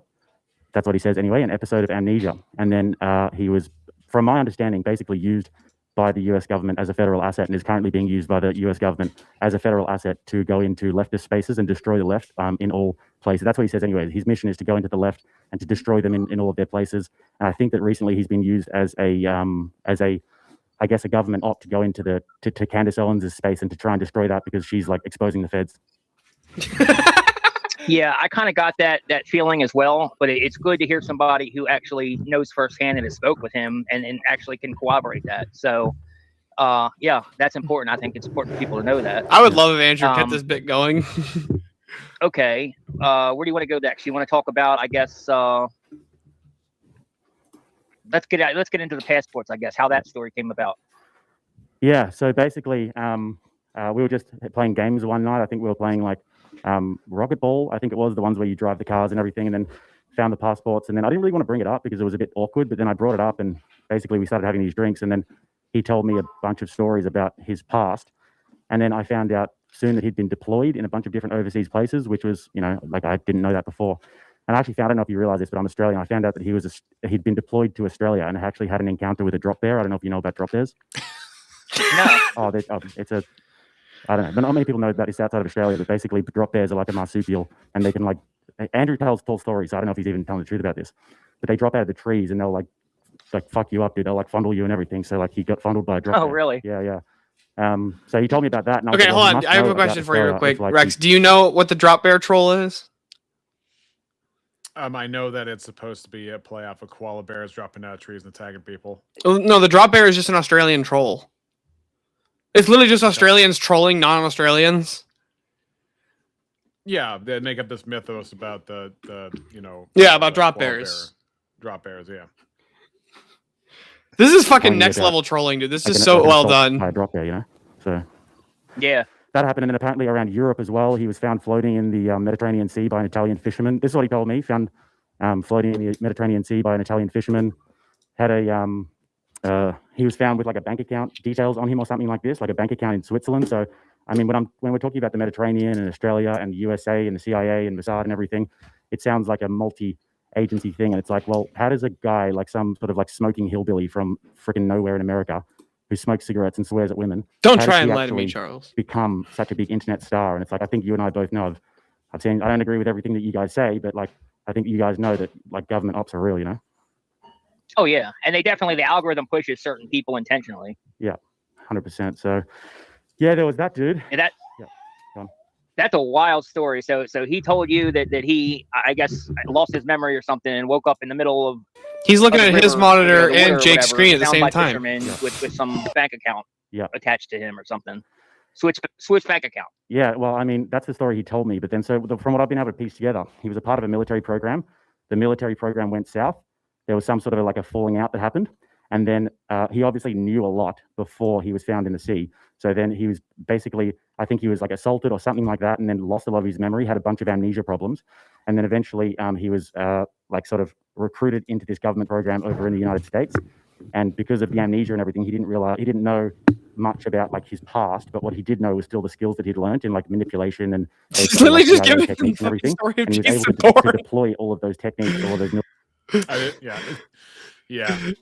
He's literally just telling me Australian Jason Bourne. Oh fuck. Military techniques into like the Crucible, whatever that is, and basically just work for the government to be like a I guess an attack dog of sorts. Yeah, that sounds very MK Ultra like. Yeah. And that also like, that's the same thing that, you know, I don't know what your position is. It really doesn't matter, but that's kind of what we think, about Erica Kirk as well. That she was an MK Ultra style asset. Yeah. All right. Yeah. So the passports now, you said, so 5 passports you saw, huh? Yeah. 6 passports. Yeah. Okay. Now that's definitely strange, especially you're saying when you confronted him about it. Tell us how was his behavior when you confronted him about it? Was he like weird about it or? Well, it was after a bunch of drinks, and he has the sort of ability to, I guess, tell tall stories, if you will. So we'd had a few drinks, and I think he just let his pride get in the way a little bit, and he wanted to tell his really cool story, but before he tried to hide it from me. So it didn't really take me long, to be honest. Like when I confronted him about it, he pretty much like told me within a few minutes just about what had happened, and especially about the deployments and about how he got fondled by a drop bear in Australia and all of these crazy stories in the Mediterranean and everything. So Didn't take me too long. His defense came down pretty quick. It was a little bit awkward after in the weeks following because I think that he probably knew that he'd told me too much. But yeah, so it didn't take me too long. Damn, and there's me thinking yeah, he was an you said alien. He was drinking at the time, right? Yeah. Okay. I don't know if you noticed, Now, he drinks and smokes and swears at women. yeah. Okay. So as far Not false. as his drinking, He swears goes, at do you know everybody if and he's drinks like and an smokes at alcoholic? everybody, Does he have, like, so- a problem? Do you know of, or is he like does he drink every day, or is it something that he drinks occasionally with buddies, or? Yeah. Well, I don't know about that really, but what I do know is that when no one's looking, he smokes menthol cigarettes. So he tries to act like he smokes like normal cigarettes, but then when no one's looking, he smokes menthol cigarettes. And I found that a weird detail, like a weird thing to do.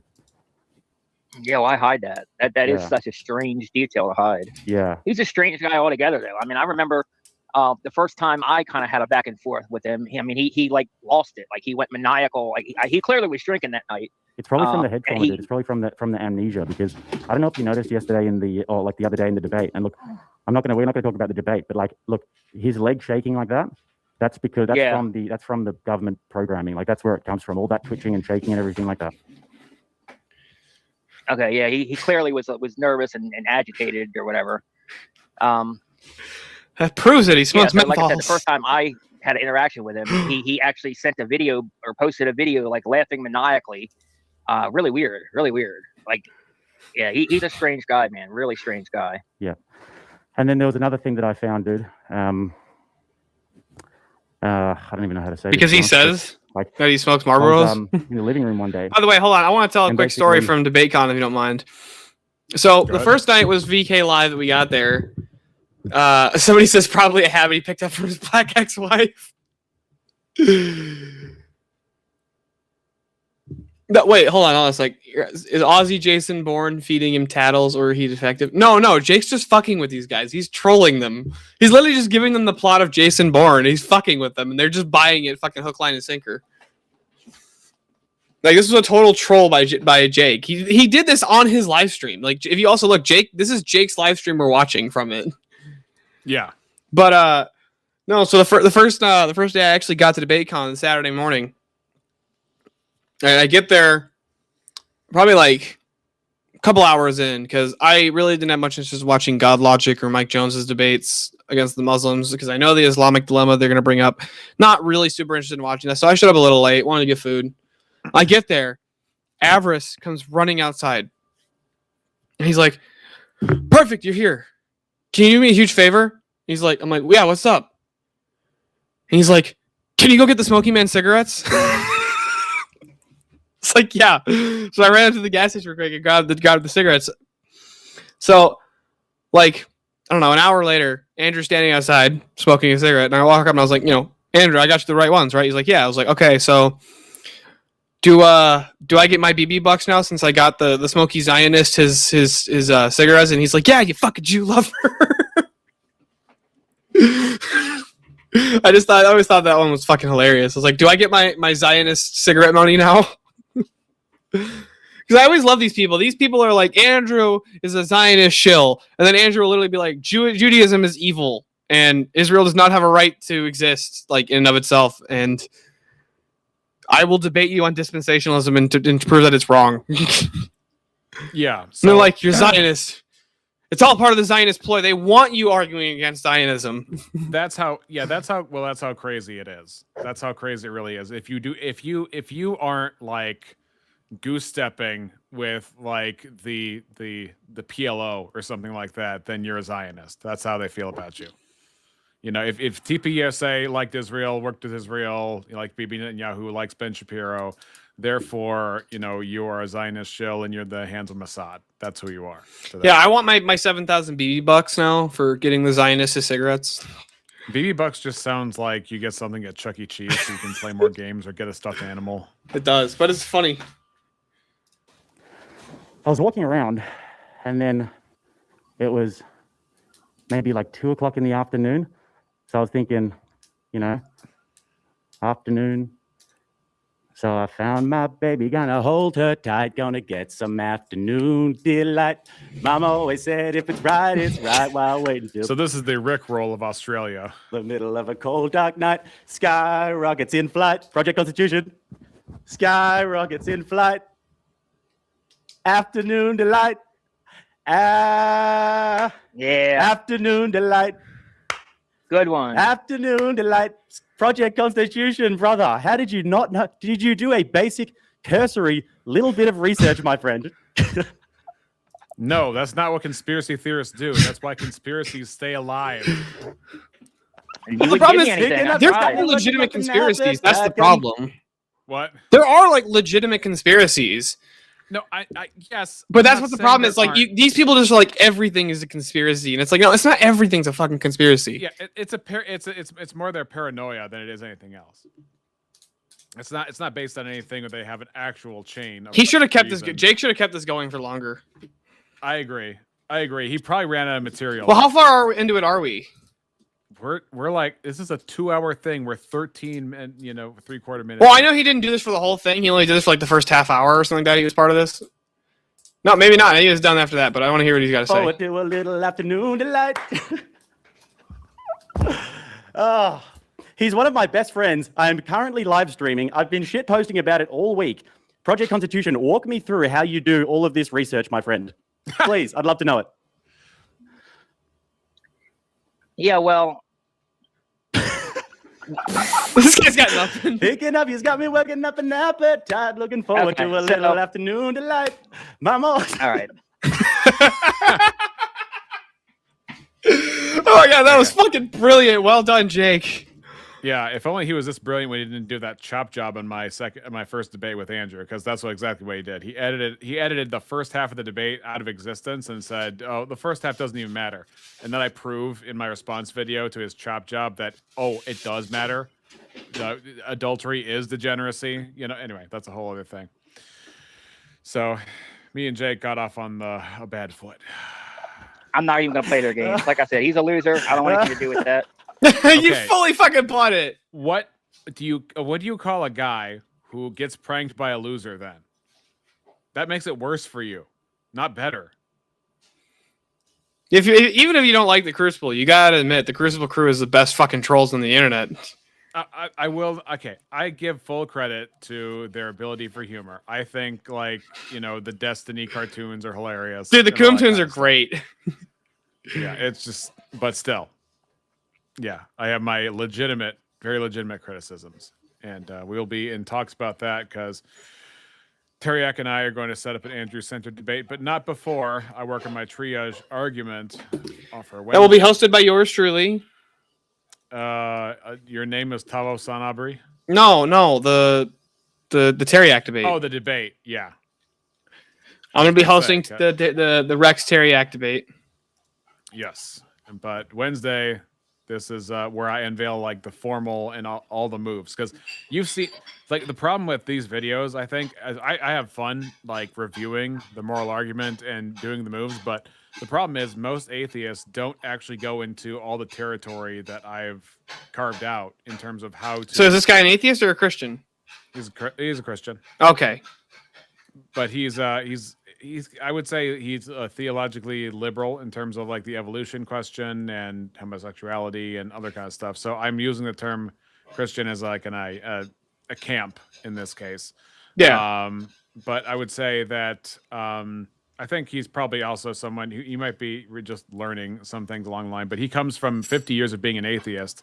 So I would say he's still kind of in a searching stage. And not too long ago, he was saying he was theologically non-committal in one sense, but he has something called the CTF argument, where he says that one of the things he shows is that far and away, what doesn't fit the atheistic model is that Christianity specifically, when it comes to actual documented evidence, blows away every other religion. And so that's a great video to check out by Tavo Sanabri. Yeah. But yeah, So I'll be getting into more details, most of which, again, you don't see because my live streams just show the parts where people just spin their wheels saying, demonstrate that. And I say, well, that's a normative claim. So the normativity is the demonstration. And they'll be like, what? No, that's just my social construct. I'm going to throw my social construct at you. And it's like, there's a lot more to it than that. So when you actually find an intelligent, sophisticated opponent, more like Shiva, or many of the ones that go on the regular debate circuit, then you'll be able to use a lot more of the other elements and moves in the argument. Like one of them I call is the triage trifecta, where you ask them 3 questions. You can ask them continuously until you get to the nub of their worldview, and one of them is tiebreaker. So you take their stated position and you say, what is the tiebreaker between that and the contrary, and then they'll have to make a value claim. And the other is relata. What is the relationship with that and myself, when it comes to a value claim for normativity? And another one would be, what is the value, of course, of that said thing? What gives that? What is the attribute that actually makes it prescriptive to me? So if you just keep asking those 3 questions of everything they throw at you, most of them are going to be falling apart under the acid test. Yeah, I mean, I like the triage argument. The more and more I look into it, I do really like the argument, and the appeal to normativity for basically being a justification for God. I think is it's an argument I don't think anybody's ever really ran before. Yeah, I asked ChatGPT, Claude, and Grok, can you find anything like this in all the philosophical literature? And they said not specifically. They would say it's obviously from the same family as Tag, but it is not Tag because Tag goes with epistemology and intelligibility and the grounding for logic and things like that. And this one is like, I can even grant you epistemology. I can even grant you logic. But what I'm going to take away from you is the gas from the car. So you're sitting inside the car is not moving because you can't even get direction out of it without normativity. Yeah, you need normativity. Right, which would have to come from a personal source. Now, there are very sophisticated philosophies out there like Hegel and Nagel, and anybody who sounds like Bagel apparently has a sophisticated philosophy out there. And I try to address those through Claude. Like Claude will say, I asked Claude at one point, okay, so there's a category of personal source of normativity, which would be God. And then there's impersonal sources, which all fall apart. But is that a false dichotomy? Are there other third ways to go about that? And it gave me this whole list. And I said, okay, now apply what I established with triage in its formal notation to all of these. And it broke down of the 14 different defeaters for brute facts. It broke down which ones worked and which ones didn't. There's a couple forks I use, and one of the fork is it labeled the final fork, but you can use it whenever you want, which is when it comes to their ultimate bedrock of their worldview, you ask, did you use reason to arrive at that or no? If they say no, then it's Hitchens razor. If they say yes, then that means it had a basis by which they came to, which is similar to what Steelborn brought up about brute facts. But then in order to say they used reason, they have to use a value claim about reality to prescribe your thought to conclude their basis for morality. There's also the purpose fork. So if somebody says it's a sui generis sort of normativity, it just is. It merely obtains. It is not based on premises. It just is, and it's a feature of the universe. Then you would ask them, okay, do we have purpose? And if the answer is yes, then it's like, how can you have purpose without an intent? How can you have intent without a mind? How can you have a mind without a person? And then that leads right to God. So that is a tight chain that leads right back to God. And then so if they say, no, you don't have purpose, then you lose normativity because then you have a goalless direction, which is a contradiction in terms. Yeah, I agree. I like that too, the goalless direction. That's a fun one. I've never heard that one before. Simon says defeaters for brute facts. Do you have a methodology for? Yeah, do you have a methodology for determining what is or is not a brute fact? I wonder if Simus wants the link. I think Simus wants the link. What do you think, Steele? Sure, bring him up. I could probably go for like another 15. Yeah. I think after that, I'm pretty much pooped out. Yeah. That'll be 4.5 hours on my end. We're hardworking blue collar men. Or I don't know. Actually, I don't know what my color is. Simos, I have dropped the link in the chat if you want the final 15 with the two theistic people.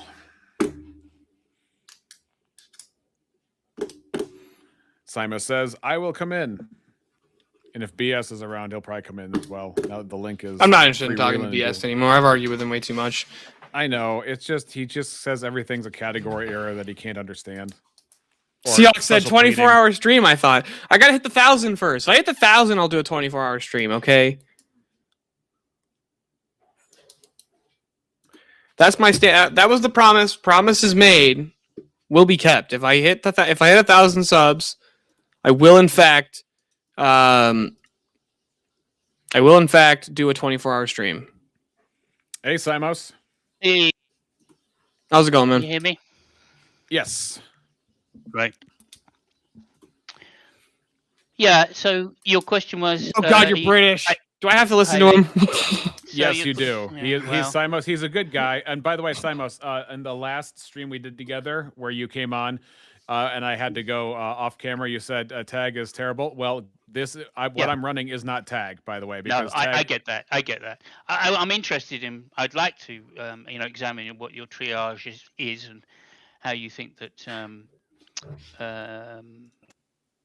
normativity as an argument for God's normative existence. claim. Yeah, a normative claim. I mean, surely. Anyway, look, let's not go round the circles because surely is an absolute claim. Your man here wanted to. And don't call me Shirley. Talk about. Yeah, there you go. Talk about grounding or some shit. So no, I mean obviously, I think you were asking me if brute facts have justification. No, that wasn't what I was asking you. I was asking you, do you have a methodology for determining what is a brute fact versus what's not a brute fact? Well, if I don't have a justification for something and it seems primitive, then I would call that probably a brute fact. But no, there's no hard set rule. So you have no method for determining what is a brute fact versus what's not a brute fact. Then how would I determine that your brute fact is a brute fact? There are some things that I think are, basic presuppositions which can't be justified due to global skepticism or skepticism of some sort. Are we a brain in a vat, etc., or solipsism, these kind of things. Well, if you're claiming that this thing's a brute fact, and I go, well, how do you know that? And you say, well, I don't have a way of knowing that. Why do I have to accept it? It's just an arbitrary axiom at that point. Well, because they're, those are just a priori. Well, no. Why do I have to grant that to you? Why do I have to grant that your standard, what you're calling an axiom, is true? You don't have to grant it. You can not grant anything you like. What's compelling for you? Right. Things that are compelling for me are, I guess, I would put the highest level of compelling would be an inductive argument with a lot of data which correlates extremely strongly with. Wait, you think inductive arguments are best? Don't you mean abductive? No, I think you mean it's not deductive. Yeah. Not deductive. No, deduction suffers from the problem of infinite regress. How does deductive follow? How would that be the case? Well, because it claims to have a necessary argument, right? It claims to have necessary conclusion, I should say. Right? So that means the premises have to be infinitely justified in order to get to a necessary conclusion. Well, let me ask you my global skepticism would just keep asking, well, what's the argument for that premise? Then you give me two more premises to argue for the first premise of your argument. And so hold on, you reject deductive arguments? No. Here, let him finish. I He steals like a dog on a bone sometimes. So let him finish because he's British, so I can't put him on 1.25 speed for you. I'm sorry, Stillborn. Yeah, no, I'm just saying that there's. Can you just have like some Subway Surfers next to him? I don't know. You're doing an Aiden now. You're just talking over me. No, I was making a joke. I'm sorry. I was making have you ever seen the ADHD joke? He did that during the videos too. I couldn't play video sometimes. I know. He does that sometimes. But anyway, no. My point being is that if I invoke some sort of global skepticism, I'm just going to keep asking, what are your justifications for each of the premises which you give me to justify the premise that leads to the conclusion that you wish to take as a necessary conclusion. And part of that is why I think normativity is very effective, because in order to demand justification, there would have to be a binding standard by which I would have to follow premises to conclusions. Yeah, no, I agree. I agree with that as well. And I think that in reality, nobody wishes to be a global skeptic really, because you end up in confusion. So, I don't think that's a practical position. But then I think in order to accept that position, then you need to, I think you need to hold the position of fallibility, or fallibilism. So that's you have to, say, well, we've got no such thing as certainty, so because of our epistemic position in the world. It's just the irony of that statement, of course, is that I have to conclude certainly that I have no certainty, which would mean I have a basis of knowledge, even limited as it is, by which to make that determination that is reliable on its face. Yeah, I mean, likewise, you can't be certain about it. All I can give you is this argument about saying, look, all of this stuff falls to global skepticism, right? I mean, if you could literally doubt everything, you can doubt Descartes, right? Well, I mean, if you're thinking, you can doubt that as an identity if you wanted. I would say that if it all reduces to global skepticism would rely upon a framework of understanding things in the first place in order to predicate your global skepticism. I mean, I don't think it would rely on anything other than saying that I doubt that that's true. I mean, but global skepticism asks for evidence, right? No, doesn't. It just it doesn't say. Well, does it ask for evidence? No, the individual asks for evidence against global skepticism. Right, but the individual. But is the location of if you're taking global skepticism, then no, you're not looking for evidence because you're not going to find it. Well, can I tell you what my issue is with most people who claim to be skeptics? Yeah, they're never skeptical of their skepticism. Yeah. Okay. Well. Now you actually seem to be where you're like, hold on, global skepticism could totally be false. That leads to absurd conclusions. That's true. Yeah. So it's like you're actually one of the true, real skeptics. Yeah. But most people who claim skeptics are just like, I'm skeptical of everything you say, but whatever I say is right. Yeah. No, that's nonsense. No, I mean, I think that philosophical virtues or theoretical virtues are very, very important when we're determining the state of philosophical questions, right? Which is one of the reasons that I think that we've got to be very careful when we use deductive arguments to say that we have necessary conclusions, right? Because they have to be built on common ground for two people to accept that, and that can be very difficult in particular types of arguments, like not Van Tillian, but Benson arguments, for instance. Yeah. Okay. So so correct me if I'm wrong, but it's like, let's say I was to run tag on you, you would reject premise one, right? Yeah, I think so. It depends how you formulate it, right? So I think some of the Van Til ideas, the later Van Til ideas, aren't so bad. But I mean, I think that effectively it's not a great argument, no. I can do Tang, right? Which just, I mean, I can just mirror the argument for the non-existence of God, and here we are at phase one again. Well, Steelborn has heard Tang before, though. Yeah, well, I'm sure he has. Yeah. Steelborn, what is your address to Tang? It's actually been a minute since I remember the actual argument that Tang makes. Could you remind me? Well, it's just the opposite of what it is. So the preconditions for the preconditions for intelligibility is the non-existence of God. Something like that, yeah. So how does a negation make an affirmation of reality? Yeah, that wouldn't make any sense to me. Well, I mean, the non-existence of God is not necessarily a negation, right? That could be the position. It is necessarily a negation because it's a statement in the negative about the existence of a thing instead of the establishment of a thing being the basis of reality. Well, like if I were to say like the non-existence of ice cream is the necessary basis for reality. In the positive, I'm just saying that the impossibility of the contrary, like any God, right? It makes it impossible to have a reality which is it has the non-existence of God in it. And that proves the non-existence of God. Huh? Yeah, I'm not sure I'm following. It might be a long day because we're 4.5 hours in. Yeah, I can do that. It's 11:30 p.m. for me over here. It's almost midnight. I'm switching it round, right? And I'm just saying, look, the impossibility of a God, right, makes the non-God position correct. That's all. It can either be God or no God. Well, that's not the argument that Tag's necessarily making. I think I don't. Well, there is in some formulations of it. At least the way that I understand Tag is that God is the necessary precondition for transcendental categories. Mm-hmm. Right. And how do you prove that? So the short form would be X. Yeah, X is a necessary precondition of Y. Y therefore X. That's J. Dyer's. Yeah. Okay. Gotcha. Yeah. But that's what an actual transcendental argument is in and of itself. That the form of a transcendental argument is X is a necessary precondition of Y. Y therefore X. Right. And so how do you show that is the only thing that could account for Y?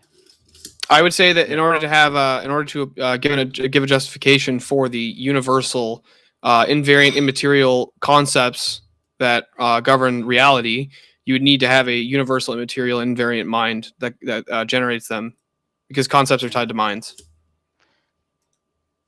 Sorry. So you're saying? Hang on a minute.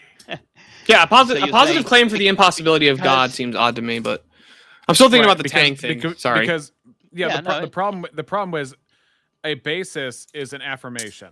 A basis for reality must be the ultimate affirmation. Therefore, the negation of a thing that doesn't exist in its own paradigm cannot be the basis for reality. I want you guys to know, though, Charles Darwin in my chat says everyone needs ice cream, so... Yeah, but if that's coming down to the not God argument, right? That's coming down to Slick's fallacy. Well, Slick's fallacy? I've never heard that one. Could you elaborate? He's talking about Matt Slick, but I mean, I still, okay. Even if Slick has a fallacy, I want to know how a negation of a non-fact, a double negation, becomes the basis for the material world and all that's in it. Well, that's the claim, isn't it? That's the claim, and I'm just saying, look, all it's doing is making if you put it in Mons Ponens, all you're doing is making a circular argument, right? And just saying, look, it's either because you're making a disjunction, right? Then you're basically just saying it's not God, it's not God, right? And the conclusion is God. That's the issue when you formulate it in that way. And Tang does the opposite, right? And it's a fallacious argument as well for that reason. Well, so have you heard of the concept of virtuous circularity? I'm just curious. I've heard of it, but I've yet to find an explanation which I can really. So virtuous circularity. The idea is that some circles are necessary because there are some things that are actually self-referential. Like, can you define words without using words? No. Exactly. So how do you know if you remember something? Oh no, that's a presupposition I have. Can't justify that. But like the defining words without words, so you'd have to use words to be necessarily circular. We have to get it straight, not a priori, right? But in the Russellian sense, obviously a posteriori, I can justify it.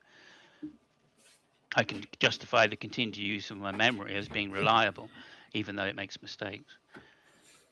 Because I can give an inductive answer. How do you know if you remember something? I've never heard somebody ask that, and it's like really fucking in my head now that I think about it. These are standard philosophical questions. They really are. No, I know. I've never actually heard anybody ask that one specifically. Yeah, no, Rex is brilliant. Rex is fucking brilliant. I've got to say. Oh well, thank you. Yeah. I do agree. Rex is a very smart man. No, thank you. It was fun listening to him talk to my deacon. Oh right, who's that? Father Deacon Ananias or someone like That's that? not like the deacon in my parish. Rex lives not super far from me, so he actually came and visited my parish. Oh, okay, nice. Yeah. It's always good to meet people on the internet. I find. This stream is barely longer than the service. Oh, really? Nice try. This is like do the service. So to be fair, the service that day I didn't realize it was just Pentecost. A joke, but you can explain, Steelborn. Well, the service was Pentecost, so the service was like 2.5 hours. Was it 3? It might have been 3. Yeah, it might have been 3. Yeah, it was 3. Okay, I think it was 3, but normally they only go for like hour and a half, 2 hours. The first hour, no Steelborn. That's true. Greek, are they? No, I attend a Rokor parish. A real core? Did you say? No, Rokor, Russian Orthodox Church outside of Russia. Oh, Russian. So they speak in Russian. Okay. Yeah. Oh, interesting. Yeah. Okay. Yeah, it was half Russian, half English. Russian Orthodox. So it was my first time, not in any Orthodoxy, because it was my first time in an Orthodox service, but one time. I mean, for a Greek fest, I did go to a Greek Orthodox inside the church. I could do that and ask questions. And then one time I went for Egypt Fest, which was in an Oriental Orthodox, which is a whole other ball of wax altogether. Oh, wow. Yeah, that sounds exciting. Yeah. I said it was a whole ball of wax, Steelborn. So I know. I understood. Yeah.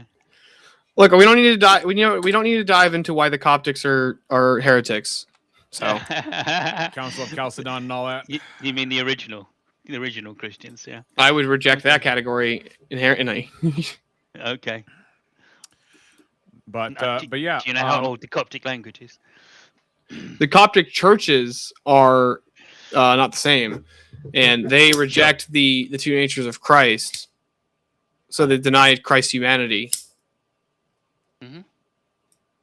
Yeah, I mean, I'm sure they've got their theological reasons. Most Christians do. So there you go. Yeah, I had to think about it upon thinking about the two natures of Christ for a bit, and that's the only way to make sense of not my will but yours. It would have to be a human will coexisting within the human nature in the hypostatic union, beside his godly will. Right. Yeah. I think Slick says something like there's different types of will, 3 different types, permissive. I can't remember them all, so because I'm not Permissive, theologian. passive, and decreed, something like That's that. it. Yeah, something like that. Yeah. Okay. Which I think answers that question as well. But real quick before, because I got to get out of here real soon. So yeah, we'll close it up after you say bye, Steelborn. I just wanted to address the brute facts thing. So my argument is basically if you don't have a methodology for determining what is a brute fact versus what's not a brute fact, and you have no standard to determine what the brute facts actually are, I have no reason to accept anything as a brute fact. That's the first one. Now, if you do have a methodology for determining them, then that methodology would be more fundamental than the brute fact itself. Because it would be required to determine them. Yeah, I agree. The definitionally speaking, brute facts don't have a justification. So what you're asking for is something which can't be supplied. So, as in cricket, we'd say you're querying the pitch. Yeah, I would think that brute facts are an arbitrarily stipulated stopping point. I mean, they're not really arbitrary in that sense because they're presuppositions. So they're things that you have to, in generally speaking, they fall into different categories. But generally speaking, they're things that you have to use in order to justify themselves. So they're self-evident in that case. And so, well, do you think that your presuppositions don't need to be justified? Not if they're brute facts, for sure. But no, presuppositions, not a priori, is the answer to your question. When you say not a priori, so a posteriori, you can give inductive arguments as to why you should rely on them, but that doesn't have a necessary conclusion. Can you parse for me a priori from presupposition, real quick?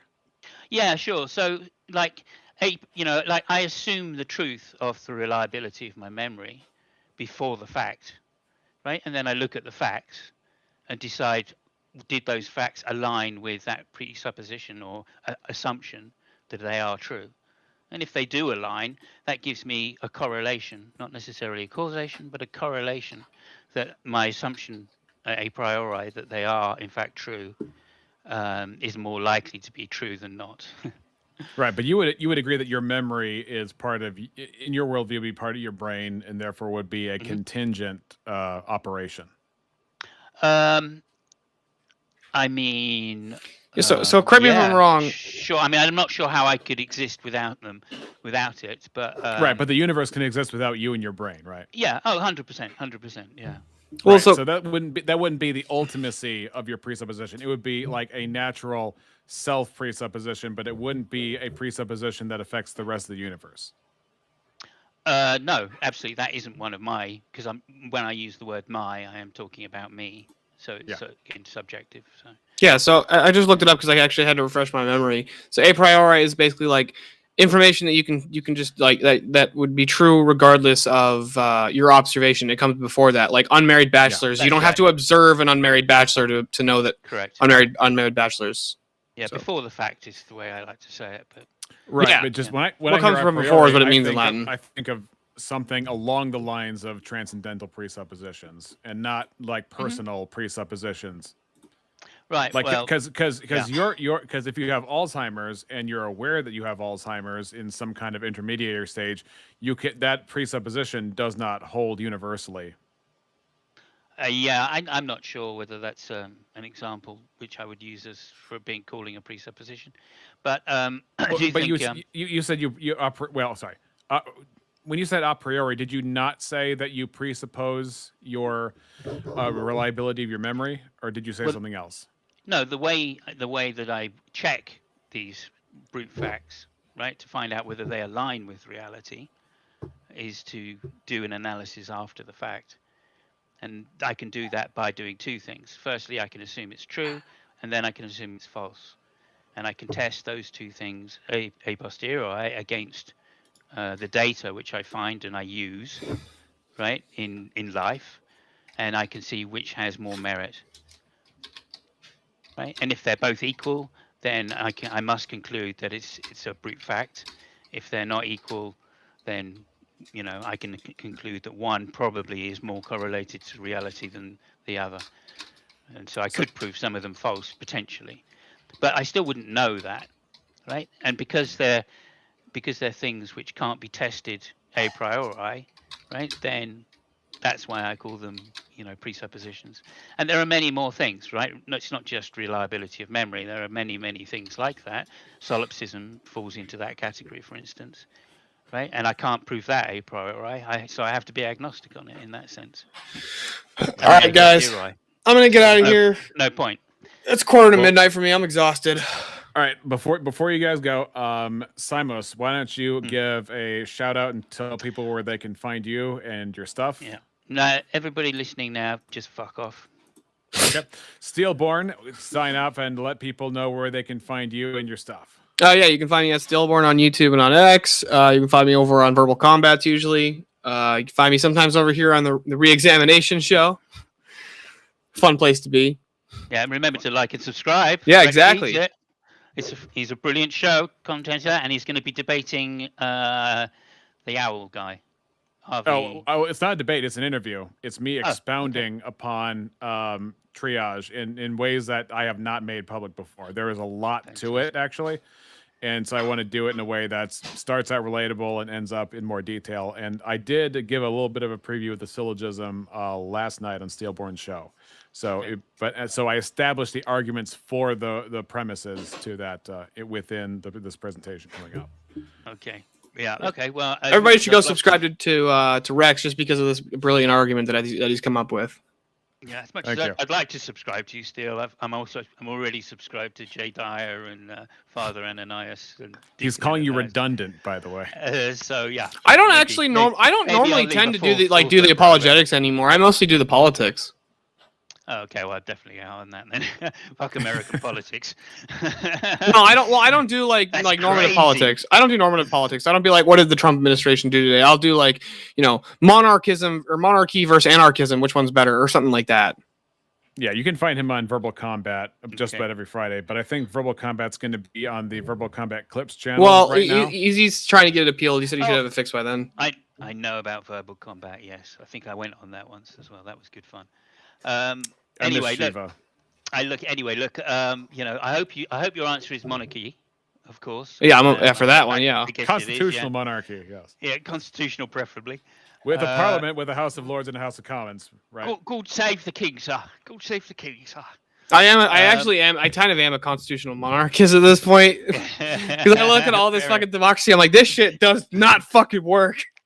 Yeah, well, you still need the democracy, unfortunately. As Churchill called it, the lesser of evils. I think it was Churchill. I think what Churchill was saying was democracy is the worst idea we've ever had outside except for all the others. Yeah. Oh, yes. There you go. Something like that. My favorite Churchill phrase is a woman got up in Parliament and said, "Sir, you are drunk." And he turned around and said, "My lady, in the morning I'll be sober, but you will still be ugly." and then there was a couple others. Stefan Molyneux related one where Churchill is on his deathbed and the nurse is asking another nurse. Apocryphal straight away. Yeah, that's apocryphal? It's bound to be if Stefan Molyneux's saying it, but carry on. Okay, but even if it's apocryphal, it's still great. So check it out. He's on his deathbed. And one nurse says to another nurse, "Is he dead?" And then the other nurse says, "No, his feet are warm." Nobody dies when their feet are warm. And then the last words out of Churchill's mouth, it pops up as Joan of Arc. Okay, I've got another one for you there, which is Voltaire.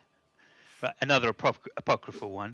On his deathbed, the priest goes in and says, "Okay, my son, it's time for you to renounce the devil." And Voltaire replies, "This is no time to be making enemies." Oh yeah, I think you mentioned that one on BS's channel, right? It's one of my favorites. It really Yeah. is. It's funny, and it's totally apocryphal. There and of course one last one. This is probably the most famous Churchill one, where somebody in parliament probably says to Churchill, "If I were your wife, I would poison your drink." And he says to her, "If you were my wife, I would gladly drink it." I would drink it. Yeah, he was brilliant, Churchill, despite being a real fucking asshole. But anyway. Well, anyway, I'm just doing the post-war consensus thing until the meantime. I don't care really that much, but about okay, if we're talking about, I'm not. There's no time. We're trying to close up, but yeah, fair enough. No, we've left it on a light note, and that's always a good place to leave a hangout, as far as I'm concerned. Agreed. It is, as long as people who have differences can be amicable and shoot the breeze, it's a great time. Shut up, Rex. I hate you. Oh, that means a lot coming from you, Steelborn.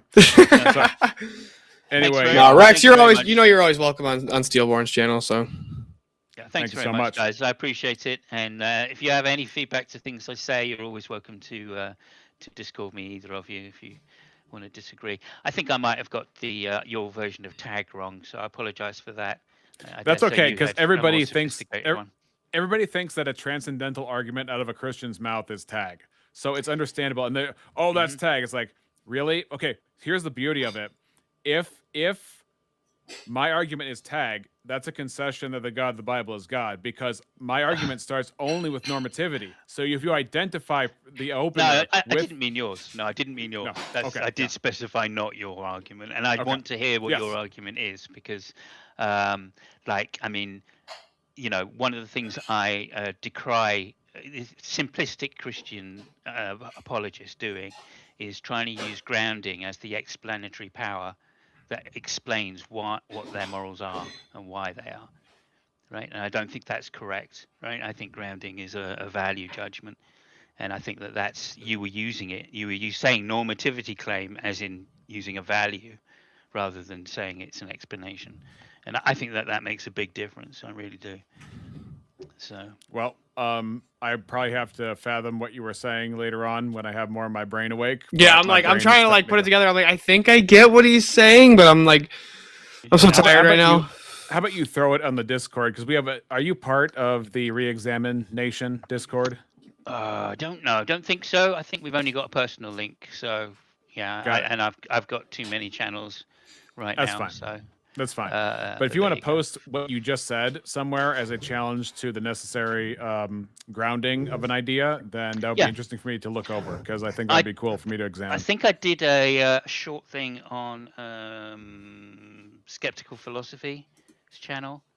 I did an interview with him. I think you did one with him as well, Robert. No, well, you should go on his. You should go on his channel and do one, because he's an interesting man to be interviewed by. Anyway, I did a thing on grounding, and I think when it's used as an explanation, I think it's for an explanation for why epistemically it is what it is. I think that's a problem, right? I think grounding determines direction. So, for example, if I if I ground my values in myself, then myself characterizes the direction. If I ground them in God of the Bible, then the Bible is going to characterize the direction of my normativity. If I'm an atheist, I gave this example in my 200th subscriber episode, where I was like, if my normativity comes from Christianity, I'm going to pray, I'm going to read, I'm going to have fellowship, I'm going to go to church. If it is atheism that grounds my normativity, I'm not going to pray, not going to read, not going to go to church, not going to have fellowship. I mean, that is the direction for the normativity. The grounding is essential for how that flows out. Yeah, no, I agree with that, and I personally use it the same way. I just deny all of those first things you mentioned, and I ground stuff obviously in the external world. Sure. All right. I'm gonna get out of here, guys. Ladies and gentlemen, this has been the Reexamination Show. Or as you guys say, the Book of Nature. Go ahead. I'm never read it. Anyway, you guys have a good... I don't believe you for a moment. See ya.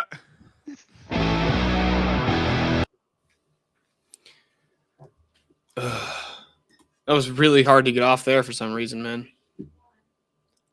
But the Orthobucks bar is only 40%. What is this, chat? I'm not talking to you. I'm talking to the chat. The wife goes, "What?" I do agree with Jess. Hit the like. I appreciate it.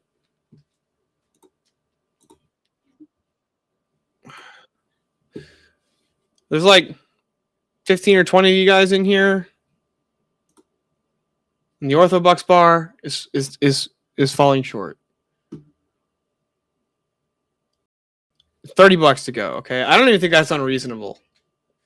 I don't think that's an unreasonable ask. What is this? It's almost 5 hours of content.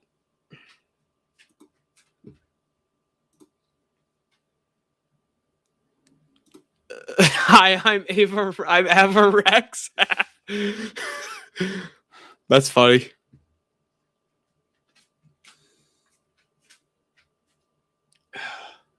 That was fun. That was a lot of fun though, Rex. I don't know where the fuck Eli was or why he never showed up.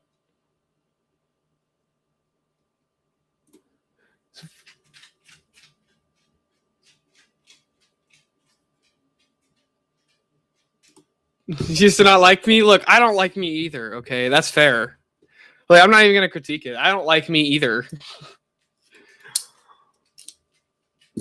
That boy Eli ain't right. It's like, look, how do you not understand that the ontological distinction? I used to do a better Eli. I haven't tried doing one in a minute. I used to do a much better Eli impression.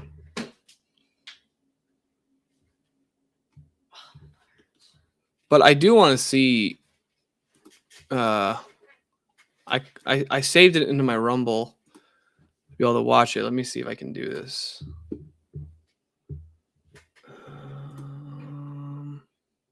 I don't remember how to do it on my computer.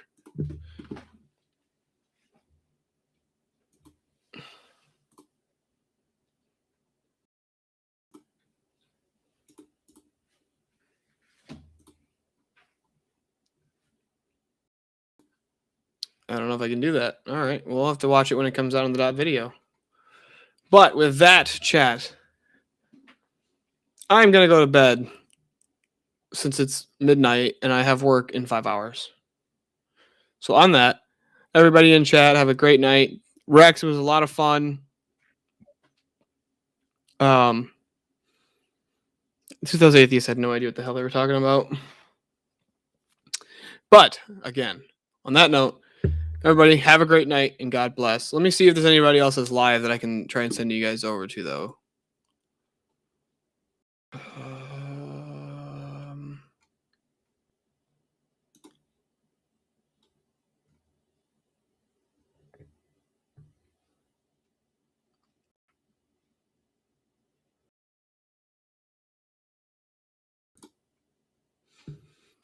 Do you guys see anybody that's live?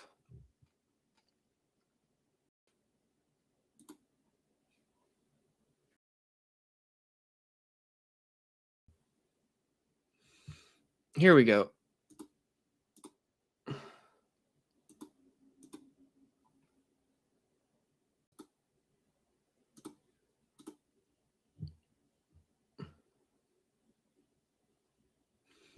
Alrighty then, here we go. Okay. Oh, Rob's live? All right, hold on.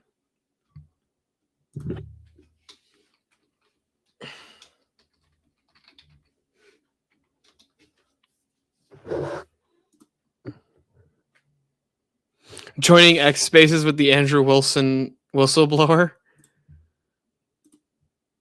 All right. Here, so I can't, like I said, I can't do official raids yet until I get the channel above enough subs. So with that, there is the link right there for Rob's live stream. Everybody click it and tell him who sent you. Tell him you came from Steelborn. Go give Rob a like and a sub if you haven't, because Rob's fucking hilarious. And he's really smart. And he's a great fucking debater. So like I said, click the link. That one right there. And tell him who sent you. And everybody, have a great night and God bless.